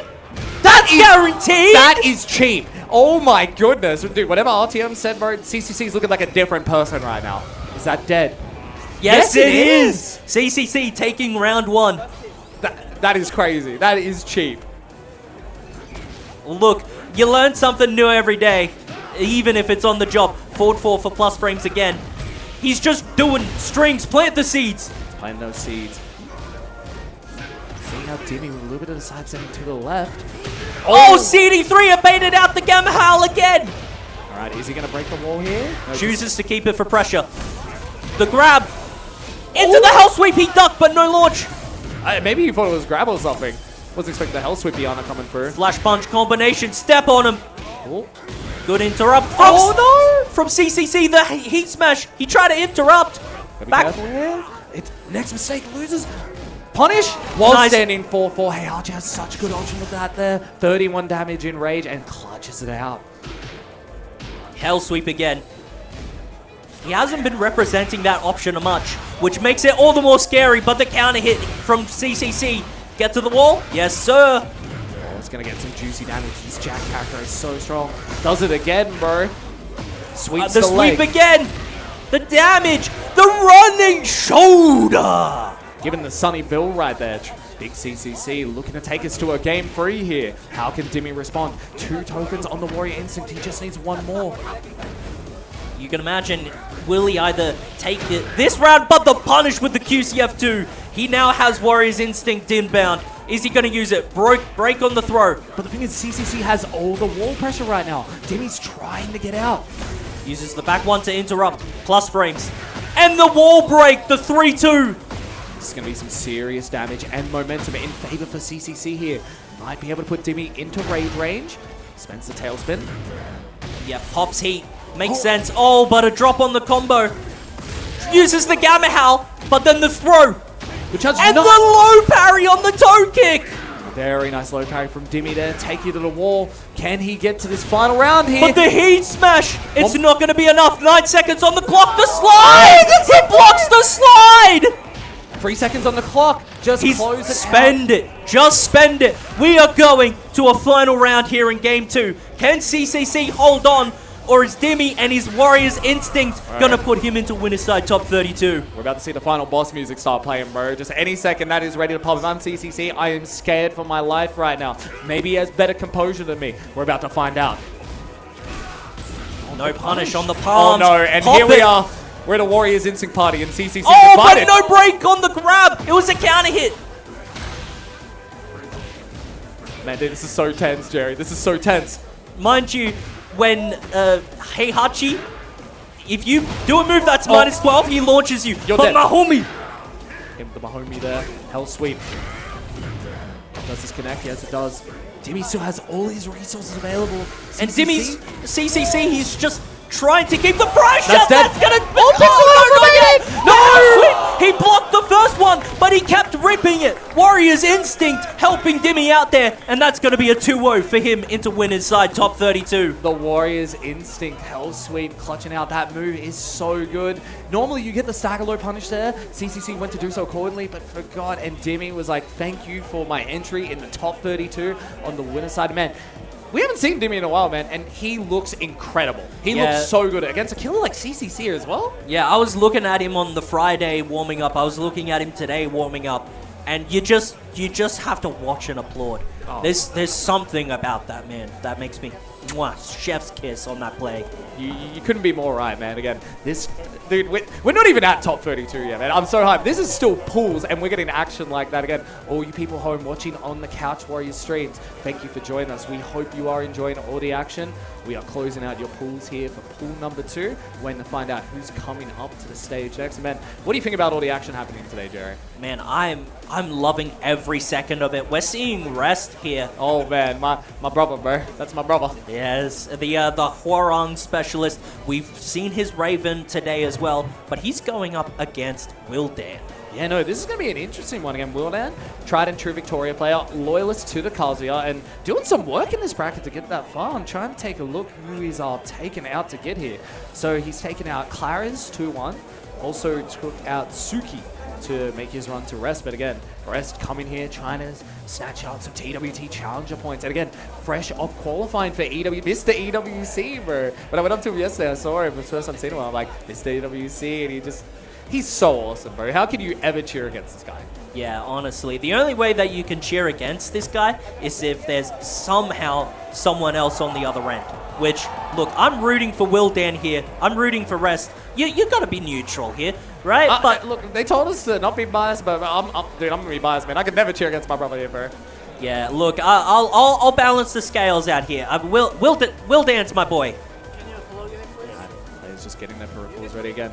Big stakes here. The winner of this matchup making it to top 32 on the loser's side. I mean, winner's side. Yeah, there's so many good games here. There's a lot of these games that, like, at any local or monthly, they could have been at grand finals. And this is pools. Yeah, like, I'm seeing some games, like, and projected, like, you're seeing games like Olivier versus Shoegazer is, like, a round 2, I think? Sorry, round 3? That's messed up, man. When I was, like, doing my, like, note-taking just for today and stuff, I was looking at all these, like, projected runs, and I'm like, these tournaments are hard, bro. These tournaments are crazy. Yeah, no, there's nothing like the difficulty of a major to kind of just, set you back. Oh, man. Speaking of majors, man, dude, second win happening right now as well over in New Zealand. Shout out to the boys over in the NZ FGC. Hope they're doing well over there.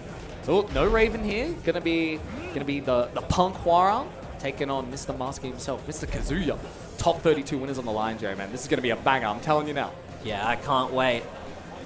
The stage, it's going to be Elegant Palace. We're going to be breaking some glass here, people. Dude, the amount of times I've seen this stage today, bro, how does Lee clean this up so quick? How much money does he have, bro? I don't think we want to know the answer to that. Some people might get a little cranky.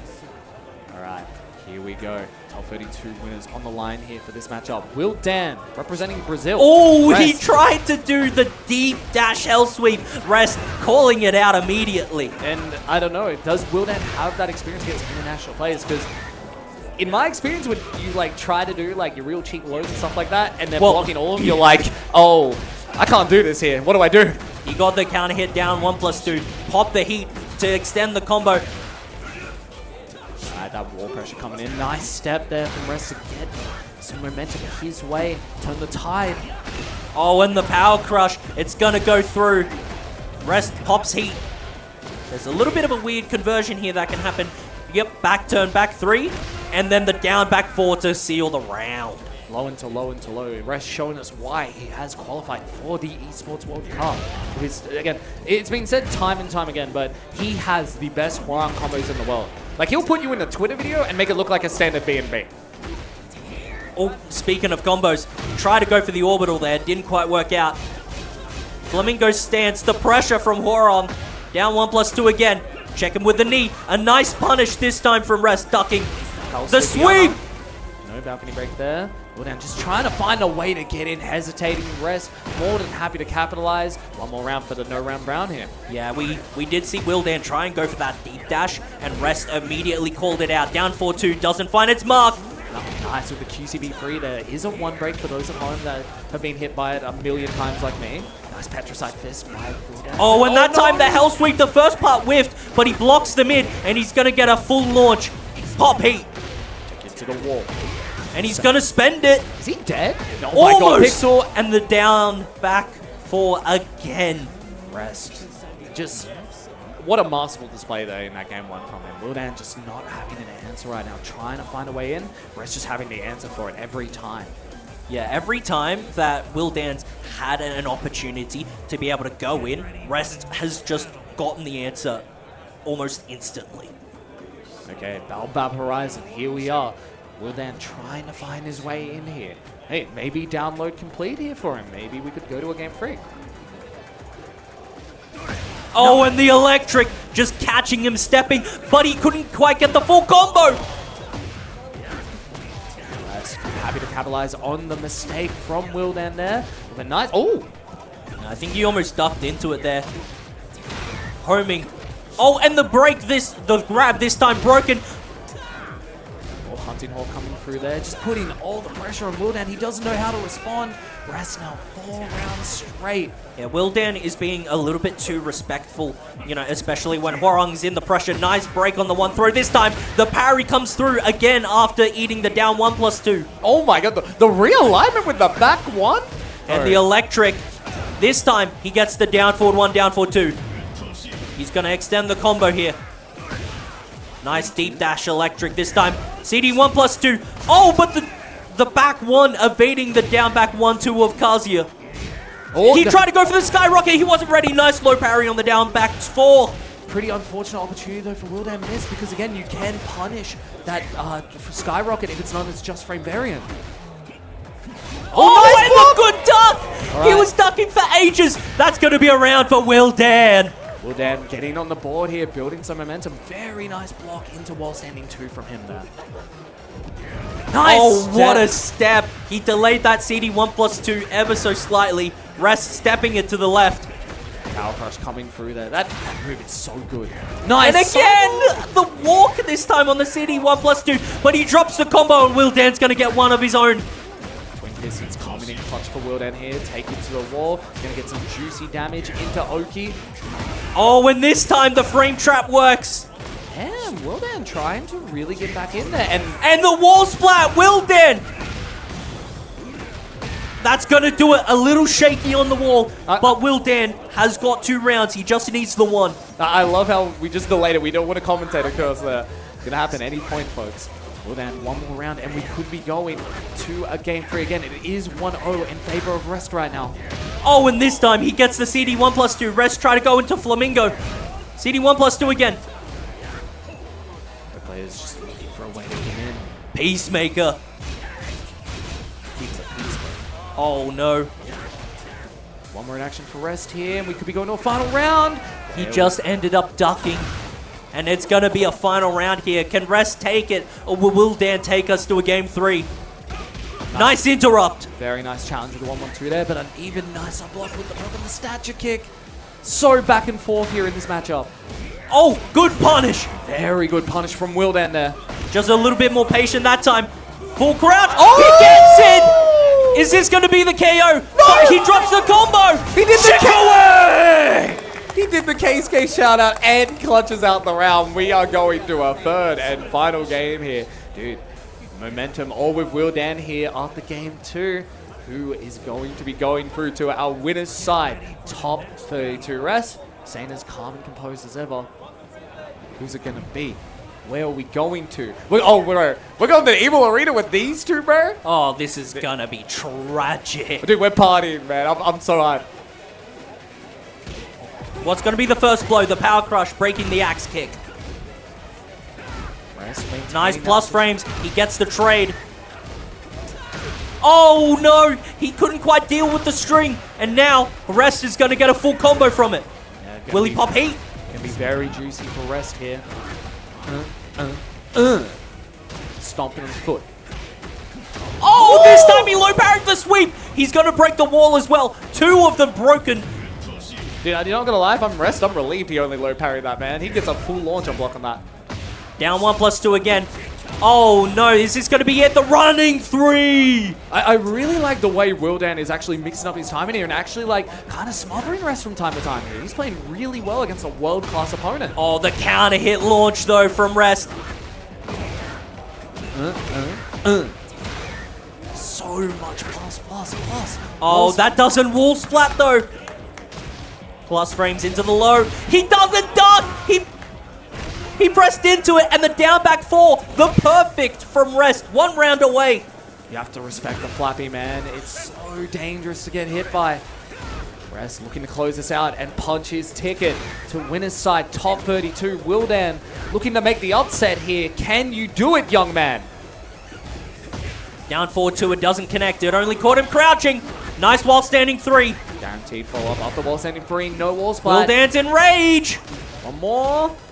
Down jab to cancel out the pressure. And that, yeah, the generic down 4 from Rest. Well played in the end from both of these players. Rest is going to make it to winner's side top 32. Hey, and look, man, if I'm Wildan, bro, dude, you got to be happy with that. Again, as recent as we said, Rest qualifying EWC. Wildan put up a good fight, man. And again, we could be seeing him later today, loser side top 32. With how he was playing there, I believe he can make it. Yeah, being able to take a game off a world-class player like Rest, and then that's got to help you with your mental and the momentum that you can carry through. Yeah, man, not many people can say they have a game on him, man. Rest, again, world-class player, and arguably right now the best Hwang in the world. And I'm just, oh, is that who I think it is coming up to the stage right now? Who you think it is.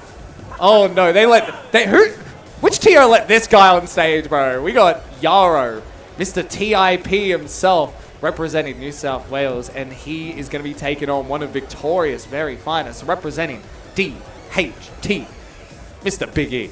Yeah, the Big E, man. I was watching him back at Pixel, and I'm watching this Leo gameplay, and I'm like, this guy's kind of goated with the sauce. I can't lie, but Yaro is a whole different ballgame, man. Dude, it depends on what Yaro shows up. That's the thing. You see this man across from you, there are like 3 different variants. And again, you see the man, like, if you're not familiar with him, the Final Trouble in Paradise, a local in Parramatta before it closed, put on one of the runs of a century and some of the most hype moments. So seeing him here, 1 game away from top 32. It's really, really exciting stuff, but sometimes he likes to go to a different character pool. And man, I said to him, if I see it, we're not going to be happy. Man, I've only ever faced his Kazuya. He's Yaro, I swear to the heavens. Look at the smile on his face. Even the good job, camera crew. Get that character off there. Don't pick that one, man. Yeah, please, Yaro. We don't need that. All right, so it is most likely gonna be a Kazuya versus Layoff here, but he also does have other like really good pocket picks, like his pole. His pole is very underrated. So again, gonna be Mr. Maski himself coming out. We're gonna see the Kazuya.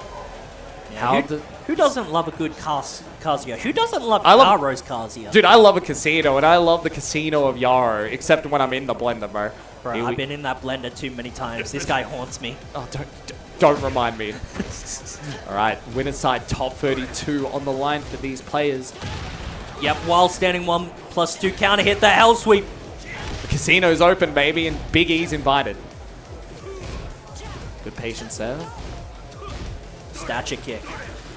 Electric. Both of these players just trying to like feel each other out. The stature kick this time doesn't connect, but he gets the back turn from it.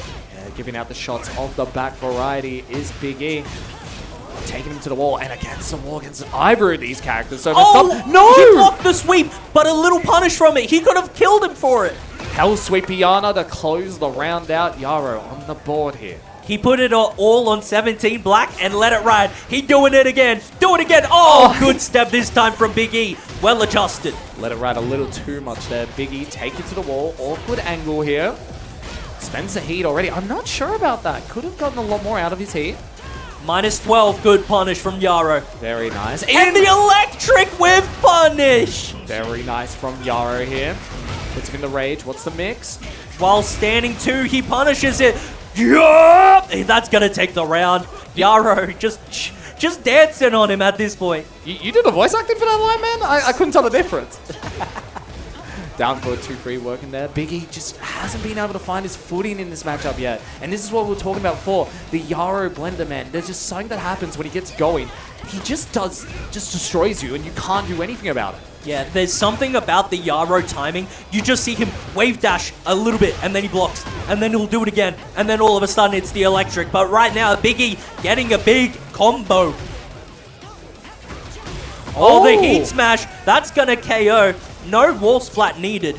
Man, 2 seasons they let that wall splat. That gives me nightmares, bro. Oh, he tried to go for the perfect. It's actually more rare to see Yaro drop that. That's actually harder for him to do. Oh, the string pressure! He finally let the Kempo slide. Do it again. Good punish. Very nice. Both players with their heat available here. Demon Paw, he ducked into it. And the thing is, Yara's going to get all that gray back, and he's chipping it out. Oh, no. Oh, no. Oh, no. He couldn't punish. He wasn't ready. I was going to say, not like this. Oh, no. Yaro.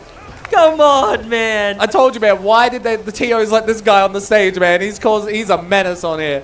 Yaro taking game 1. But Biggie showing signs of life towards the second half of that game 1 there, Jerry. Yeah, he was showing signs, signs of adaptment, of getting ready for when that casino mix was going to happen. We saw it earlier. He tried a hell sweep at one point, and he fully sidewalked it to the left and got a back turn punish. One thing that's interesting there, the camera cut away from it, but Big Jojo Skull coming out to maybe give some matchup knowledge and some advice to him here. And again, this could be what Big E needs. Maybe we see us go to a game 3 here. All right, here we go at Boabab Horizon.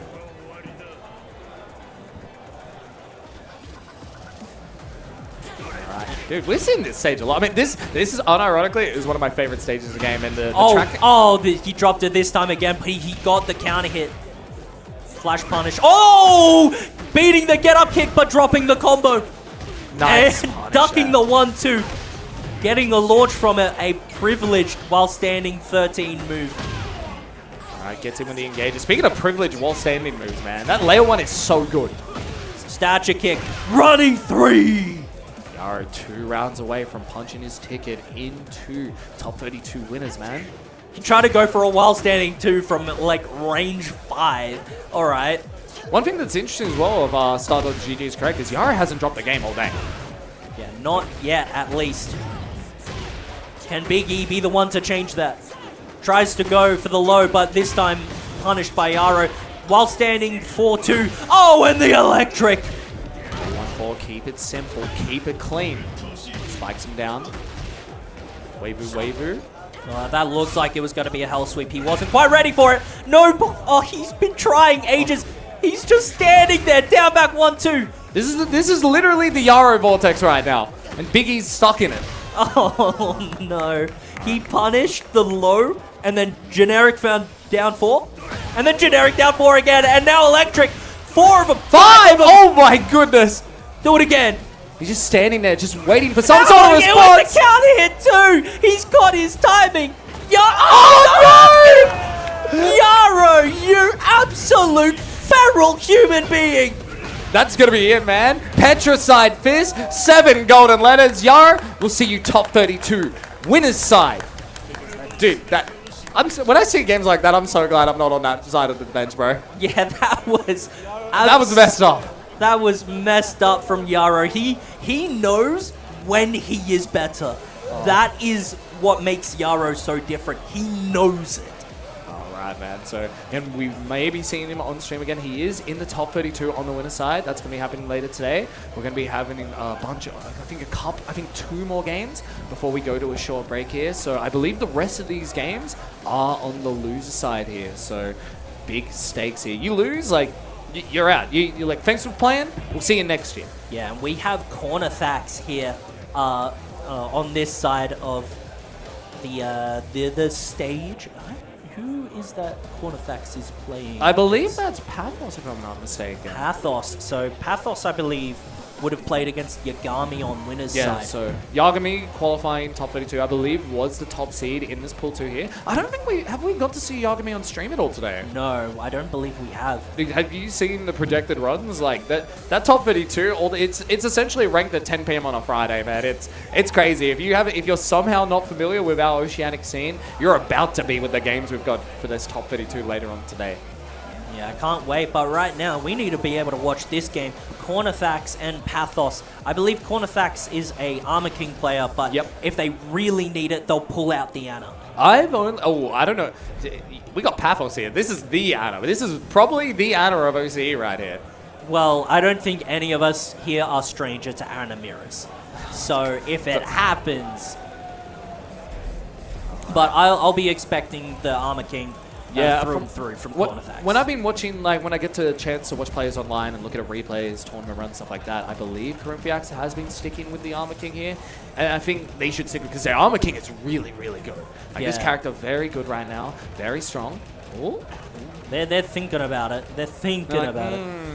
Yeah, no, I had the privilege to play against both of Cornfax's characters at Pixel. Oh, a little fake out there. You know, I like that. It keeps us on our toes.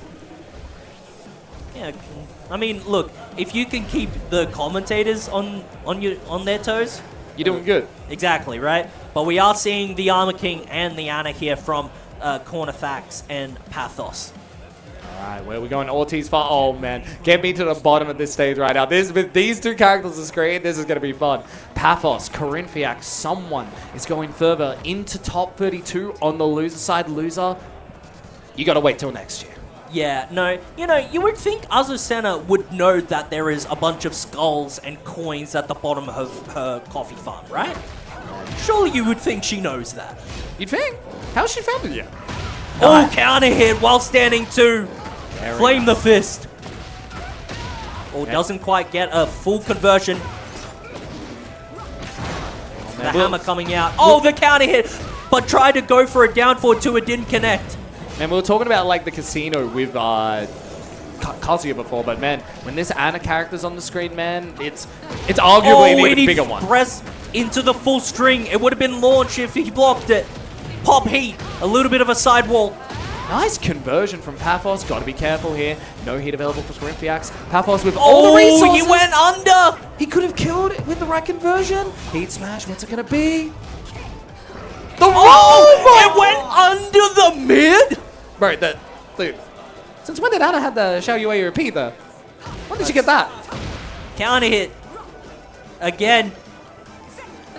That's launch, but he doesn't go for it. Nice duck, but can't quite get a full punish. 4-4-2. Nice duck. Gets good punish too. Very nice. And the Shining Wizard coming through for Corinthiacs, bringing more pressure to that wall. Corinthiacs just overwhelming Pathos up until there. Oh, and the counter hit. Good combo to begin with. Gonna pop the heat. Hasn't used Tornado yet. Has now. Is that gonna get walled? No, it's not. Step on him. Oh, there was a bit of a trade there. Oh, and that's gonna do it. Stomp on him.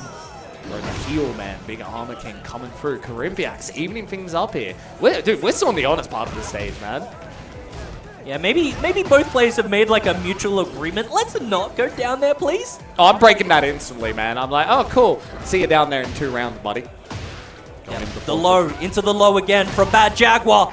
The heel to the face, breaks the Shining Wizard, doesn't break the giant swing, that's gonna be the wall. And Corinthiacs doing really well these throws here, really overwhelming Pathos with this throw mix. It's so hard to deal with if you're not familiar.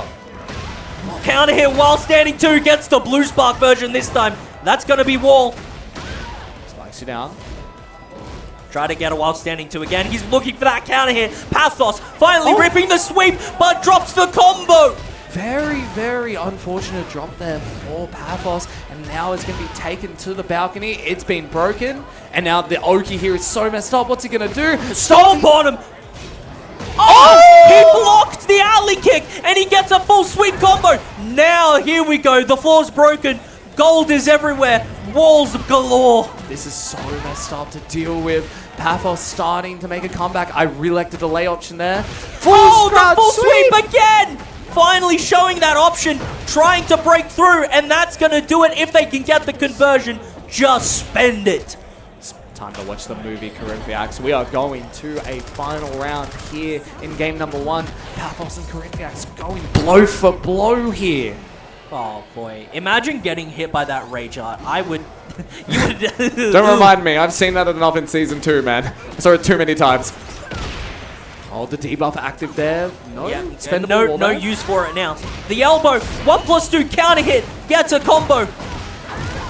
Nice combo there. Pathos smothering Corinthiacs. The elbow, no wall, and the down forward 1. Just a clean, classic mid check. And Pathos got a reverse on those rounds. He was down 2-0 on those rounds, and then Cornfax immediately just switching characters. Are we going to see the Ana mirror now? I don't know. That's a pretty bold move in this situation. No, you know, it's like I just picked the wrong custom, man. You just give me a sec. Let's get right back to it. Yeah. Let's go to the Tekken 7 Armor King.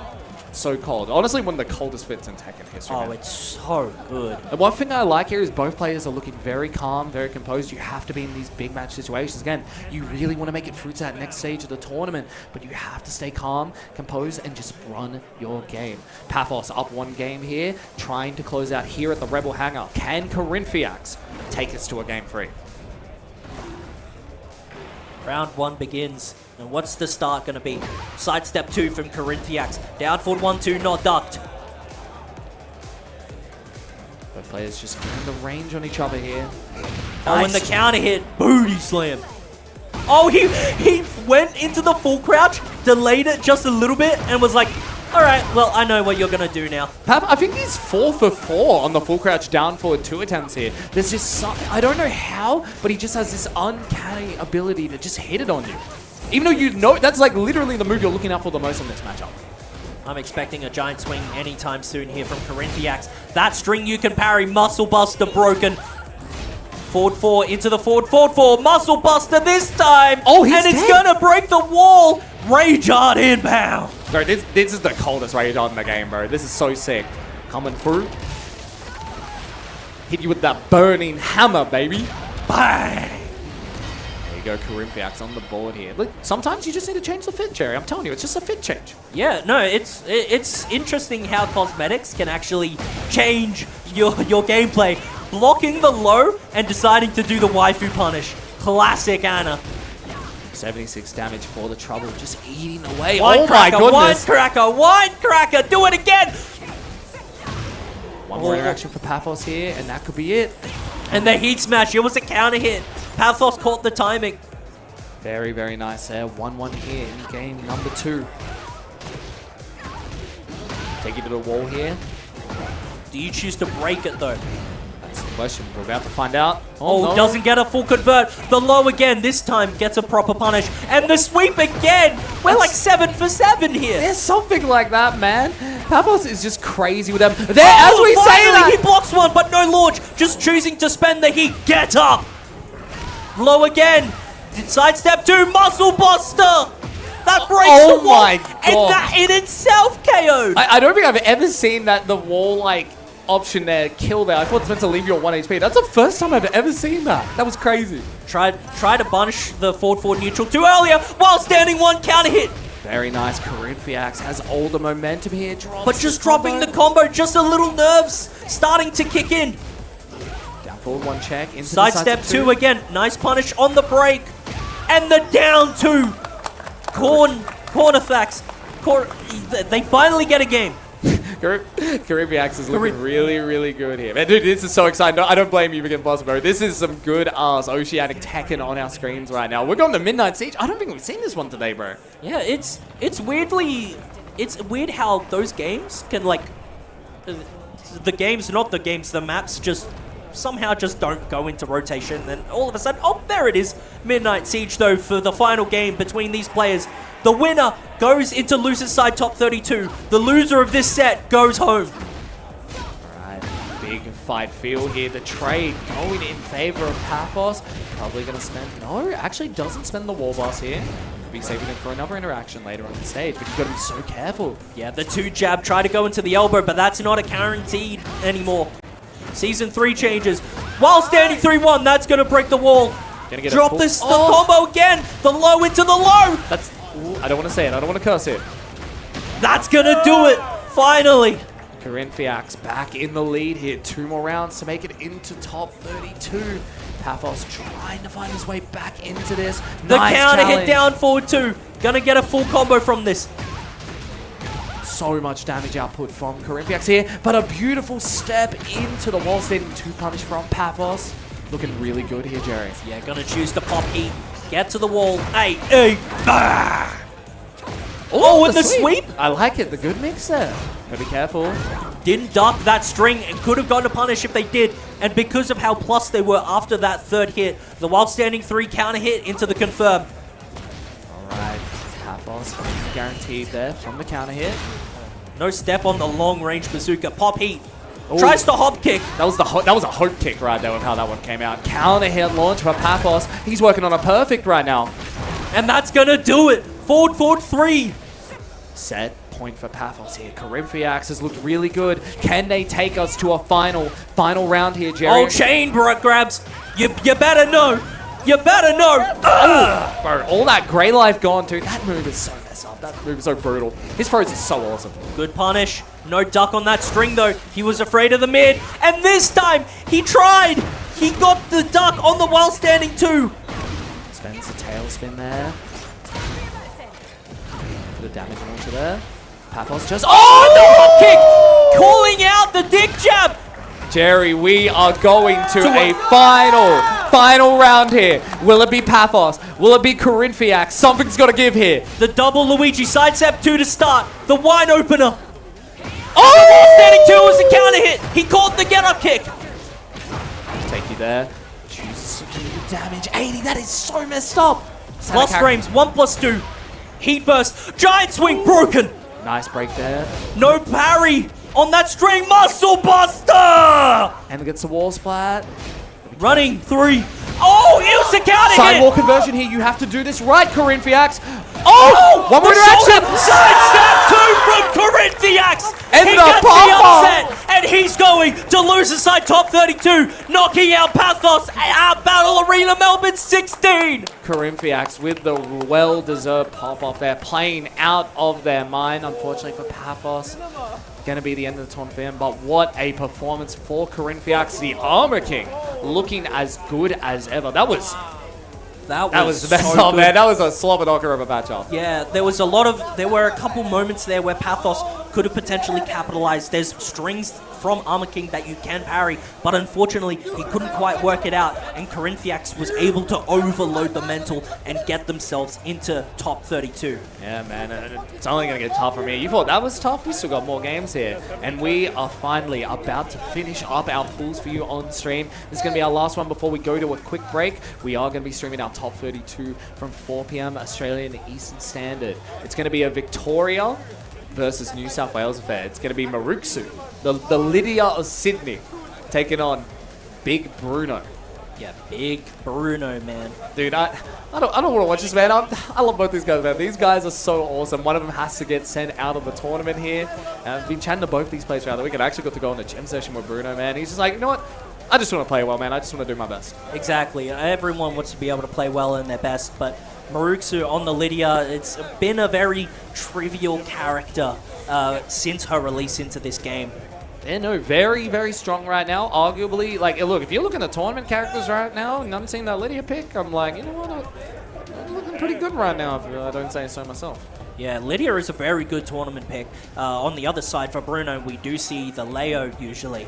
Yeah. So this is going to be an interesting matchup. I just want to see how these two characters and these two players kind of interact with each other.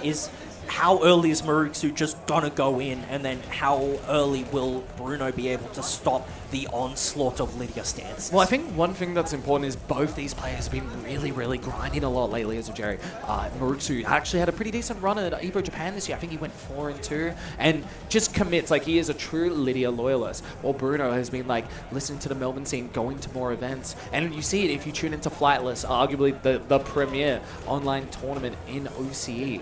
You see Bruno putting that effort. You saw his last point, and he's doing these incredible dash blocks. I'm sitting there like, what's this guy doing? What are Melbourne doing to him? Because he is looking as good as he has ever looked. We are here to close out your BAM Tekken 8 pools.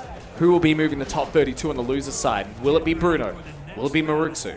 Jerry, man, I'm nervous, bro. I'm nervous. I'm nervous as well. We're going to the pack pixels. Lydia somehow got her limousine in there. How'd you get that there, man? I mean, look, when you're the president, prime minister of Poland, you don't question it, bro. Exactly. Oh, almost got the punish there on the... Oh, and the full crouch down 4-2. Forward 4-2 decides not to go into Heaven and Earth until now. Gets a stack. And this was one thing I was really wondering about. How is Bruno's knowledge on this Lydia character, especially with how she is now? Has received a little bit of changes. And the parry round start? I'm sorry? Damn, man. Nice. And down 4-2 on the whiff punish. Bruno finally able to claw back after a treacherous round one. Gonna break the floor, keep it for himself.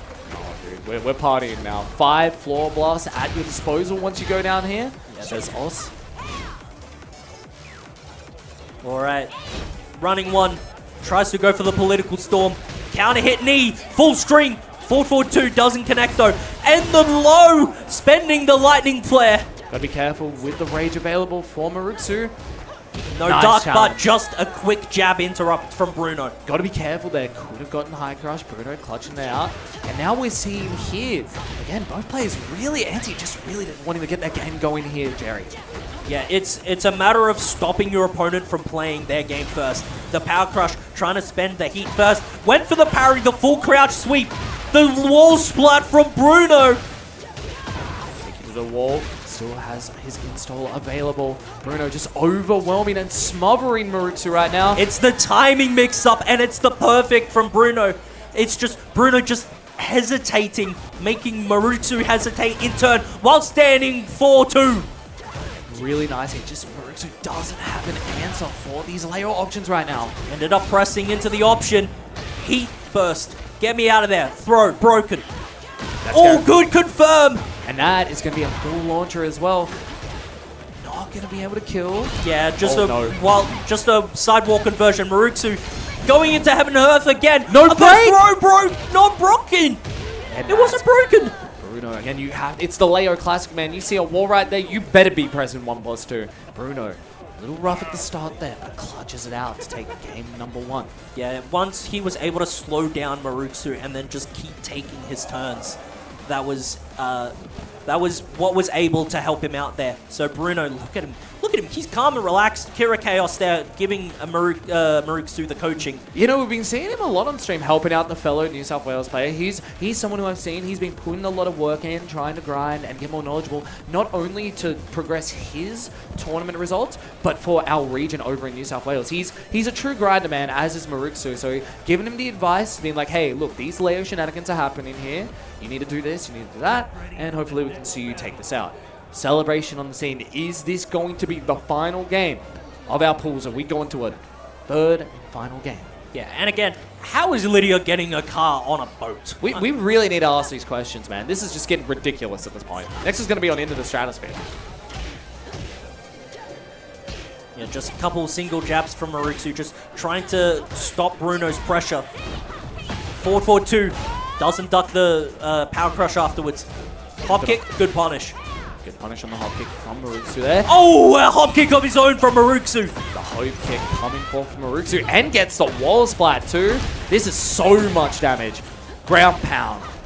Oh, gets a stack. Oh, How the did that heat burst. spike? Yeah, the heat burst didn't end up spiking, and the generic downfall from Maruksu takes round 1. There we go, Maruksu back on the board with one level of that heaven and earth. Counter hit Oh, no, there. he couldn't quite get the pickup. It's only -12 that low. How is it still -12, man? That move is so good. Yeah, and it's a counter hit launcher. Needs a nice counter hit. Guaranteed follow-up for Maruksu. Back one. I really like the way Maruksu is approaching this matchup now. Simplifying his challenges a lot more. And the heaven and earth goes for heaven and earth 1. It's a full combo, but drops it. Nice down jab there to cancel the pressure. Bruno trying to get something going. Hell sweep Yana coming through, and he gets the wall splat. What positioning from Bruno. Do the low again. Oh, he was ready for it, but he couldn't quite get it. The low there. Anyone's game here. Jab, jab. Jab, jab. Oh, generic down for Maruksu. Takes the second round here. Crowd going crazy for Maruksu here. Heaven and Earth level 3 available. Down back 3 sweep. Oh no. Oh, and the full string. It was a counter hit, so it's connecting. Down forward 1-2 counter hit. Oh, we got some Leo shenanigans happening there. Maruksu activating the heat here. Maruksu just ends up keep pressing into that. Oh my goodness. 1-3. What was that interaction? Heat smash blocked. No install available. I like the parry attempt from Maruksu there. Gotta be Down careful. for 1-2. Oh, counter hit. Hell sweep there into the low. Oh, is that going to be it? That was it. Wow. Maruksu 3 rounds straight on the Lydia. Dude, Maruksu silencing the crowd here a little bit. I mean, look, dude, Bruno hailing from Victoria here. It's a very tough one. Maruksu has all the momentum. Bruno just trying to work out what he can do here. Oh, and if you want a coach, man, dude, many men, some might say, bro. We got Mr. Mojo. That's someone who you want in your corner, bro. One of the kings of Melbourne, bro. Look at this, my man Chaos just grooving to him back there. Do you see that? Bro, I don't blame this. This saxophone, mwah. Dude, they were cooking with this here, so We've got Mojo giving the advice to Bruno. He's just getting up, just trying to think, what can I do here? How can I beat this? Just still looking, I really like how he just looks very composed, very calm. It's what you want to do here. Again, you can't crumble the tournament pressure. Exactly. Taking his time here, you know, get a drink. Hey, look, I'm pretty parched myself. I'm not gonna lie. The moment we go to break, that's what I'm doing, bro. Exactly, and here we are at Midnight Siege here for the final game of this pools in total for Battle Arena Melbourne Tekken 8. Here we go. Will it be New South Wales? Will it be Victoria? Will it be Maruksu? Or will it be Bruno? We're about to find out here, people. Just a couple quick interactions to start us off with. Nice jab interrupt. Oh! Both players just checking each other here. Forward 2, the low. The counter hit down, forward 2, guaranteed. The lows have been money for Maruksu in this set. Well, that's what's been getting him the rounds. The low this time blocked. Doesn't spend the heat there from the wall standing 4. Gotta be careful here. Rage available for Maruksu. Heaven enough one as well. And lightning glare, the sweep doesn't need it. All right, Bruno back in the lead, back in control. Forward 2, nice duck, but couldn't quite get a punish. Yeah, again, Maruksu just keeps pressing after the while standing 3, and it's getting him counter hit.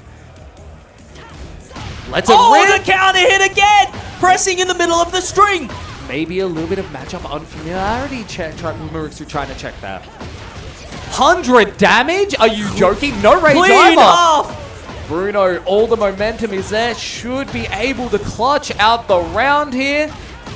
And just like that, we're talking about how can Bruno regain? He's already on set point. Maruksu, man, you want to do it. You want to make top 32? Oh, you got to the show us counter something. hit again! How many times are you going to press into the string? Down forward 2-3. Oh! Give me that! So much of this life bar is going to be deleted here. Bruno working on a perfect to qualify. Oh no! Maruksu's life bar! Just Is this it? It is! He pressed into it again! A perfect from Bruno is going to send him into loser's side top 32! And the pop-off there, unfortunately. Again, look, two players have been grinding this game so much. You love the sportsmanship there. Fortunately for Maruksu, a great run from him, but unfortunately it is going to be the end of the tournament. Bruno, we will see you very soon. Top 32 on the loser side. What a performance from both these players here. And that's going to wrap out our coverage of pools for a bit, Jerry. Yeah, we're going to take a small break after this, but don't you worry. Battle Arena Melbourne 16. We will be back for top 32 here at Tekken 8. I can't wait to see who makes top 8 tomorrow, man. Oh, dude, we have a whole top 32. We start with nearly 200. We're on the 32 with these players, man. Please check the bracket and get ready because we have some bangers lined up for you. Get a drink, get a stretch, do what you need to do. We will see you soon. 4 p.m. Australian Eastern Time. It's your boy Chai. Jerry, man, it has been an honor and a pleasure. Dude, closing out pools with the two New South Wales guys? Doesn't get better than that. We'll see you again soon. We'll see you guys soon.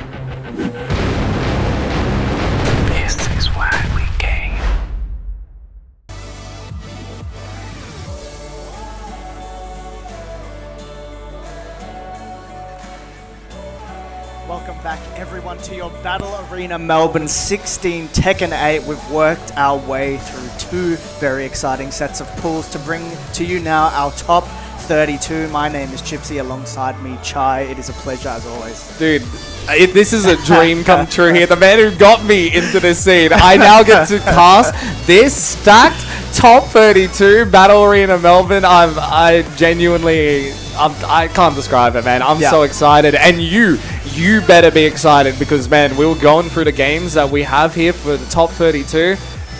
This is mess. This is messed up, bro. Yeah, no, we've seen some bangers all day. I say that every time we're We at do. BAM because that's the expectation. There's been such a great turnout, especially from the local scene. A lot of people traveling over.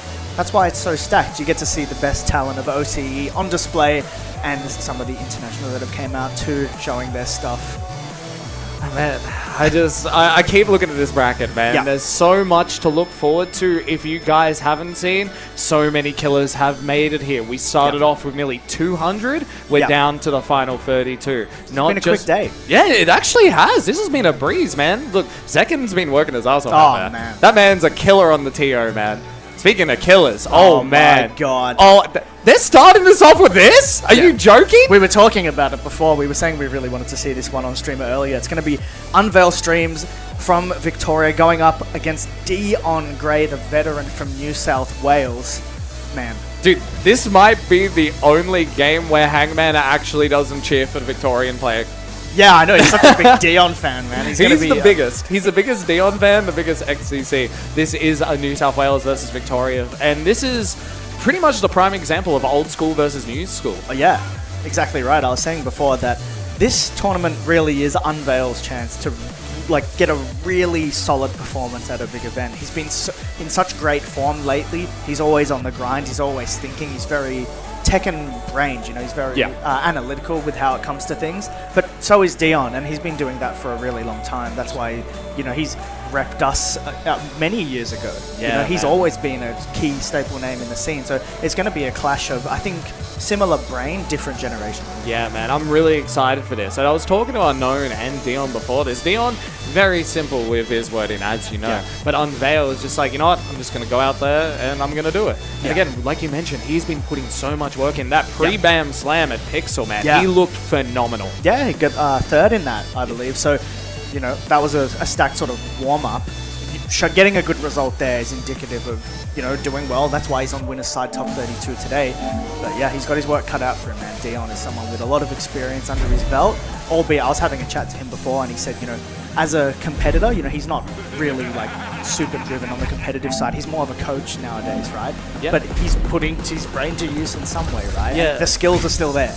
It's not the capture test, I'll tell you that. Yeah, it's definitely not. I do get the privilege being from New South Wales to go over to Dion's from time to time, and just the way he talks about this game, you can never sleep on this guy. He's in the coaching role, helping out over with WBG now, but I genuinely believe he can beat anyone on any given day, and we've seen that with his past results. Yeah, absolutely. When you just watch him play, you can see the sort of cogs turning. You know what I mean? It's very calculated, and you can sort of see what's behind it. But Unveil is the same.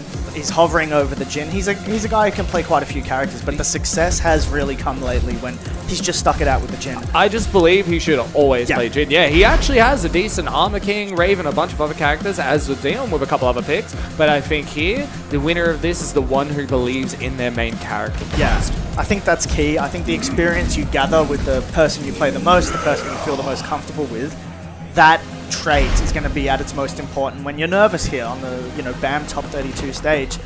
Lots to play for, man. If you can crack a top 8 here, you're going to reap the rewards of that for sure. All right, mains are locked in. It's going to be Jin versus Jack, Unveil versus Dion Gray here on the Ortiz farm.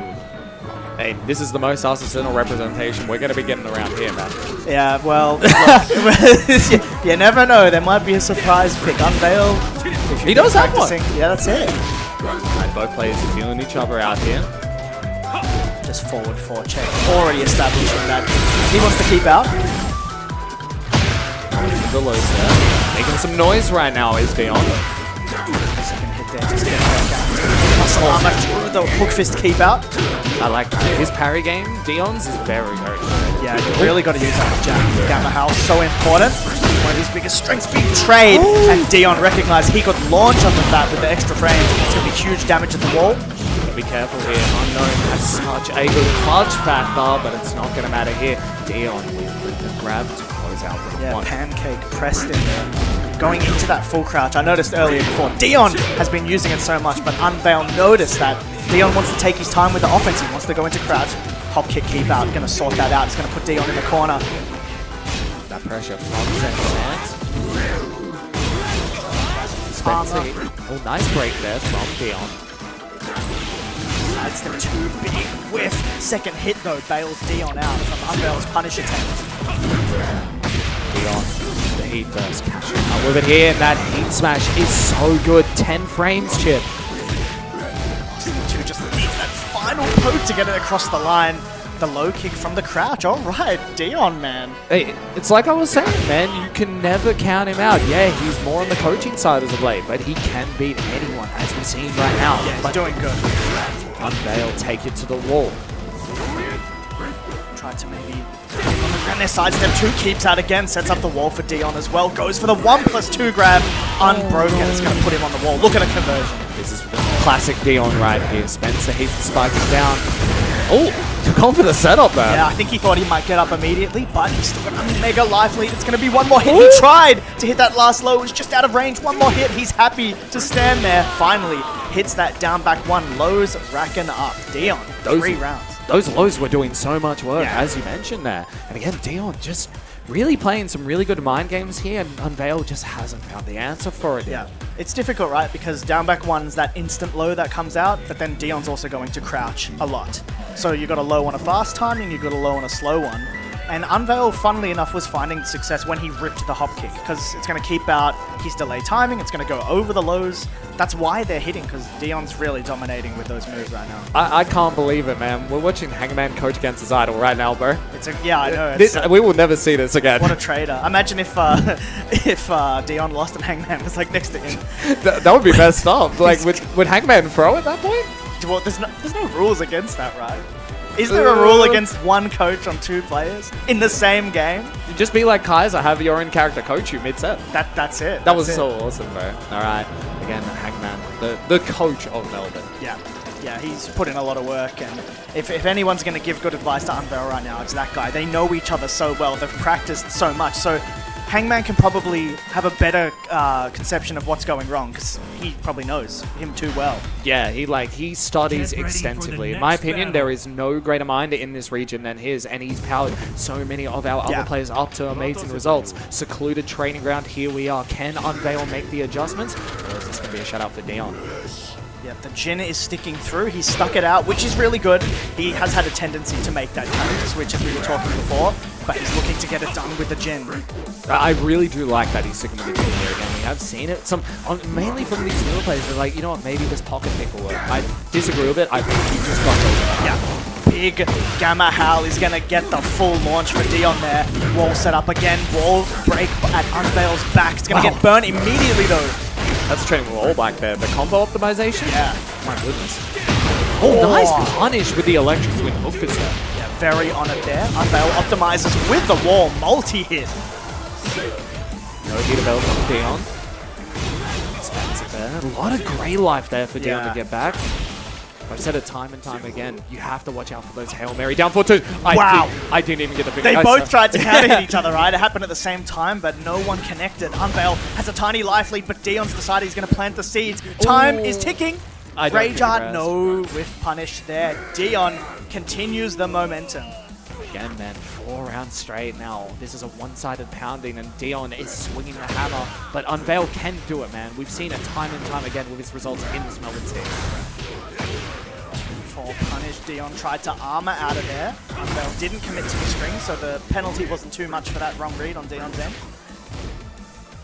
They're just trying to work out how to get in there with into electric wind hook fist. Going to be a good conversion for Unveil here.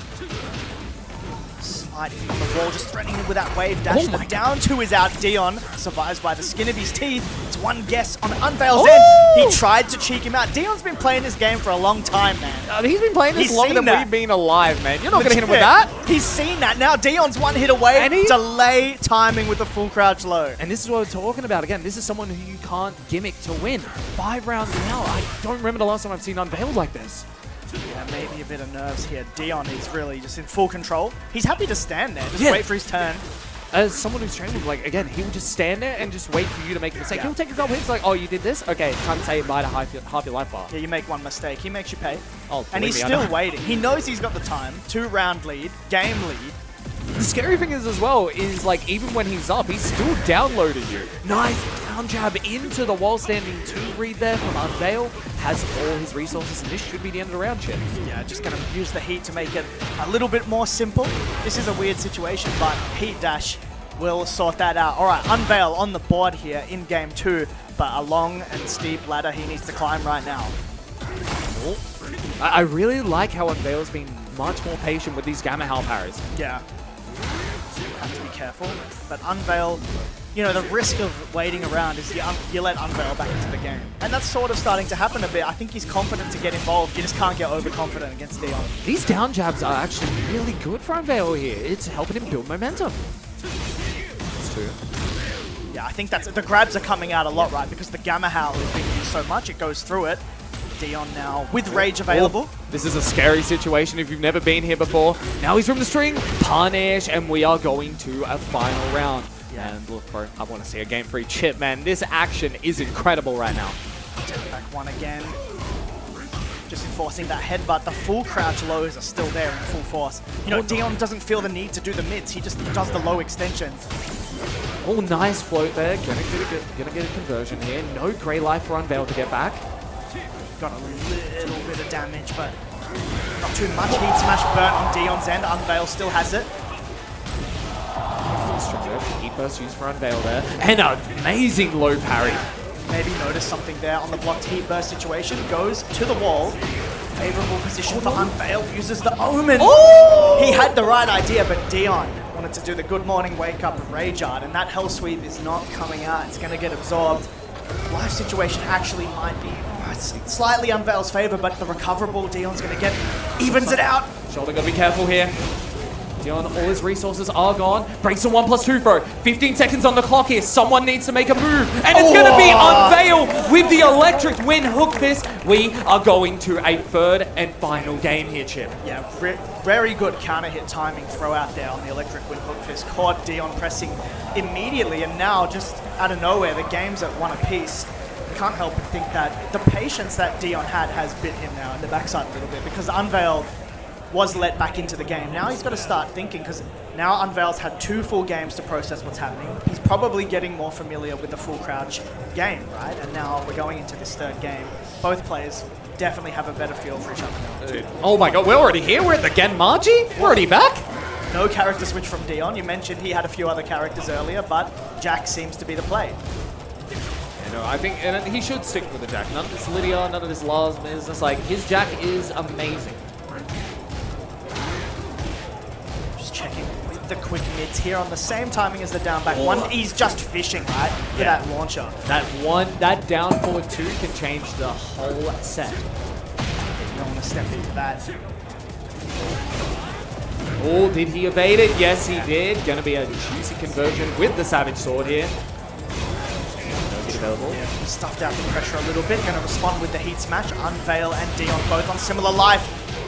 Some noise right now. Nice break on the 2 throw from Dion. 10 seconds left. Punish. Oh, that could have been so much worse. Nice duck. 5 seconds on the clock. What's it going to be? He's going to plant the seed. Plant. No hesitation, and caught his get up with the down jab. Dion really noticed when he had the opportunity and he went all in there. That could have gone horribly wrong there for Dion. And now things are going horribly wrong for Unveil. Dion didn't get the best conversion, and a beautiful low parry from Unveil. Yeah, and I like how he's going to the low parries, right? Because those full crouch lows have extensions. He doesn't have to play the mind game if he parries them. Oh no. To the wall he is. There's an incorporate. Nice punish. Hook fist there. Dion escaped it with the heat burst. Trade unveiled with the Oki advantage here, trying to approach, but Dion, no respect. And I think that's the way. He sensed the wave dash, and now Dion's back on set point.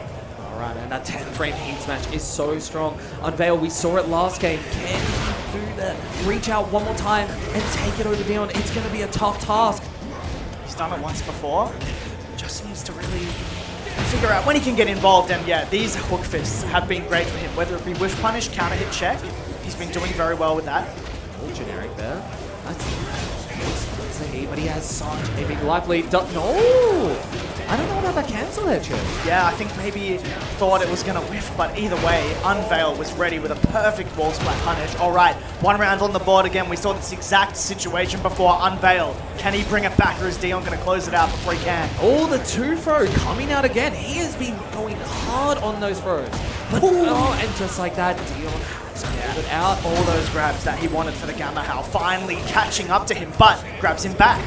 2-throw not broken into the down 2. Doesn't get the guaranteed follow-up he normally would. A loser back. Oh, man, he went for that heat burst so many times. He always done a lot of small tech to get back in there. Nice dog! That was a really great twitch duck. Still had to take the block. The running barge is going to put him on the wall. Dion is going to convert from massive damage wall to wall to wall. What's Yoki? No, he blinds it! He low parries that. I don't know if this will kill because of a low parry scan, but it's going to be very close. I think he thought maybe full crouch low was coming, but either way, he's converted off what he's got very confidently. Dion, though, is still alive with a bit of work to do. Unveil backs off and then does the dash down 4. We're going to final round. He's done it once. Can he do it again? Can he complete the reverse sweep for a second time in this set? Who will it be? Will it be Unveil or will it be Dion? 1, 2, 3. Saw Dion fuzzy for the high there. Just heat burst. Oh my god, floats him out of the air, but couldn't fully convert. He's stomping the ground. Nice heat smash, whiff punish there. Electric wing hook fist. Gets him with the heat smash again, trying to get that momentum back. Looking for the down forward too. Unveil not reaching for it. Nice break. We're halfway through the round. Unveil has a slight life lead. It's so close. Dion tried to send him to the moon. Who's it going to be? They're just dashing at each other's faces, man. Changing the timing, 14 seconds left. Dion's got to get in. Throw broken again. Unveil's just happy to wait. Oh no! Catches him with but the he fork. did convert correct! Homing attack there! He went for the break! He doesn't punish! 5 seconds on the clock! Dion is going to steal the game from Unveil! The composure! Oh my god! Talk about antsy at the end there. Everybody was whiffing all kinds of weird stuff, but in the heat of the moment, Dion still read that down 4 with the perfect option. The low parry, Dion Gray in the closest set I think we've seen on stream today has just taken out over Unveil. It's a painstaking moment for him, man. And he's only going to think about this and get better. He still has his losers run. It is what it is. Yeah. But you can't be hanging on to that. That's one crucial mistake that most players make. Like, I could have won that, and they're still thinking about it going into their next game. I think he played amazing. He really showed how much he's growing there. But Dion, again, you must have forgotten, man. That guy, he's the coach now, and he's still out here. Well, that's taking out top how players. good he is. I mentioned before at the start, he's like, you know, I'm the coach guy, you know, I'm here to have fun, you know what I mean? But his idea of fun is clearly winning. Yeah. He's moving on the winner's side. Unveil will be still on the loser's side, and whoever has to verse that guy has their work cut out for him. I don't think that's going to be the last thing Unveil will see this week. Yeah. He's looked really good, and again, very unfortunate. The low parry read from Dion. Yeah. The composure on him to do that. It was a good option. I think with the amount of life Unveil had, Jack's punish isn't going to kill there. Yeah. Going for low parry and burning the rage art is the play. And there was so much happening on the screen, right? Like we saw Dion whiffing big buttons. Unveil was like whiffing grabs. Like, if I'm not mistaken as well, I believe there was a missed punch opportunity before the low parry from Unveil too, and I saw it. I'm like, oh my god, what's going to happen? Yeah. The low parry just... Dude, that was game 1. Yeah. That was the first game. That's the start of this top 32. If you're not here, what are you doing? If you know people that aren't here that love some good ass oceanic Tekken, tell them to get here right now because it's only going to get better. Speaking of... never mind, actually. Who is this guy? Who is this guy? He's only a BAM winner, baby. BAM 12 champ. Bro, this matchup is crazy. I don't think I've actually ever seen these two play, and this is one of the matchups of all time. It's going to be Yeah. another. This is another New South Wales versus Victoria fan. That's right, yeah. What? Oh, dude. He's actually going for the Kazi here? Well, there might be a little mind game. It's going to be Yaro taking on, as you mentioned, previous BAM winner, Hangman Kid. Yeah, Yaro, especially as of late, man, he's been so on point with his gameplay, and his execution has got to be easily some of the best in the entire region. Oh, the best. I would say it's the best. It's insane. So if you don't know much about Yaro, well, you're about to learn. Oh, no. Wait, is it? No. He's number 4. Okay. That was definitely RDC. that was 100% RDC. I mean, what a way to start off against the master of mind games and mental warfare than RDC him. Yeah, this round start from Hangman, though, it's very telling. Round start chain throw, confidence. Block the hell sweep already, confidence. How's Yaro going to respond to this? Dude, no, you have to get up. Lay right there, figure 4 leg lock. Whoa, went armor there, and the heat smash from King. Catches Yaro. Hangman going to take that first round. One thing here, man, this King matchup right now, this character is so good. As we see with Hangman, showing how well this character can do when you fully optimize it. Yeah, absolutely. Hangman, you know, the style of King has changed. Oh, Oh, no. we're back in the chain grab. Does he? Oh, no! DC! Oh, no! He Stop the finally damn did match! it! Stop the damn match! He It's already finally over, did man. it. Almost killed him, but the King Oki, the cheesy 2-hit low high string. He actually did it, and Yaro actually didn't try to break. I said before on stream, I respect anyone who tries to break something other than RDC because it shows you don't have the ego. You don't care if the crowd screams. You want to win, man. Oh, gets him with the second part of the streak there, and now Yaro's starting to build some momentum here. To do the RDC against someone like Yaro as Yeah. well, that's crazy. Oh, Nice. double though. Hangman ready for the second one. Going to set up the Jaguar sprint, but he's still got some work to do because Yaro has the keys at the moment. Not anymore. Taken off him. Gonna get all that grey back as well. Oh no, can you get out of it? No, this is giving us so much damage, Chip. 101! Guess again. Jaguar sprint cancel. Maybe looking for that rage art. Hangman. Oh, he to close it. It could have been so much worse there. Yaro's just a little quicker. Gotta be careful. Gotta be careful. Players waiting. Who's going to engage first? The down forward 4-4 confirmed from Yaro. All right, on the board. Just trying to get. Oh no, counter hit launching the down one. It's 2 for Yaro. When there are moves like that on the table, using armor feels really scary to pull the trigger on. Damage for trouble. Hangman just trying to get back in there. No wall splat on the side angle. Commits to Yeah. the duck. I like that. a lot.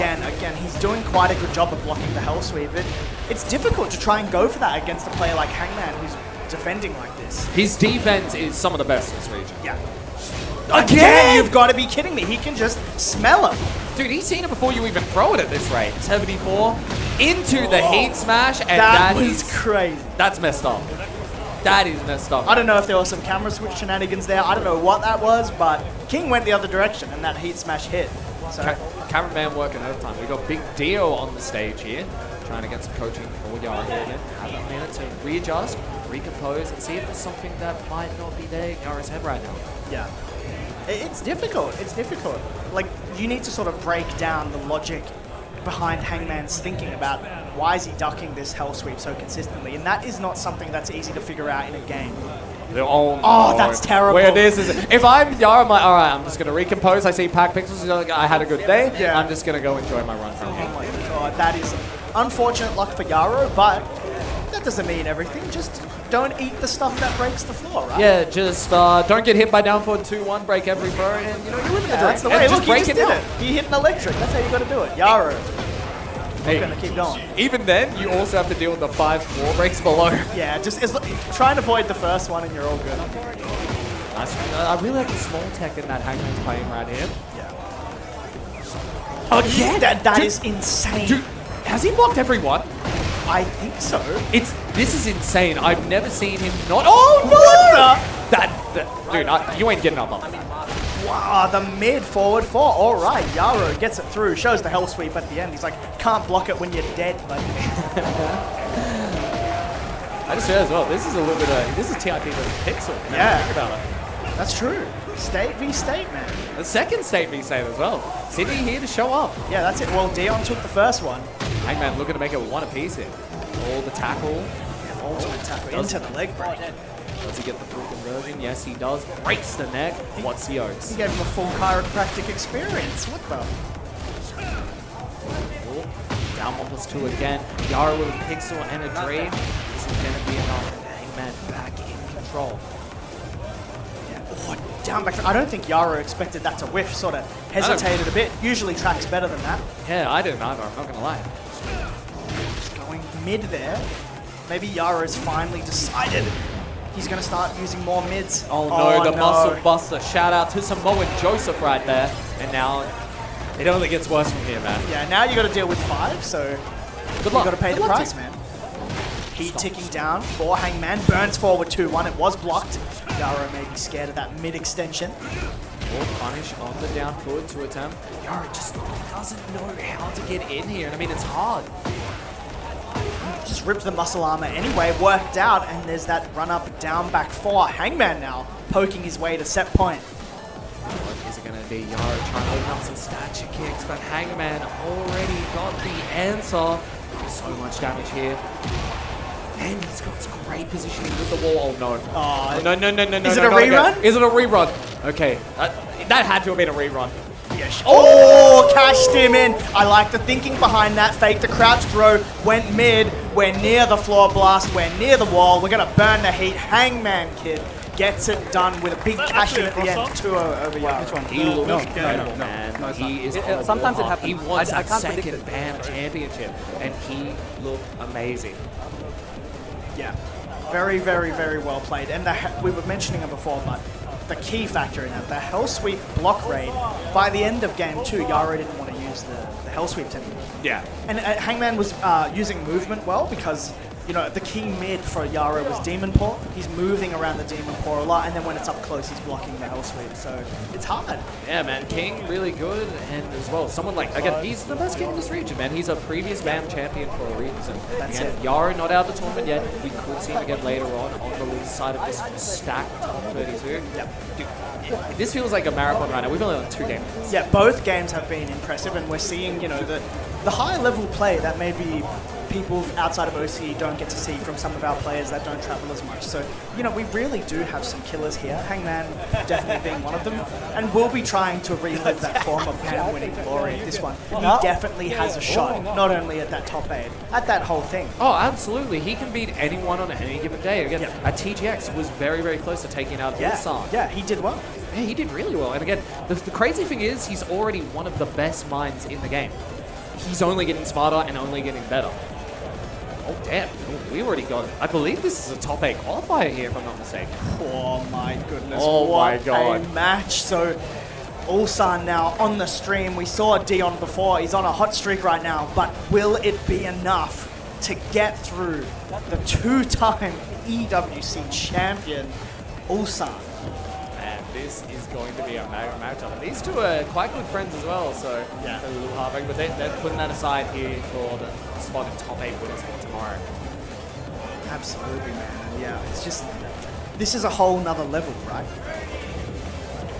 It's going to be difficult for Dion. Sorry, man. We're just taking a look at this bracket here, and I'm seeing some results come through. Some of the games that haven't been on stream, Ulsan taking out Signals, Bobby taking out 4-2 Crackhead, Jojo Scar sending Subject That to is a losers. big one, That's what I right? was saying, man. I was talking about on stream earlier. If you have never heard of Jojo Scar, you're going to be hearing more later. Yep. We are going to be seeing him. He is a killer right now. And you know what the crazy thing is? I only found this out today. He only started playing Tekken more to try and beat his brother. And now look, you're taking He's out... beating everybody You're out. beating up everyone in this region. You're taking out arguably the best player in South Australia like that. That's a big one, man. That's a big one, man.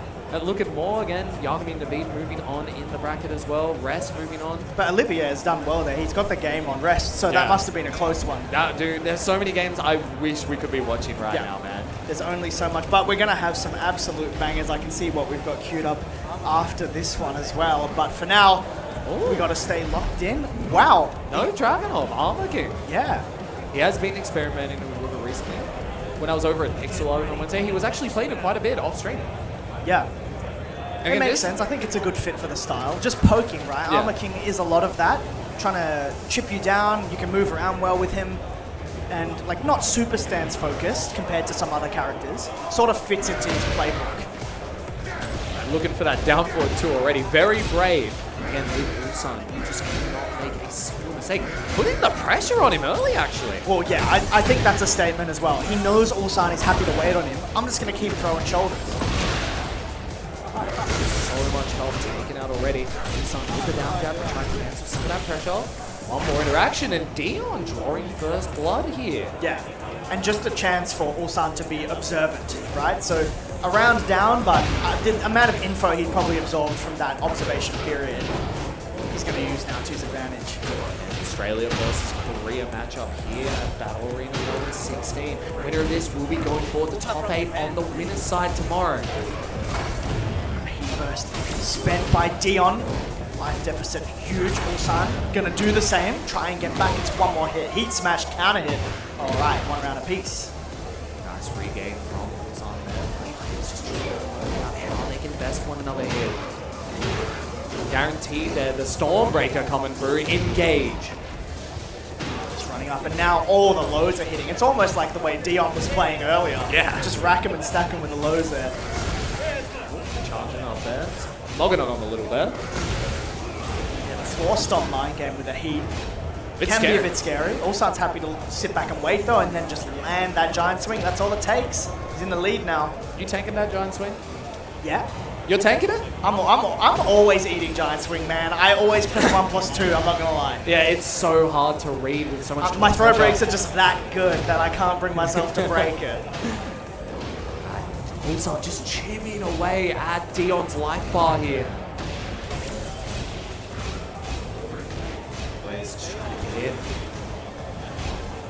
Dion, I was going to say, hasn't really been able to get going with his heat. He says, Yeah. screw that, I'm just going to use a heat smash. Yeah, 10 finally frames. time to just press minus. Press on minus, right? You have to eventually.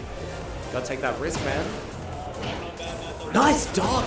He wanted it again. He was able to get a little punish off that 2. One more hit. Thought Ulsan would get up, but the down forward one poke to close it out. Dion now 1 round away from taking the first game. Dude, we're on final round here in Yeah. game 1. This is so back and forth. Yeah, it's really, especially if you're Dion here, a huge opportunity to just get a leg up, right? Yeah. This first game is so crucial. You cannot let Ulsan go at all. You need to stop him at all costs. Take it to the wall.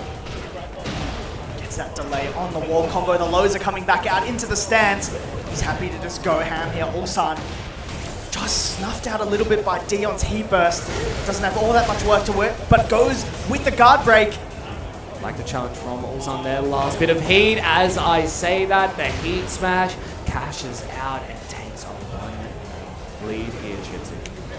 Yeah, the Armor King looking good, man. Just happy to be patient. I think the key thing about a player like of Ulsan's level, right? He's seen it and done it all. He's played in everything. He's won almost everything. So, you know, that might be a scramble situation for another player with that situation towards the end of the round there, but he looked pretty confident and knew he was going to take it, how he was going to win. You saw it last week. We're going to the Baobab Horizon stage, opening up a bit, changing the dynamic. Can Dion use that to his advantage? Alright, Baobab Horizon here. Can Dion regain? Again, Australia versus Korea matchup here. Who is going to take it? Straight into the chain throw. Shout out Hangman. Oh, gets out of it there. It's like no chain throw for you, buddy. Oh, down 4-2 quad. Ulsan moving to the left. Great read by Dion. Gonna get to the wall. Just. And just hammering the lows there. Plus frames. Nice. Counter hit with the heat smash there. 59 damage for the trouble. All 10 frames? You're joking.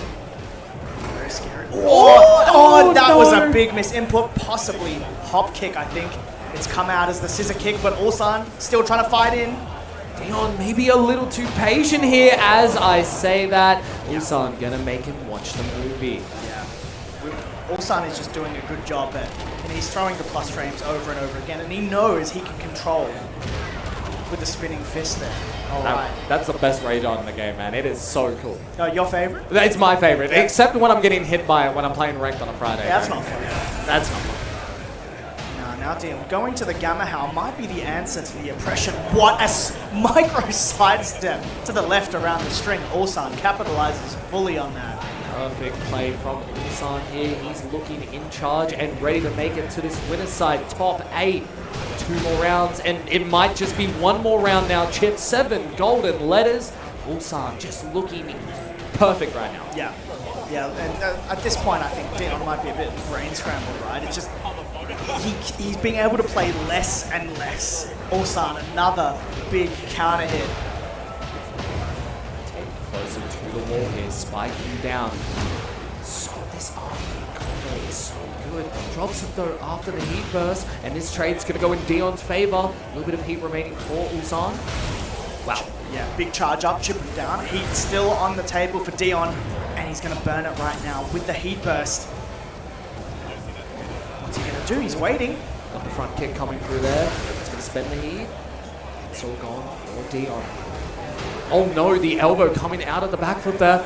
Looking for that Hail Mary down forward to Ulsan. We'll see you tomorrow. Winner's side, top 8.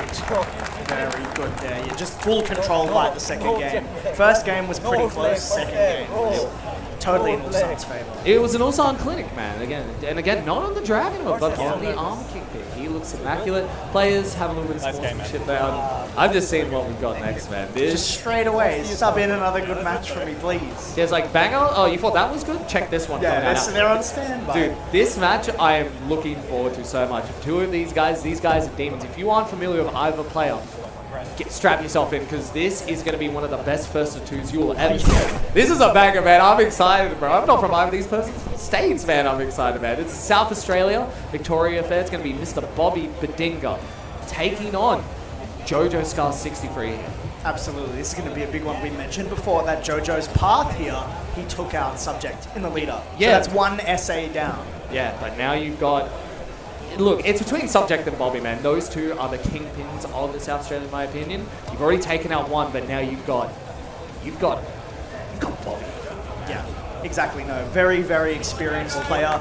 This is a very important event for Bobby. He's someone that I think he's explicitly stated, and we've seen, he traveled, he was at Omega. Yep, came down recently, took out the Omega 64 dojo. Very, very strong performance there. Yeah, so he's on the grind right now. He wants to get the points, he wants to show what he can do. This is really like the year to gun for it. Yeah. So a result for him here is definitely super, super important. It's going to be one of your best shots outside of, also, I mentioned before, we have OHN later as well. Yes, Another challenger shout out in your backyard. Shout out my man Yusuf, bro. You want to do well in both. For a player like him, for what he wants to achieve, he needs to go through here on this winner's side. But Jojo, if you're going to take out Subject, you're looking down a very scary barrel. What a way to make a name for yourself. I believe this is his first BAM as well. Yep. And to take out the names you are as such a fresh face, we really saw him, I think, really burst onto the scene at RMIT at the LCQ last year. Yeah, that's right. Yeah. For me, that was the breakout moment where I thought, whoa, like, hang on a sec. For me, it was when I thought I was going to win my first flightless, and then he came along and was like, no, buddy, you're not doing that. I'm like, oh. Okay then, and then you've just seen him. The scary thing is, he's only getting better. Yeah. He's still so new to the scene, and he looks like a killer. But Bobby is here to try and put a stop to the momentum that he has brought as of late. I'm so excited for this one, man. Yeah, this is crazy. This is a banger. It's going to be Hey Hutchie versus Raven, Jojo Scar versus Bobby. Winner of this. Top 8 tomorrow. The stakes have never been higher. Who is it going to be? Standing 2 check. Bobby is very good at playing around the timing. Jojo Scar seems on it with a whiff punish. Step left into electric, sets up the wall. Look at the damage. And these guys are not strangers to each other as well. Again, they do play quite often in the online tournament brackets. Again, going at it at the highest tier of rank here at OCE. So this won't be a knowledge check like some people say with like characters like this Raven matchup. Loving the hellfire there from Bobby. One more mix. What's it going to be? Just went from mid-poke there. Electric, though. It's going to get some good damage for Jojo Scar. And smartly opting to play the Rage Art while he can. Yeah. Going to get that life back, deal max damage, and at least even the odds a little bit in terms of life. Right, what is the Oaks? All that grey is basically back. You've got to be so careful. Loving the movement here. All punish on the wall, standing 1, and that is going to be dead. Bobby drawing first blood here. Yeah, an important counter hit for them there, and a very important block on the second hit of that Hell Sweep. Had he would have taken that, he would have lost that round. Nice block, perfect punish with the wall standing 4-4. Be careful. And Bobby really likes to bait with that. As I say that, and that season 3 change as well. Important new move. That was cheeky, by the way. Jojo saw the whiff, wanted to punish. Bobby like, came for bars. He said, thank you, man. Appreciate that. I'll take it. It's a bit more heat. Down jab to steal the turn back. That heat smash is going to connect. It's going to be one mix for Bobby. We're going to go mid. All right, 2 rounds straight. QZ have 1+2 there. And something that's really important as well is Jojo might not even be able to get that warrior instinct out at this point. Well, Bobby has just shut him down. Yeah, he missed the opportunity to activate heat last round. That's one less stack that he needs to get involved with the warrior instinct. Bobby out of here now. Jojo Scar, you have to place a perfect Tekken if you want to make it to the next part of this game. He'd engage into the corner, didn't opt to go to the Thunder stance there. Down back 2-1, into the 1 for it right there. Rage here, what's it gonna be? Nice float. Yeah, important. Damage isn't going to be crazy, but Still crazy damage for a float, 60 damage. that is actually absurd. I take it back. Looking at you, Heihachi. Gotta be careful here, man. Nice block. No! Not the low. He was looking for Jojo Scar with a incorrect punish. Bobby's going to walk straight into that open door, taking that first game. Very uncharacteristic there. Jojo Scar has been duking out with the best that this region has to offer. So seeing that there, I was actually really, really surprised. Maybe it could be a little bit of a nerves thing. You've never been on this stage before. You're 1 game from qualifying for top 8 on the winner's side. Yep. You know, it can happen. Definitely, definitely. But Bobby looking good right now. Does this Hangman guy coach everybody here, or what? Dude, what are his rates? Dude, I want some coaching from him, man. Hey, I know he's selling that metabyte soon, bro, so don't sleep on that. You want this man behind you to improve on your Tekken mind. I just want to know what he's saying, man. We need a Hangman mic here.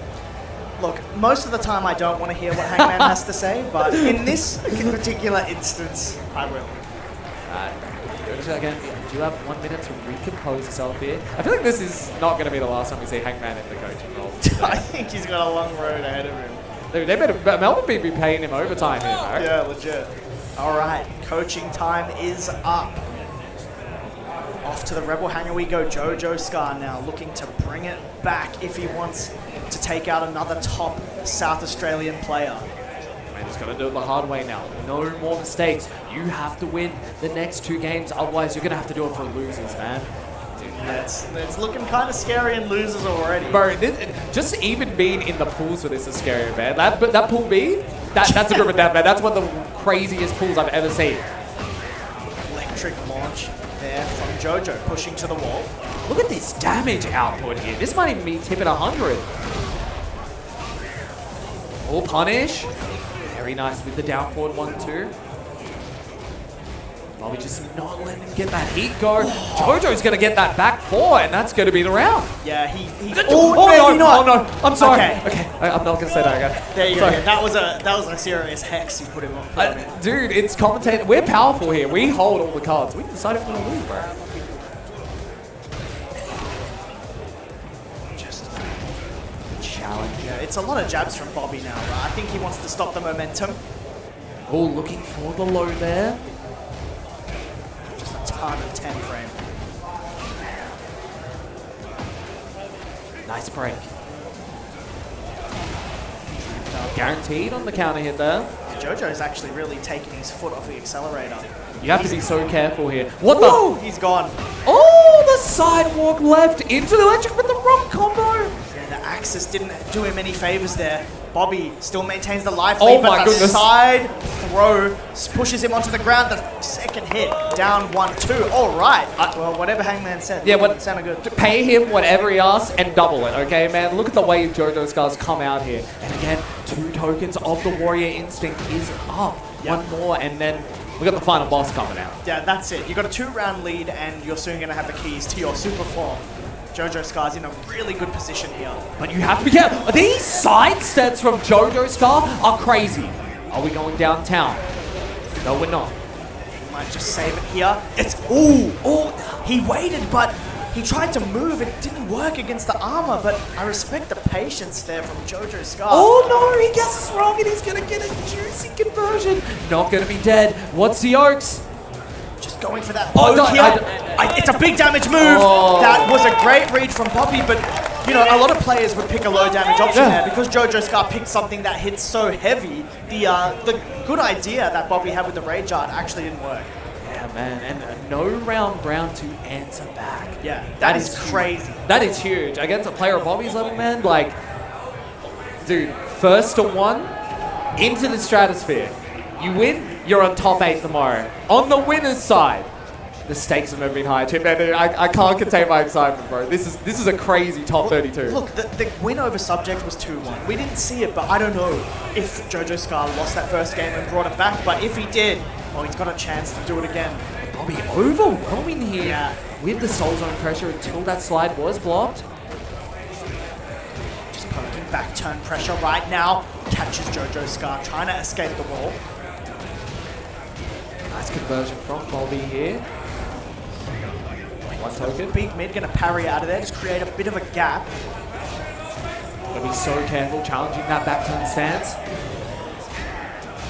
Nice duck on the down back 2-1 there from Jojo Scar. No heat available for both players. Rage available for Jojo Scar.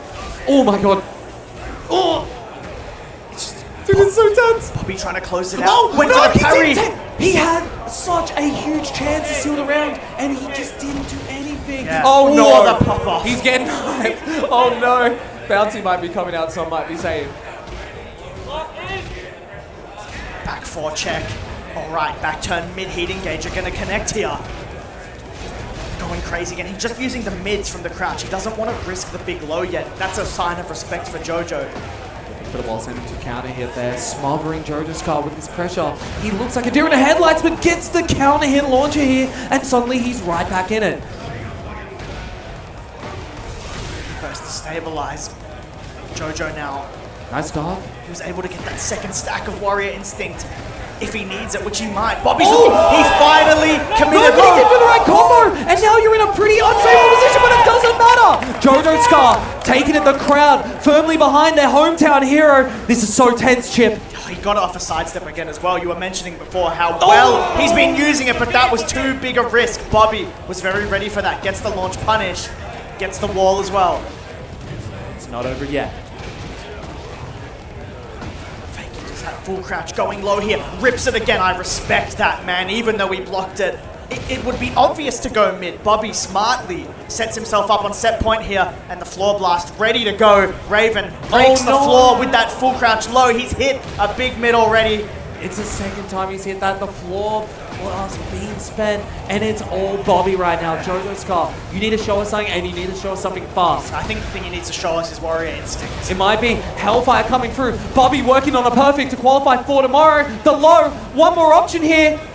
And that's it, Bobby qualifying. Bobby's getting a little hype. He qualifies for top 8 on the winner's side. Jojo Scar, unfortunately, going down to the loser's side. And man, look, he's here with a point to prove it. He really, really showed that. Yeah, absolutely.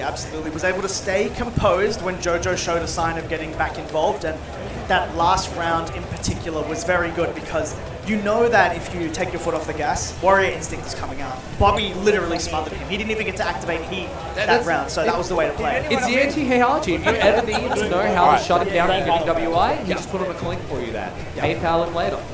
That's it. Dude, did you just see who we got next? I did. This could be, a top 3 match. This could be something we see at the end, but the way the bracket has been formed, we're seeing it super early. It's going to be a Victorian classic, if you will. It's going to be Yagami versus Chand and Y.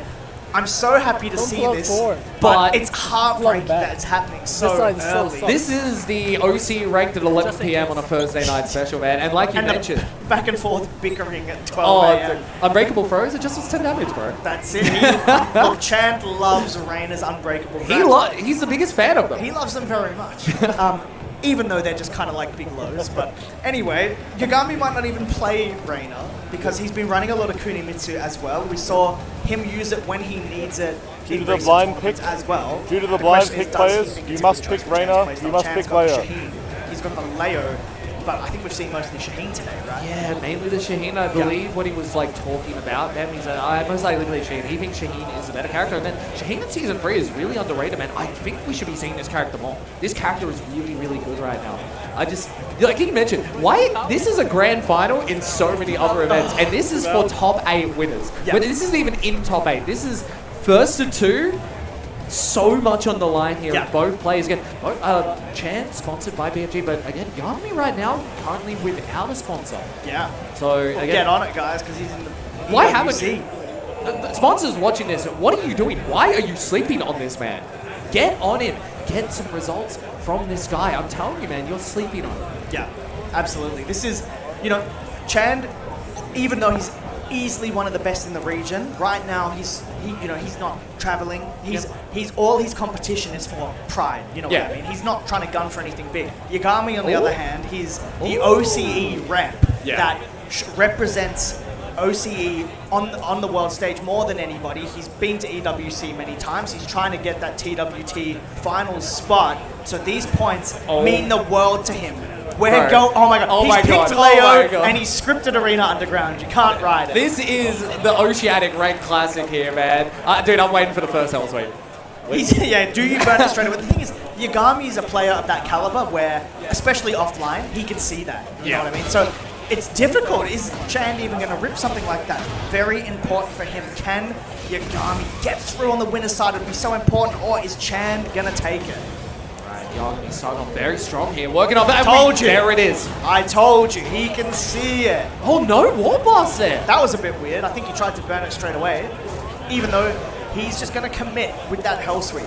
Yagami, he's been playing out of his mind lately as well. And free time at EWC. Yeah, he's qualified there. He qualified through Soup this year in Korea with 4th place in one of the most stacked events I've ever seen. You got to see that in person. I did. That must have been amazing. I watched the top 8 from my bed because I got sick. But Sorry. it is what it is. Oh, now Naveen, Chan trying to get that momentum, deleting Yagami's health bar a little. Nice challenge from Yagami right there.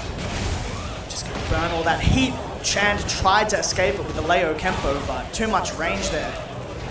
Oh, he knows that's coming. Well, of course he's gonna do it. He punished his -15 with grab when he's back to the Wall Blast. From Sensei. Nice challenge from Yagami with the counter hit Demon's Breath. Oh, mixing up the throws now. No full War Splat. Goes mid-war. He's slightly angling to the Wall Blast. Yagami escapes with the buttons forward 4. Again, does the trick. All right, Yagami 2 rounds up now. We haven't even had a Wall Blast, have we? No, we haven't. Hasn't had the chance, really. I think Yagami's been too on it with the Hell Sweep. Going mid there, just using the mental frames to hit the block low. Oh, doesn't normally seem to be converted with the heat burst there. Actually did that. Maybe didn't believe. Didn't want to do it. Yagami's in a very favorable position right now. Good patience from Chand here. His back's against the wall. He puts Yagami in the rage. The Rager, did he press? Yeah! Wow! And he spent the heat too. So now that's off the table, and this is going to be a lot of damage heat, Chip. Yeah. It's going to be a ton. Similar live situation. I think Brewing, Chand has a little bit more to work with. Big counter hit there. Chand tried to keep out. He wasn't ready, and he sidewalks around the Hell Sweep. All right, Chand with the lifeline and great movement. Stays in it. The shots of the back variety coming out and clutching up. Dude, this is so back and forth. Electric Wind God kick coming out. Oh, there's one. It's 20 now. This one's 20. That's the double. Yeah, it's not the big 35 at the wall. You don't want to be eating that. Yagami is really putting the pressure on. Just like that, they're very, very close to being even. It's a Wasson 4-4. It's another 20 damage coming your way. 4-2, just happy to wait. Doesn't need to overcommit. Heat burst Oh trade. my goodness! Big down forward 2 though. A great decision from Chand to track Yagami's movement. Here, I'm not spending the heat here. Spending the wall, and it's mix after mix. One more interaction. What's it going to be? Nice block from Yagami. This is guaranteed, and he's going to take the round and the game. That is insane. Yagami, great defense there, but that is one of the strengths of Reina. It's so easy to forget that a 13 frame while standing punish with her is a heat engager, is a heat dash. And Chand did pick a -13 or more load, and Yagami capitalized fully. Most people would have panicked, done while standing 4-4, but he did his 13 frame heat dash punish and closed it out. He's taken the first game. He's the best trainer in the world, man. Like That's it. He is the gold standard of this character. We're seeing exactly why right now as he's taking down Chand and Wyatt. But again, you can't count out Chand. Absolutely not. If anyone's going to bring it back, it's him. He's had results in the past at BAM2. You know, BAM13, he came third. He beat Nee in a game with Leo. He did very well. So if anyone can do it, it's him, especially offline where he thrives. Yeah, this is the Naveed environment, man. But just like that, it's also Yagami's. Yeah. Yeah, he's still going though, man. It's really looking like his zone at the moment. Nice challenge there, gonna get the spike with the heat burst. The full execution coming in clutch. Take you to the wall. Oh my goodness, that stop is so cheap. Yeah. Finally, he landed a hell sweep, put it in maybe a weird spot, ripped something, he didn't rip the heat dash, and he's gonna sidestep right around Yagami's heat burst attempt.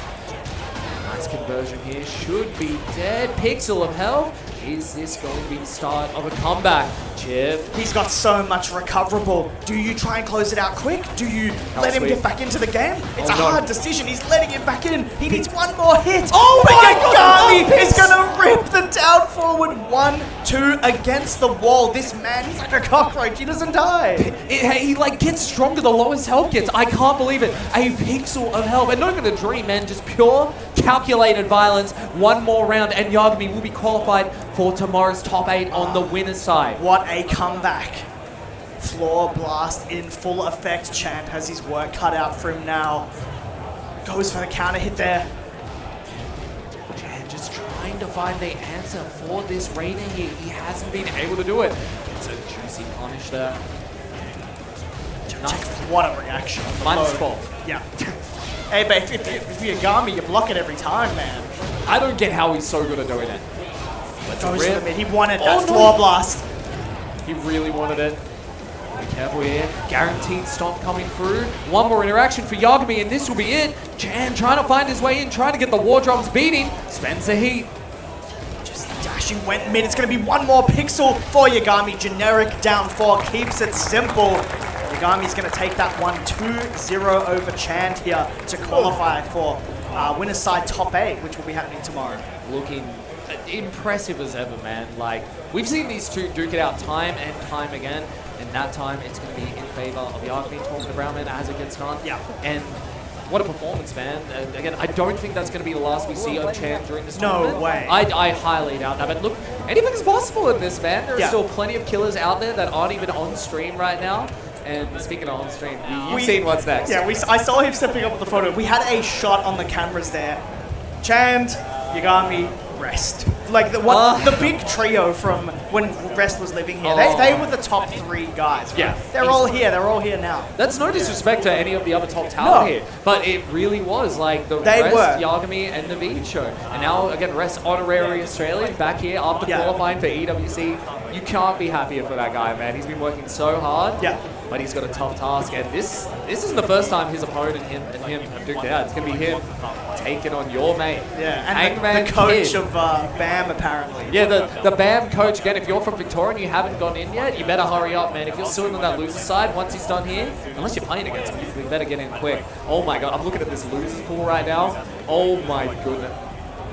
Looking at some of these results. It's just a lot happening right now. We've got queued up for you later. JoJo's coming. Weepix will be going. Bro. Weepix is just Look at that one. We got Dion Gray and Dimmy going at it. what a bunch of characters. Man. This tournament. Again, if you're not watching this, what are you doing? Get in here. Show your support to not only your boys, but all of the Oceanic scene. Here we go. Our final winner's side top 8 qualifier. Who is going to be on the winner's side tomorrow? Will it be Melbourne's very own Hangman Kid, or will it be Korea? Rest.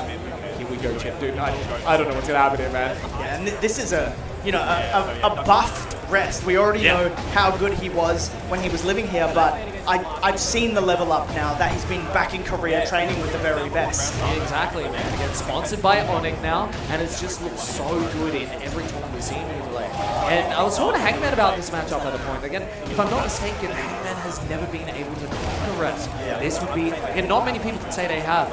Hangman, if this is the time you want to do it, you better make it count. Absolutely. This is going to probably be your one chance. as he lands the giant swing. Right now, Hangman is looking very solid. Yeah, this is the best he's ever looked. Down back 2. Connecting fully. He's really running away with the commits to the RKO. We don't see him use it very much, but I think he's bringing out all the new stuff he saves for the big guys, you know. Dude, he's been learning Korean lately. He has. I think he's come back from a Korean training camp. I was like, has he been listening to Rest's secrets about Tekken? Possibly, man. And natural in heat with the armrest 4-3. Dash giant swing. Great break from Rest there. Looked like Shining Wizard. Yeah, I'm not going to lie. I'm eating that and I'm going to be complaining about King on Twitter, bro. That's it. For that one. Dark how they run through there. It's very rare we see Rest in a position where it looks like he doesn't know what to do. Sidestep. Oh, wow, it actually clipped him there. Wow. Oh. Yeah, the backwards Jaguar step to get that heat smash with punish, but Rest knew Hangman's assignment and interrupted it with the while standing 4-4. Rest is someone you can't count out. No, that wasn't a counter hit, so you can duck that on hit. And now Rest is more than happy to take Hangman to the wall and dish out some damage to that life bar. Oh! He had the counter hit, but didn't believe in the confirm. Rest given another shot. Walking to the back, couldn't quite fully convert though. Oh, Jaguar step back. Hangman just getting up in his face and just like that. Ooh, is it? Want to fix it? That is it. Good job. I realized. Dude, we hold a lot of power up here. Final round here in game 1. Rest working on a reverse sweep here. Big with the mid. Hangman didn't bite. Got the punish for it. Nice block on the low there. Hangman just, playing that really small Tekken game up until that run of Shining Wizard, rather. Oh, he got it again. Second time's the charm. Getting it on counter hit. And now Rest set to do big damage, maintaining that wall position. How is Hangman going to get back into this game? Oh, wow, no, that was great. The delay as well really threw him off. Hangman has the lead. Burns his heat. Will Rest do the same? Yes, he does. Heat dash. Spencer down forward 2 again. Doesn't hit. Launch on normal hit. Both players waiting for an opportunity. He didn't believe that. Yeah. So good. Thought he would recover maybe. Hangman still has a tiny life lead. Time is ticking. Oh, no. And finally, we see the chain throw. Goes not dead. What's the Oaks? One more hit. 10 seconds to go. He Pixel just needs alive. anything. He gets the trade with the 4-4-4. Hangman, very smartly played. I particularly like the option of chain throw because he picked the option that wouldn't kill, which doesn't sound like a good idea, but it's like unbreakable because Rest wants to break an option that's going to kill him. So I really do like that from Hangman, and he was able to then use that sliver of life that he needed to kill Rest with to get it over the line. He's done very well here. He's up a game. Hangman, again, like we said, has yet to be able to slay the demon that is Rest. He's one game away from doing it, but again, Rest, as we know, world class. He can beat anyone on any given day. Yeah, for players at his level, wow, a great Giants win, by the way. For players at his level, this is just time. A game loss doesn't matter here. It's extra time. Is he going to use it? Down 4-2 counter hit. Taking the wall, spikes him down. Wow, that hit him so off axis, he was in back turn. That was crazy. Rest drawing first blood here, game number 2. Very weird interaction there. In Rest's favor, able to get it. Hangman just fishing with those down forward 2s there, going for the forward neutral 2-bar. Here come the plus range Rest. Just trying to put the Warang skills to use. Again, he's fishing for that down forward 2. Yeah. He hasn't really been able to get it going. Yeah, it's difficult. It's hard, especially with Rest in front of you, right? And just like, we'll talk about how close that game 1 is. Rest suddenly is just so in control of this set and is already up 2 rounds. No break. Hangman thought he might eat something on the guaranteed counter hit.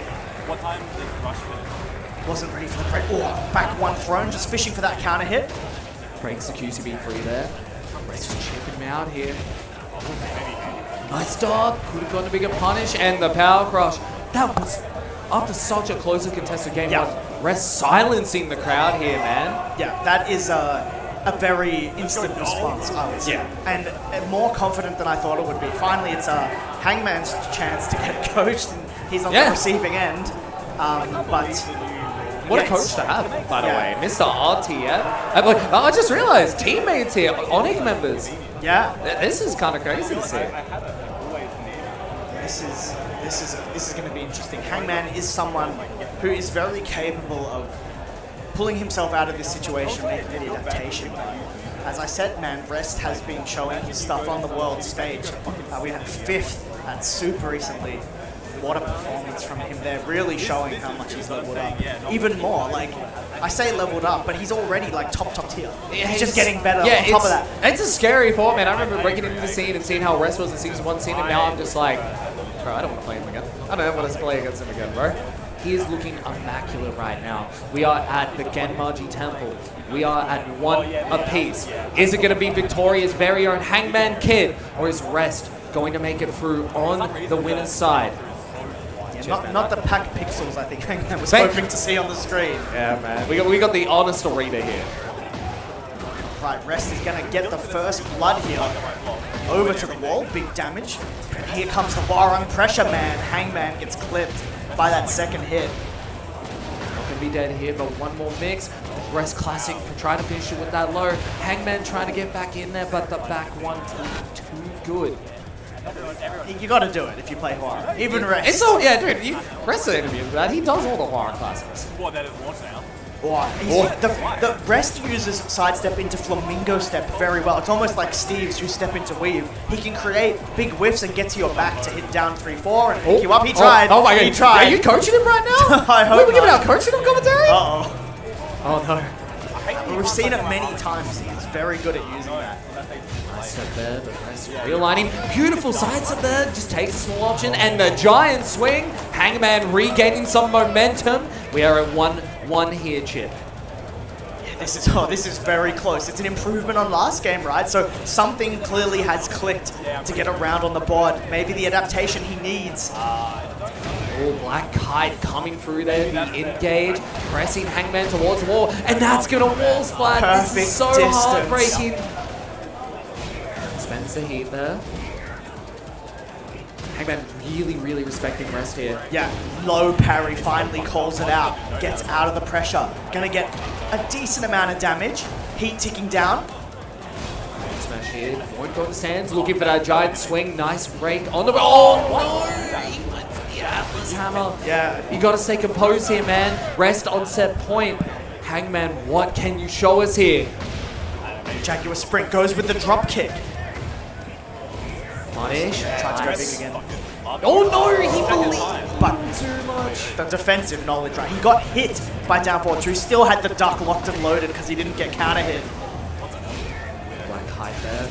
No, he tried to spike him down. He's gonna get the wall splat. Rest looking for one more interaction and takes out Hangman to qualify for top 8 on the winner's side. Hangman going down to losers again.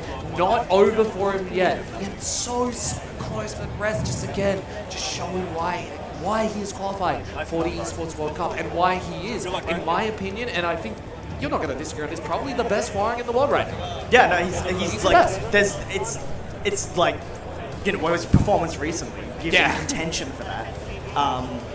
But yeah, what a performance as well. Important points for him. Yeah. We know Rest travels. We know he's going overseas everywhere, so it's important, man. You got to make the most of the challenges you're allowed. You get your 2 best challenger performances count for your TWT points. So Everyone's vying for him right now. We got the challenge with having OTB happening over in Europe right now, Yep. like same time. So everyone's traveling, trying to get those crucial Yep. points as we draw closer to the TWT finals.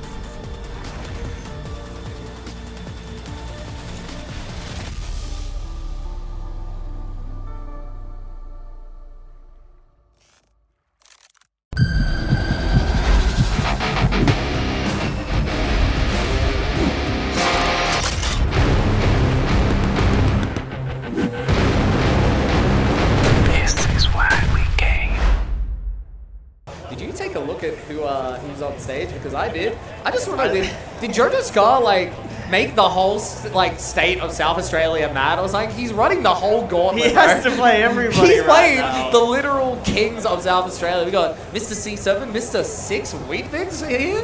Yeah. Dude, this is crazy. What guy is this going in? Jojo Scar. I can't believe his run take, but just how composed he's looked doing it too. Absolutely. and Wheatbix, on the other hand, as well, like, is someone, you know, we probably haven't seen as much as we used to. Yeah.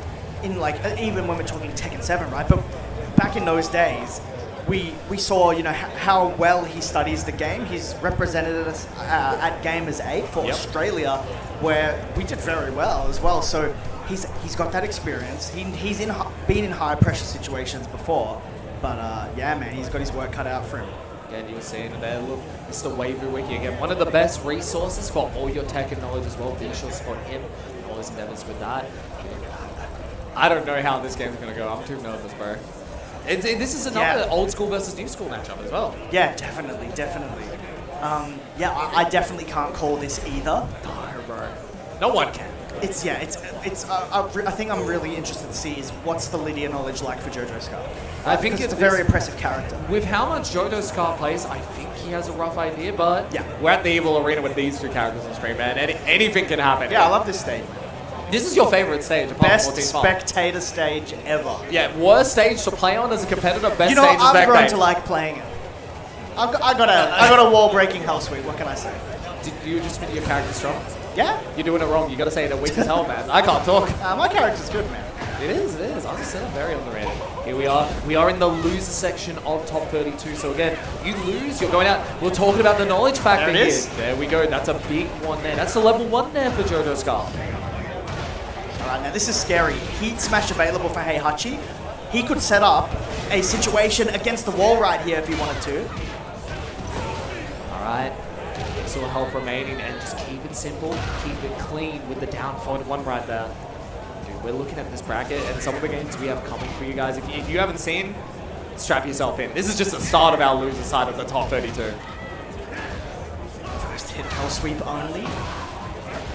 This time going mid, and Wheatbix, he's playing very patient, which is good, but also on this stage affords your opponent the chance to get important stage stuff. What a block and punch from Jojo Scar.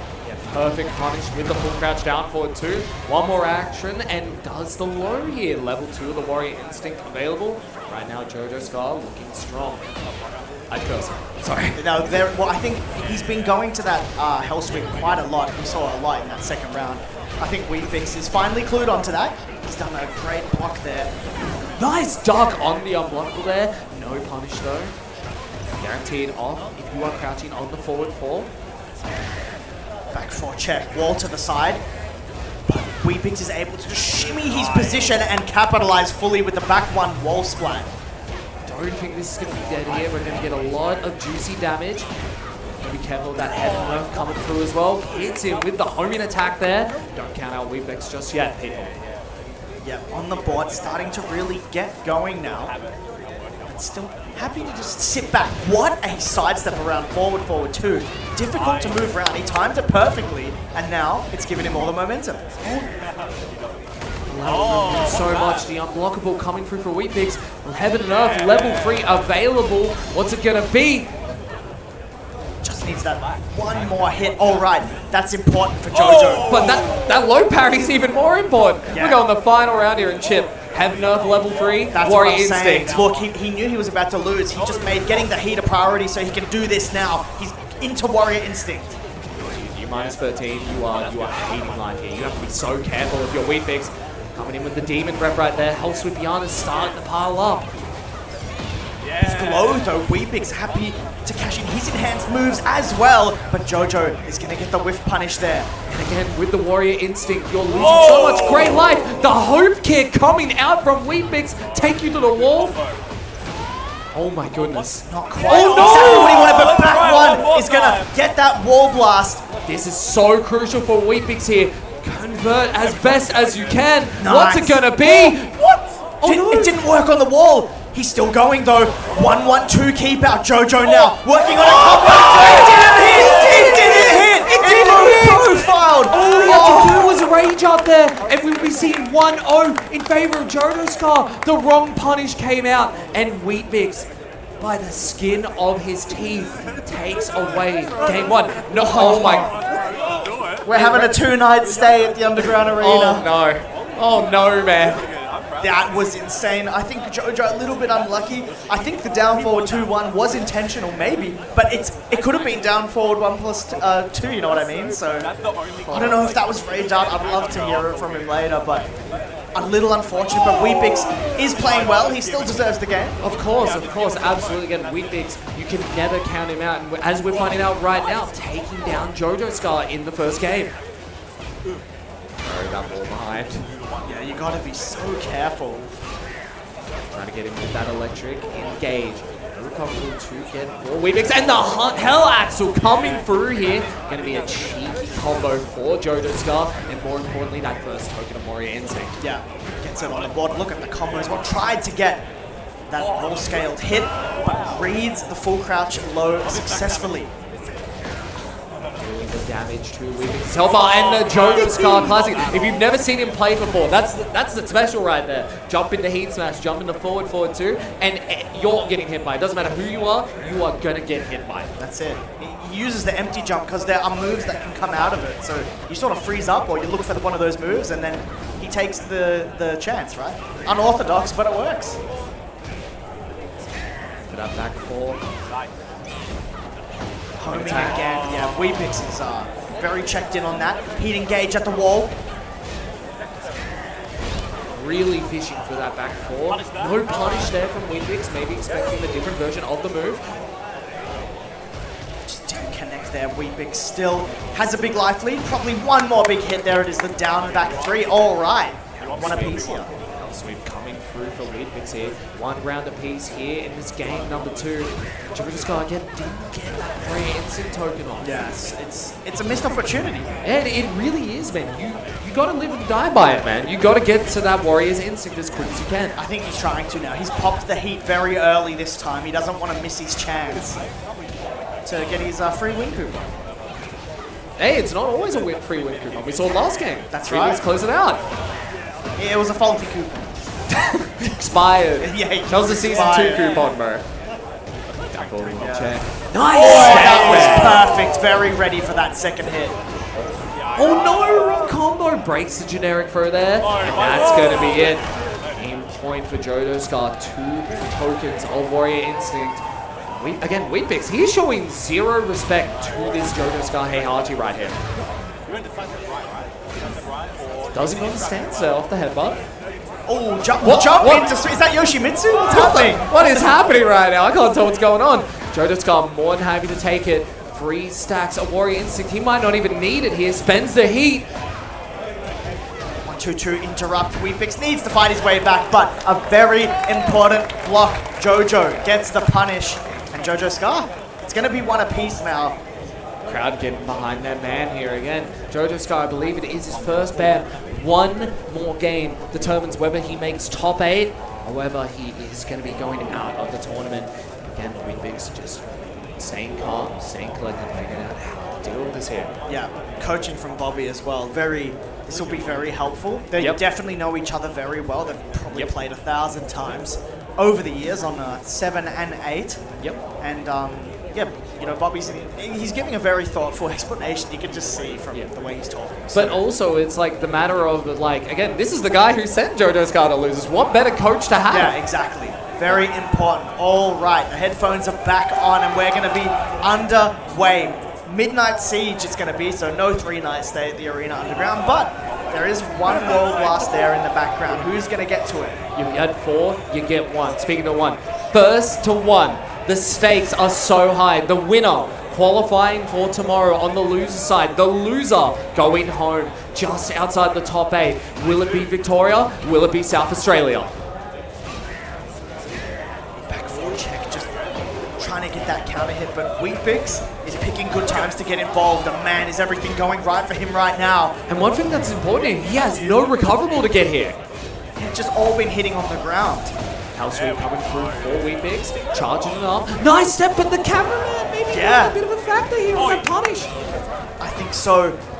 Weebix goes double low. All right, in the lead here. This is too tense, man. I can't handle this. Chip, I can't handle this, man. Imagine what they're feeling. Low parry, very important. Jojo Scar puts Weebix onto the wall. Stop coming out in that wall combo there. Down jab to cancel the pressure. Those lows are doing so much for Weebix. Yeah. He's able to hit a lot of them. I think that's a... Maybe he tried to get tricky there. He tried but failed, but he's not going to fail with that electric punish right there. 2 stacks of the Warrior Instinct. A lot of damage coming through for Jojo Sky. He's got the wall spot there. Alright, with the sliver of life, Weebix is able to get into heat, but Jojo Scar retaliates immediately with while standing 4. Back to level terms. Alright, 1-1, 2 stacks of WI there. The wall standing 2 coming out into the Hell Sweeps. Again, I really like this strategy here from Jojo Scar. Life, alright, into the heat. Oh my goodness, the sidestep left into electric, but no, he botched the combo, and Weebix is happy to take advantage of it. One damage coming through. Oh my goodness! Twitch duck. But he didn't get the wall splat there. Yeah, didn't get as much, but there's that Wind Guard Fist connecting. Heat Burst. It's not only to stabilize, but to lock in the Warrior Instinct. Alright, Jojo Scar is on set point. Warrior Instinct is on the table. Is it now or later? Is the coupon gonna be valid here? What's it gonna be? Just chipping away at Weebix. It's like, you know what? I might not even need that coupon. Ooh, speaking of coupon, Weebix cashes in. The counter hit there on the second hit of the string. Pushing to that wall. Nice sidestep left into the perfect electric from Jojo Scar there. Spikes him down and he's doing so much damage here. So much pressure. What's the mix? Doesn't go stands, wants to keep it safe. He's got the life lead. Oh, sweep blocked and launched. Live by the Hell Sweep, die by the Hell Sweep. Jojo Scar now on the back foot with his back against the wall. For that back four.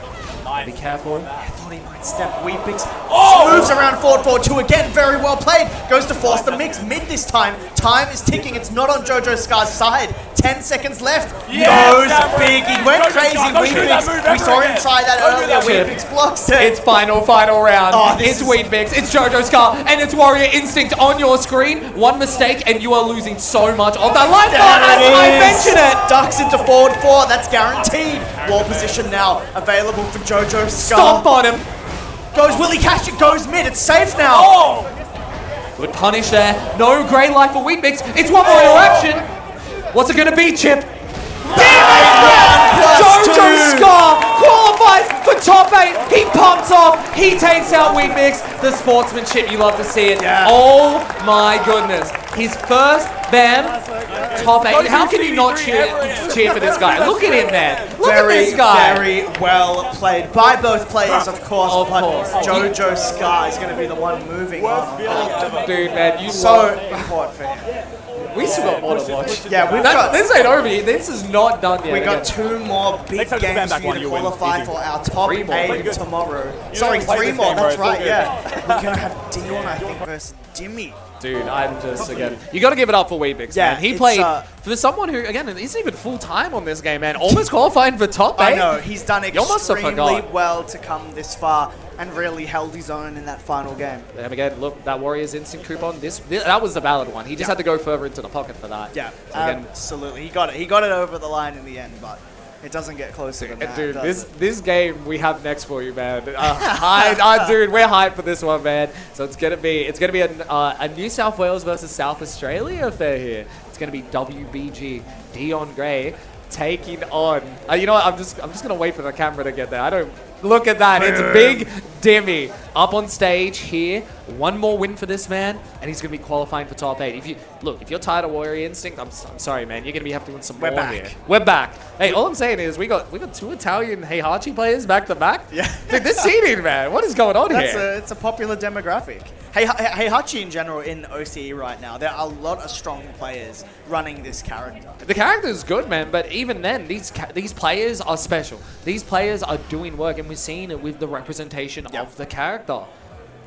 Man, dude, this is such a fun matchup. I can't remember the last time we would have seen this, actually. Yeah. Well, look, both of them have been playing a while. Yep. Dion's been playing, God, for years now. Jimmy's also been around since at least 7. So they've definitely run into each other many times, and Dimmy's been with the Heihachi like, what, the whole time. He's a loyalist. He's not just playing the character because he's strong, and if Dion locks in the Jack like he's been doing all day, well, that's the character he's been playing for years too. So years of experience on show across both players. I'm just really interested here on what Dion's doing. Okay, no, because he can play a couple other characters, but it's like, is there a little pocket pick that we might not know about specifically for this matchup? But it is going to be the tried and true mains. It's going to be Dion Gray on the Jack, taking on Dimmy on the Heihachi. Losers side, top 8 qualification here. We're going back to Midnight Siege. Chip, man, I'm excited, bro. Yeah. My goodness. All right, the characters we expected are on the screen. Is it going to be Dion or Dimmy? It's too close to call, genuinely. This is a coin flip matchup here. Here we go, people. Losers top 32. Winner moving forward for tomorrow. Loser, unfortunately, just missing out on our top 8. And back into, the full crouch game we've seen many times on display from Dion coming out. And what a call out with the low parry out of nowhere. Yeah, these players, they're no strangers to each other here. Nice punish. Guaranteed after the headbutt. Oh, Gamma Hell, not enough time to hit the bubble. Hell Sweepiana coming through. Full string there. Dion just happy to wait. And an electric check from Dimmy is going to give him that first round. Very nice set. One token of Warrior Instinct available. Dion, a little more hesitant compared to what we see earlier today. That's right, maybe just trying to feel out Dimmy's playstyle. And that's the thing with Dion as well. He's happy to lose a round or two just to figure out that little bit more and download you. Jab, goes for the big low from Crouch. Dion still with some work to do. Heat ticking away for Dimmy. Great usage of the throw break there to switch the sides. It's the mix here. Wow, doesn't do an option from Sans, just cancel it, just playing some small Tekken right now. Yeah, it's been very common to not rip the stand stuff there from both Jojo and now Jojo Scar and now Dimmy. I like it a lot. If anything, it's even more mental stack. Yeah. Checking that forward 3. Time is ticking though, 12 seconds left. Final 10 seconds, gets a punt. Could have gotten a little more of Yeah, that. I think he wanted 1-1 or 2-1 or something. Oh my goodness. 3 seconds left. Who's going to get it done? The life lead is in favor of Dimmy. He doesn't have to do anything. The slide. Why not? You got to go for it. Tries to jump full screen. But right now, Dimmy has set himself up very well. Look at the movement, but Dion snuffs out that momentum with the while setting 1. Yeah, getting that momentum back here. Dishing out some small damage here towards Dimmy. Again, that Warrior Instinct. One more token. Didn't even going to need it at this point, man? I don't know. He's looking pretty good so far, but it's great insurance to have. Oh, that's a brave challenge with the Heat. Yeah, Burst, right. That's a brave one. Challenges Sonny Bill. On the Heat Smash here. Again, no more smash here in Season 3. What is the Oaks? Forward 4. All right. Dimmy, no Warrior Instinct needed. A very confident display against Dion. And, Dion sort of switched up his style from what we've seen on stream before. He's not doing the full crouch lows nearly as much. He's going to full crouch mids. Yeah. I don't know if that's a Dimmy read or he's felt something out, but he is playing different, that's for sure. It's noticeable. And yeah, he's looking a lot more tentative compared to previous games we've seen him today. Yeah. Yeah, I'm not too sure. I don't know. But we're on the character select now. And maybe thinking of a counter pick to deal with this. I don't think he changed. I think that was Jack. Yeah, all right. Maybe a costume change, but definitely some thinking time. All right, on to pack pixels we go. A lot of work needed from Dion here because Dimmy really controlled that. Yeah, it was pretty much a one-sided pounding, and Dimmy was swinging the hammer in that game 1. All right, pack pixels. Again, Dion looking to burst back into this and take us to a 3rd game. Guaranteed. That is a great thing to hit here. Can someone go to speedrun.com real quick, man? That actually might be a record for that break. Not the best conversion, though. Yeah, maybe not fully ready for that. Now, gives Dimmy the chance to get back involved as he pops the heat. Dimmy just checking Dion here. Nice response there. Good knowledge. Able to get something, but not the traditional counter hit stun, right? It's still a float. Big damage on the ground. Oh, great challenge from Dimmy there with the heat smash. But he just did the same. He's like, all right, man. He's like, all right, I like that heat smash. Now check out mine, man. Yeah. That's been something we've been seeing all day today. Get up into challenge, like with these wake up pop kicks, wake up heat.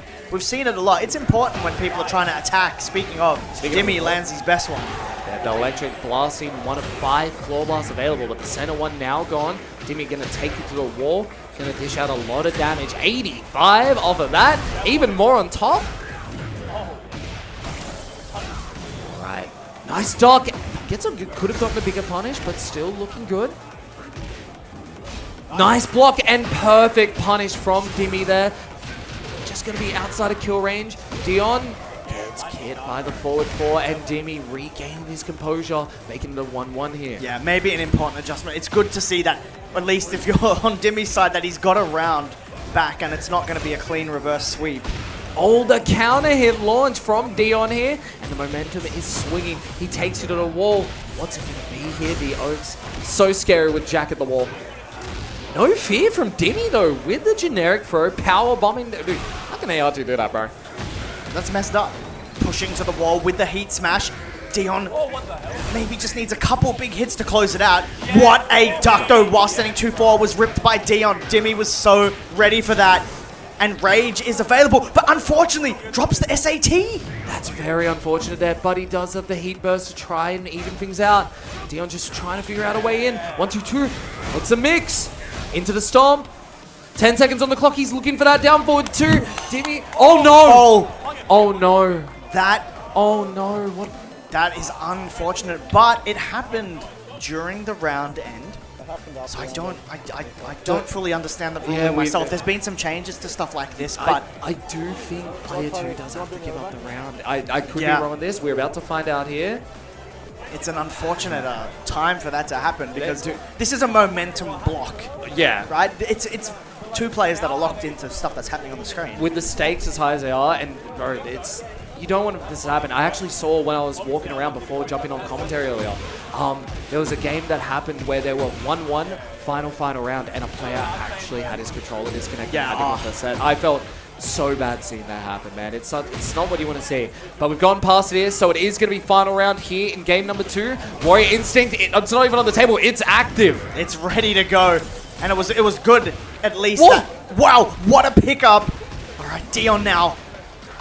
Take you to the wall. Gonna get that juicy wall damage here. Dimmy looking for an answer.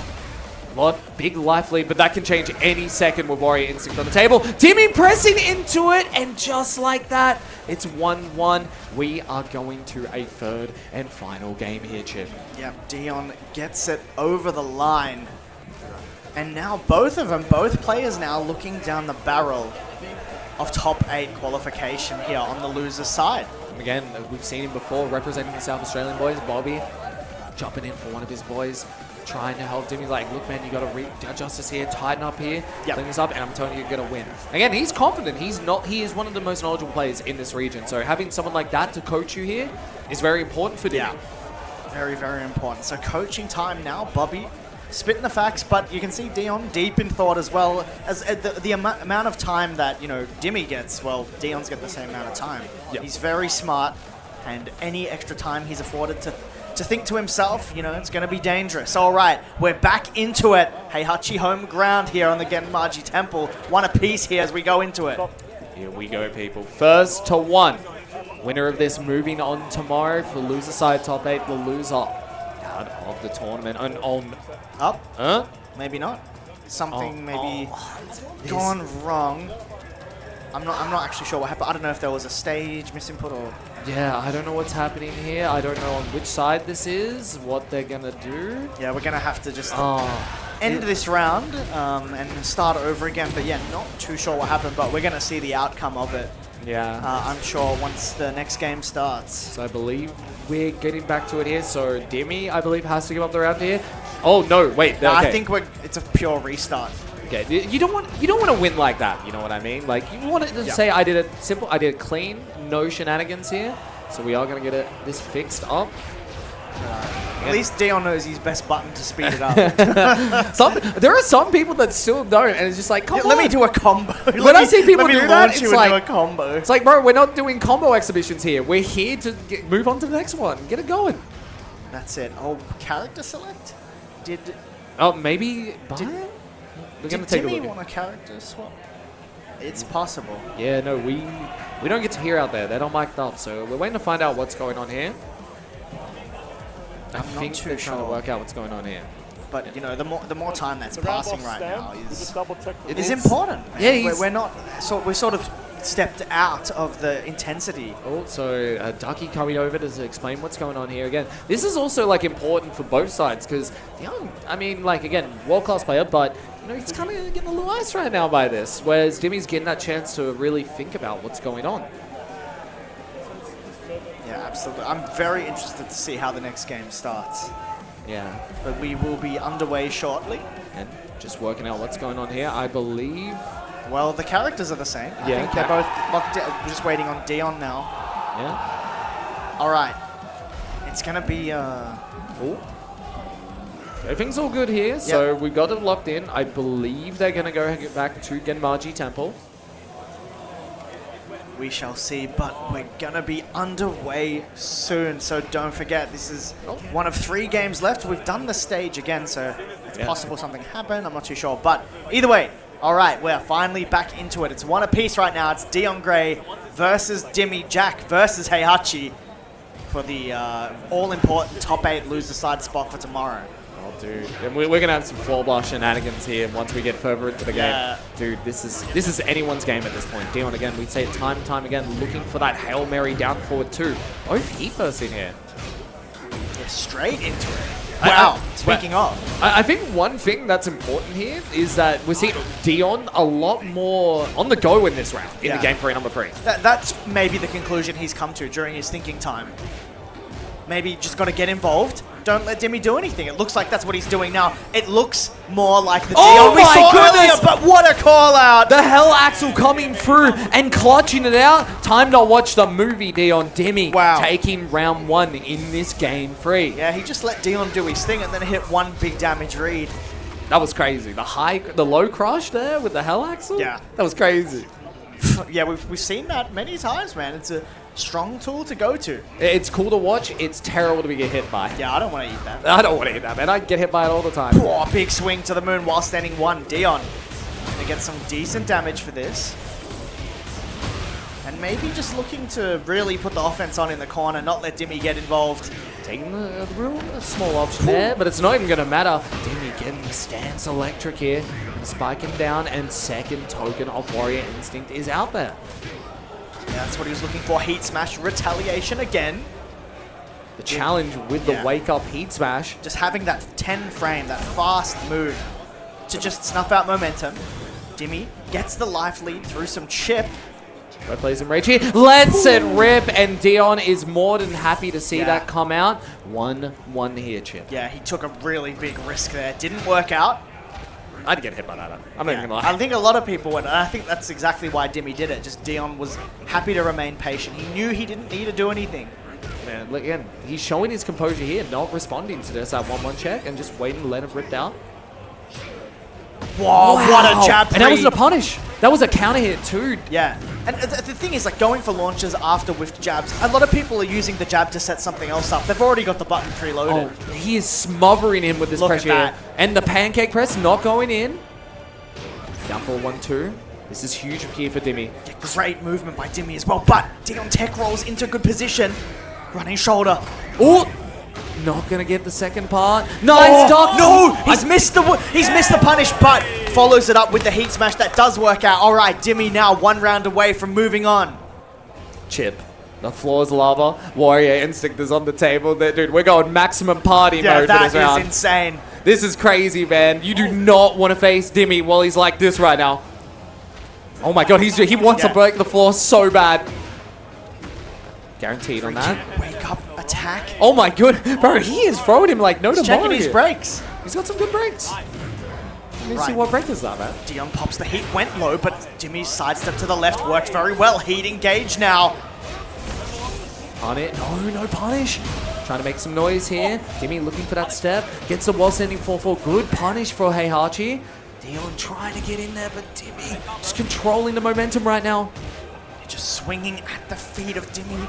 Dion still, he doesn't have much time to get back in the game. Went for the tombstone. Dimmy, clutch break. Just dashing in his face. 10 seconds. Rage available for Dion. The Demon's Breath. It's one more option. He's planting the seeds. 5 seconds. Seed plant. 3 seconds. Punish! We are going to final round here. But Chip, Warrior Instinct is still on the table. The floor blast is available. You got to cash it in now. There's the throw attempt again. They've been playing the mind game off it. There it is. Uses the chance after the while standing 4-4. Dimmy now gets the counter hit. Hell sweep. Hell sweepiana coming out. Surely the floor blast is coming out the play as well. There Spikes it is. Down. That is a huge damage one to use as well. Kicks him all the way to the wall. Dion, heat retaliation now. Jumps over the low. A lot of work to do. That's the guard break. He's still going. He's making some noise right now. Good down jab to cancel the pressure. Gotta be careful here. And one mistake. Jab, when he went big, he tried to Atlas him. Dimmy didn't bite. He's got such a big life lead now. Dash, hell sweep. Hello, it's a parry! But he has no recoverable health. Yeah, Dion saves the rage. Of the combo and the hell sweep. Dimmy clutches it out and qualifies for top 8 tomorrow. Well done, Dimmy. Unlucky there to Dion. An all-important combo drop right at the end, and Dimmy's idea was clear. As soon as the Warrior Instinct is on, I'm going to hit the Hell Sweeps because they're not stagger punishable anymore. He did so many, they racked up, and he got it over the line. He's going to be moving on tomorrow. So many games in this lead-up have been close. Dude, they've gone down to the wire. We've had a lot of final rounds. It's still not done. Dude, two more? The next 2 games, you thought that was something, bro. The next 2 games, the game we have up for you next, man. Yeah. Bro, this is going to be crazy. We are closing out our top 32 here. Coming up next, this one you don't want to miss, man. It's going to be the Hangman Kid taking on, sponsored by Aura, Mr. Subject. Yeah, this is an important one. And, you know, both players, as I said before, they want to make a push, whether it be locally or with plans to travel, as we see. Look at the stickers on that bottle there. That is sick. Just My take the camera goodness. subject. There you go. Oh, there it is. Drag it off. Hit the Oh, demon man. on him, showing the back. That's sick. That is sick. You know, the best stash in the game, some might say. Yeah, that's it. But this is important. I think for Hangman as well, because these two at the start of the year they played at TGX in the late stages of the tournament, and Subject took it pretty confidently with a 3-1 win over him. So I know that's going to be in the back of Hangman's mind because they're back on the stage again.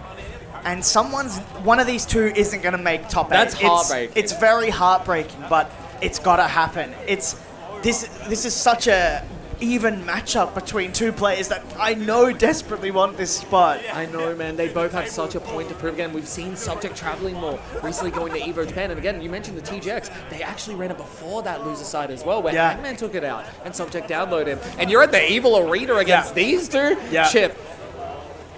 Dude. We're going here a lot lately. We're going here, so I'm happy to be here from the outside the ring, bro. Yeah. Right. Starting off with that full crouch down forward, 1-4. Mids on mids. Hangman showing out early. Happy to attack. And Subject, a little unlucky there. Got his sidestep input after the whiff. Oh, and he's going to convert a full combo here with that sidewall access. Mr. Flatless, 40 time here. Crazy. Trying to show why. 40 time online champion. How? 40 tournaments. 40 tournaments where he's just casually just beating the hell out of everyone. 40. Shout out to my man Arashi back at home, man.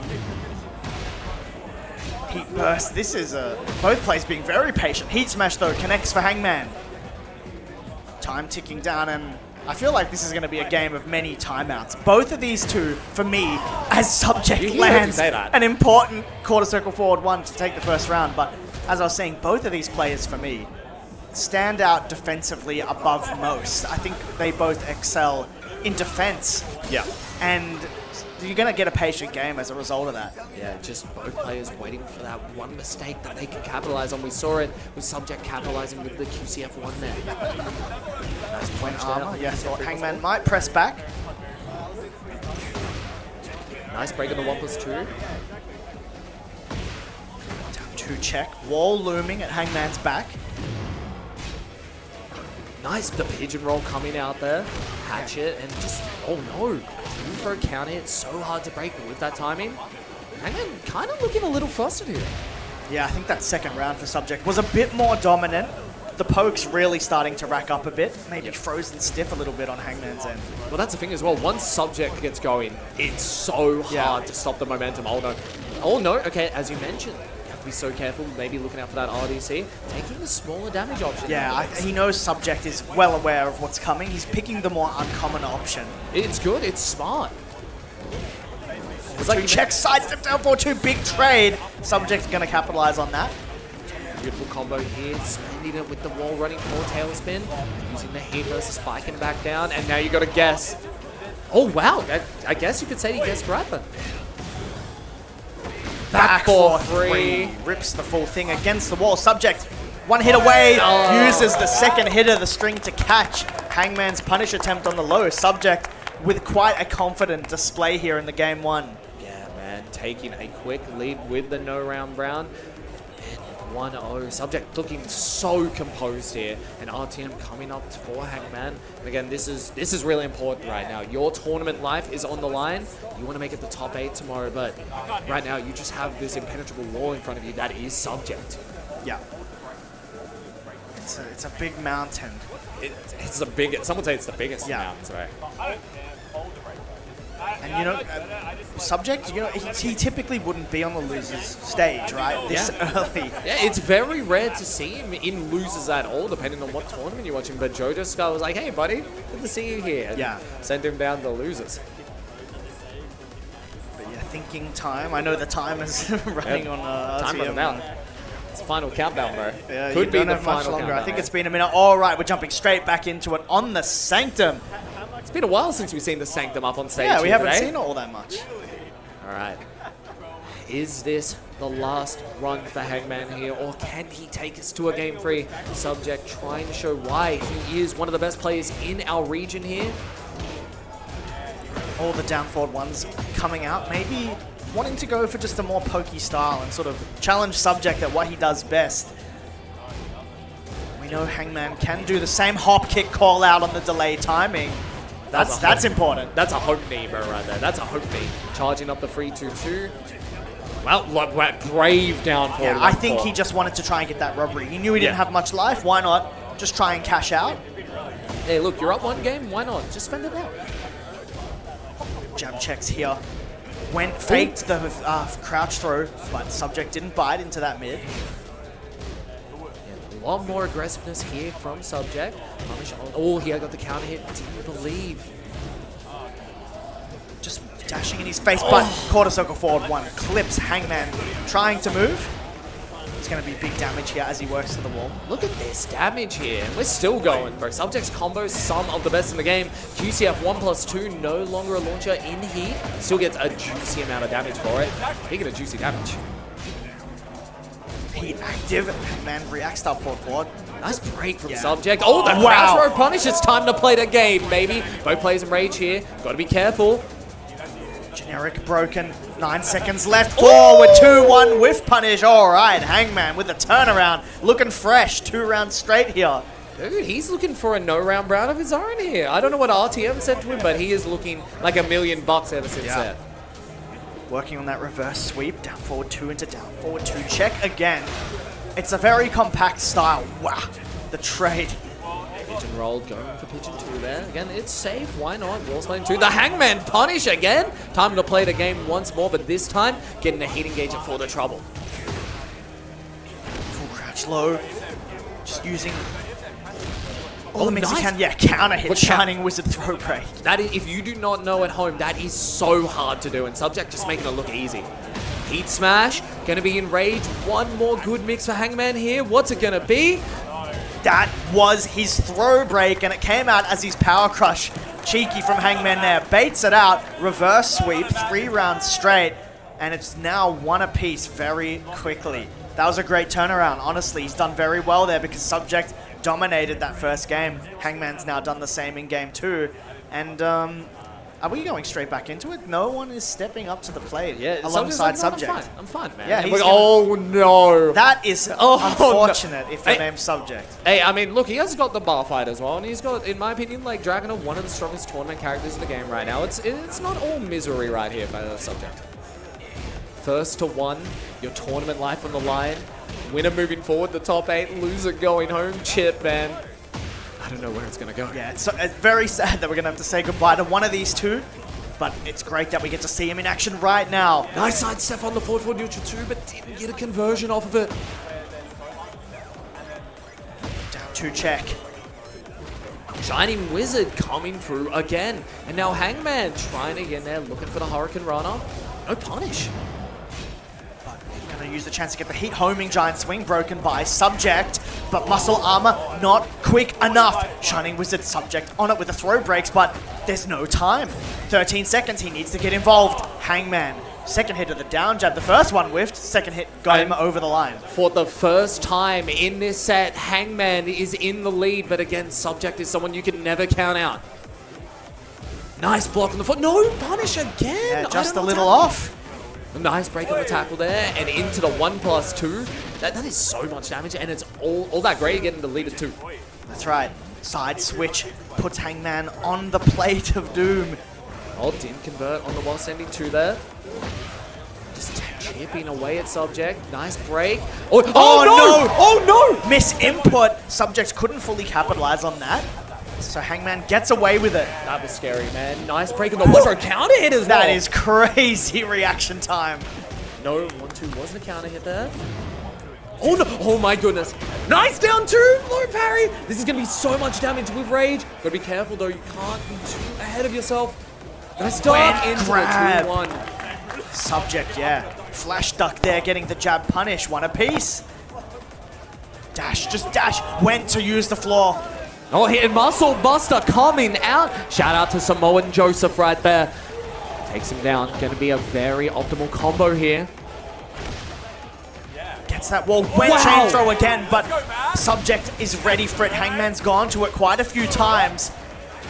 Into the mix here. What's it going to be? Pigeon 2 coming out again. Hangman unfortunately ducking here, and Subject going to get a very juicy conversion. Got to get out of there. Wanted that giant swing against the wall. Hangman, a lot of work to do. Subject chips him down a bit. Believe. Wow, does it again and again. Yeah. You have to be so careful of that giant swing coming out. Spencer Heaper, Subject with no resources available. The pigeon low coming out. One more interaction for Subject. Nice block. 10 seconds left. All right, no Jaguar sprint. Went throw again. Another important twitch shot from Subject as he tries to poke it out. Down, forward, 1. Gets the job done. All right, Subject now 1 round away from moving on into top 8. Hangman getting the power of the crowd behind him. No, that wasn't counter hit, so 1-2-1 isn't natural there. The counter hit for neutral 2. Hangman trying to get in there and take us to a final round here, Chip. 1-2 check, didn't counter hit, confirm it. All right, Hangman now with all the momentum, needs one hit. Great option to counter the backswing blow attempt. All right, final round here. Who's going through to tomorrow? Nice sides up there, and he's going to get a full conversion there with the 3-1-2. The floor blast is available. Running 2, and that's a juicy conversion for Subject here.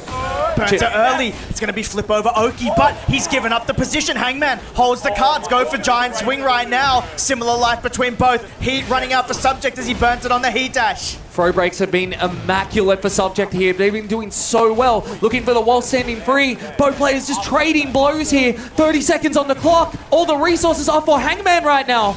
Heat smash. Not going to Jaguar sprint again. Wanted another grab. Wasn't going to land. Commits. Subject gets the punish. Time ticking. Oh no, gets the sidewalk. 4-4 in a good spot. This is huge. He doesn't get the full conversion. One more interaction for Subject, and he closes it out. He sends Hangman out of the tournament. No second BAM title chance for you. Yes, Subject. Oh, that's one of those ones. He that didn't hurts let to the watch. run back happen, man. He didn't let that TGX run back happen from their second game. But as you mentioned, man, Hangman won that first one in that same tournament. They are close. Someone has to win. It doesn't get closer than that. That's final round, baby. Somebody's got to go home. But after... We're not even done. It's a heart... I wanted both of these guys to do well, man, but... That's the nature of the game with tournament, That's how it man. works. Someone has to lose. Yeah. But we're moving on now to our final game for day 1.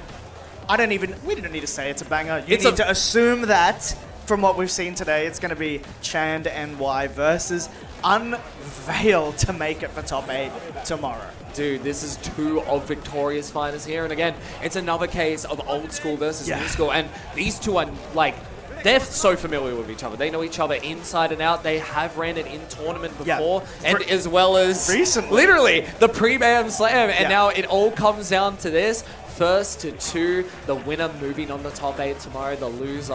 What? I can't believe either of these players are in this position here. Yeah.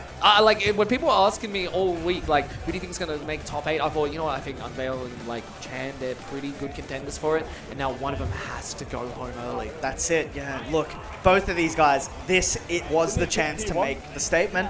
Only one person's going to get the chance to do it. Tomorrow, we were talking about how they played in sort of our BAM warm-up tournament at Pixel, and it was Chand that got the better of Unveil, coming second. Unveil came third, so they're both up there. Yeah, they're up there. They have to man. play now. First to 2, winner moving on the loser side of the bracket. This tournament has been messed up, and this is just the opening act, bro. You got you're on deck for tomorrow with Brown Man for the top 8, dude. Yeah, I'm ready for this. If what I've seen today is anything to go off what we're gonna see tomorrow, it's gonna be crazy. So you guys better be there, man. We've got to see the continuation. You can't leave the story unfinished. There's a lot of people here trying to write some history for themselves here at BAM16. What a tournament this has been, man. It's an honor and a privilege to be here with you, bro. I'm so excited to see it conclude, man. Yeah. It's not Couldn't only agree more. Yeah, it's an honor and privilege to be with you as well, but you know, it's sad that this is our last game. I know, man. And I couldn't think of a more fitting end. You have 2 of, again, this is Battle Arena Melbourne. You have 2 of Melbourne's finest players currently at the moment. Again, old school versus new school. We've seen this is new. This isn't new to him. Again, as you mentioned, taking out Knee over in Tekken 7. Previous BAM's done super well. And Unveil, he really wants to show how much work he's been putting in and show that he can hang, but not only hang, but beat these guys. Yeah.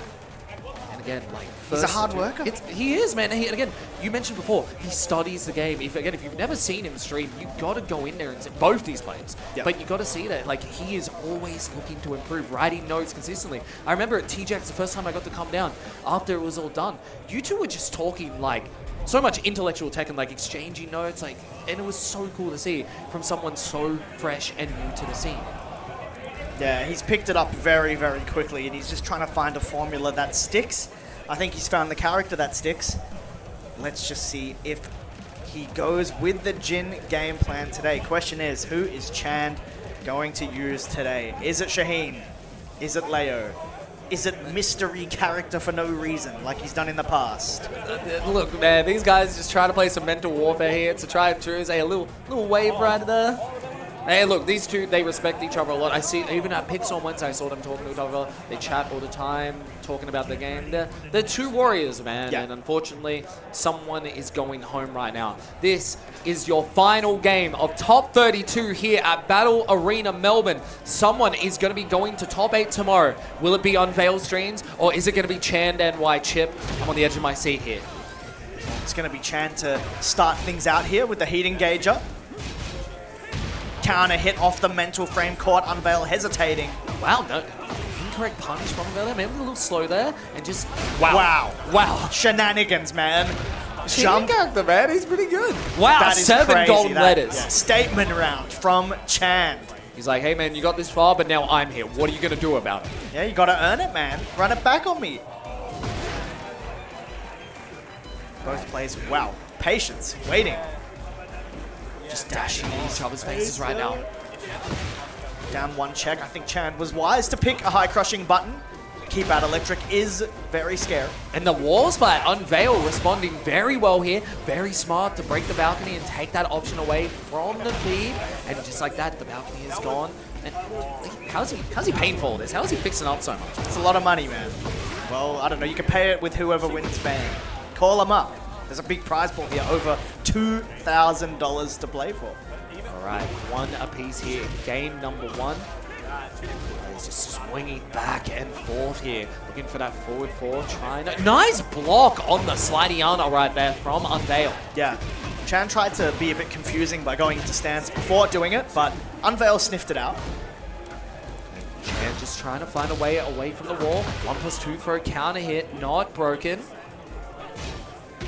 Back 3 checks, similar life between both. Down 3, gonna snuff out the heat burst. Now Chand has his back against the wall again. Spending the heat there. And the complicated wire coming out puts Chand in the rage. Right now, Unveil smothering him. And look, he's been hit by that before. No Drake coming through. String from Stance is going to put Chand in the lead. Goes plus frame. Oh, did he press? Did he press? Yes, he did! That is crazy. That was one... The balls on this man to bring out the rage up with someone like Chand dashing in your face, showing no respect. That's why it's ballsy, right? Because Chand's delayed timing to probably cover that. And then Unveil did a delayed rage art. You don't see that very much. Chand thought it was his time to go in. It wasn't. Electric whiff punish from Unveil. Unfortunate drop, though. Just jab, check, slide, though, to counter. Slidey armor coming out. We see it again. Shaheen on the screen, you're going to be seeing it so much. I think that's your boy. Not anymore. Power Crush coming through for Unveil there. What the hell? Plus frame heat smash. Unveil working on a game 1 here. Chand pops the heat burst in an attempt to get back. 2-1-4, actually converting on the last hit there. And again, this is 2-1, and wow, Unveil drawing first blood, taking out game number 1 here. This is huge. He really smothered Chand there at the end. He didn't let him play. So it's some thinking time now. Unveil really had the keys. We're going to the character select. It might be time for the Leo. And very well prepared for the shit. Wow, that was an instant press there. Like, he's like, you know what? That's it. I'm laying it out on the line. Let's just get into it. Oh my goodness, we're going to the evil arena, man. That's some pretty good RNG. Yeah, I'm loving this, bro. This is literally it for us. Every time he picks Leo, he gets Arena Underground. So very important for Leo. The character has a wall-breaking Hell Sweep and many wall-breaking mids to mix it with. So unless you can see that Hell Sweep, you're in a bit of trouble. Good luck. Oh, but speaking of good luck, the forward 4 counter here. That's some good luck for Unveil right there. That's no luck. That's all skill. Yeah, forward 4 just keeping out. We've seen him go to it many times. So has so much heat available. Chand really respecting Unveil here. It's the Chand classic, mate. The throw with the back to the wall, gonna get that wall splat, big damage, and setting up the explosives. You gotta be so careful. One mistake and 60% of your life bar is going at the wall here. Chand with all the pressure. That breakable wall is there. Didn't get the pickup though. That might be detrimental. Unveil has a chance. Uses the armor. But gets some damage. Time ticking now. Went big mid. Chand patient. Just needs one more hit. Unveil needs a few more though. Hell Sweep 1. 5 seconds on the clock. Dive kick breaks the complicated wire. The live is all quick. He gets the floor, and it's not gonna matter. Time out. Unveil steals the round from Chand. Yeah. Wow. Chand was clear on trying to hold it out to the end, and Unveil worked his way all the way back. Momentum continues off the forward 4 counter hit. This is what we were talking about in the pregame before this. Unveil has been looking for that one result. He's so close to getting what he wants, but Chand is now making his way back and just deleting Unveil's health bar. Chand really needs to get in the game now. Heat burst, working to the wall. Spring kick coming through there. And oh no, this is gonna be dead. Chand getting on the board here. They're able to convert that. It was float damage initially, but the wall blast allowed Chand to get the rest of the damage he needed. One apiece here, game 2. Just checking with that magic 4, maybe just trying to snuff out Unveil, but the jab placement has been top tier from Unveil today. It's been perfect. He keeps taking turns back with it. I mean, again, he's just doing so much work. The running free coming through, and now Chand starting to get the momentum. All of the classic shenanigans are coming out. Stomping to the city we go, and just like that, it's game point. Went big on the low there, paid off, tried to get that while standing 2. But every time Chand tries to approach, particularly off the forward 4 pushback, Unveil's got jabs for his face. Gets another important launch. The optimization. Now you got to guess for your life. The heat is still available too. What's it going to be? Down jab to cancel the pressure. Unveil. Wow, what hit! That was nuts. I think Unveil tried to track him, went for the laser scraper option, but that move's evasive when it got around it. It'll be careful here. Good punish. Counter hit there. And just like that, could be the final round of today. Can Unveil clutch it out, or are we going to a game for each chip? Electric again. with twist! He's been so on point with it. He just doesn't let Chand into the game. He's able to counter hit with everything. We're going big now. We're doing the heat shenanigans. All right, heat smash spent. Chand with half-life and heat available. Uses the side swing blow to blow up the wall. I can't believe it, man. No, a very uncharacteristic combo drop from Chan there. Unveil, he's so close. He just needs one more interaction in his favor. Chan just trying to find a way in. 30 seconds left. Down jab momentum steal.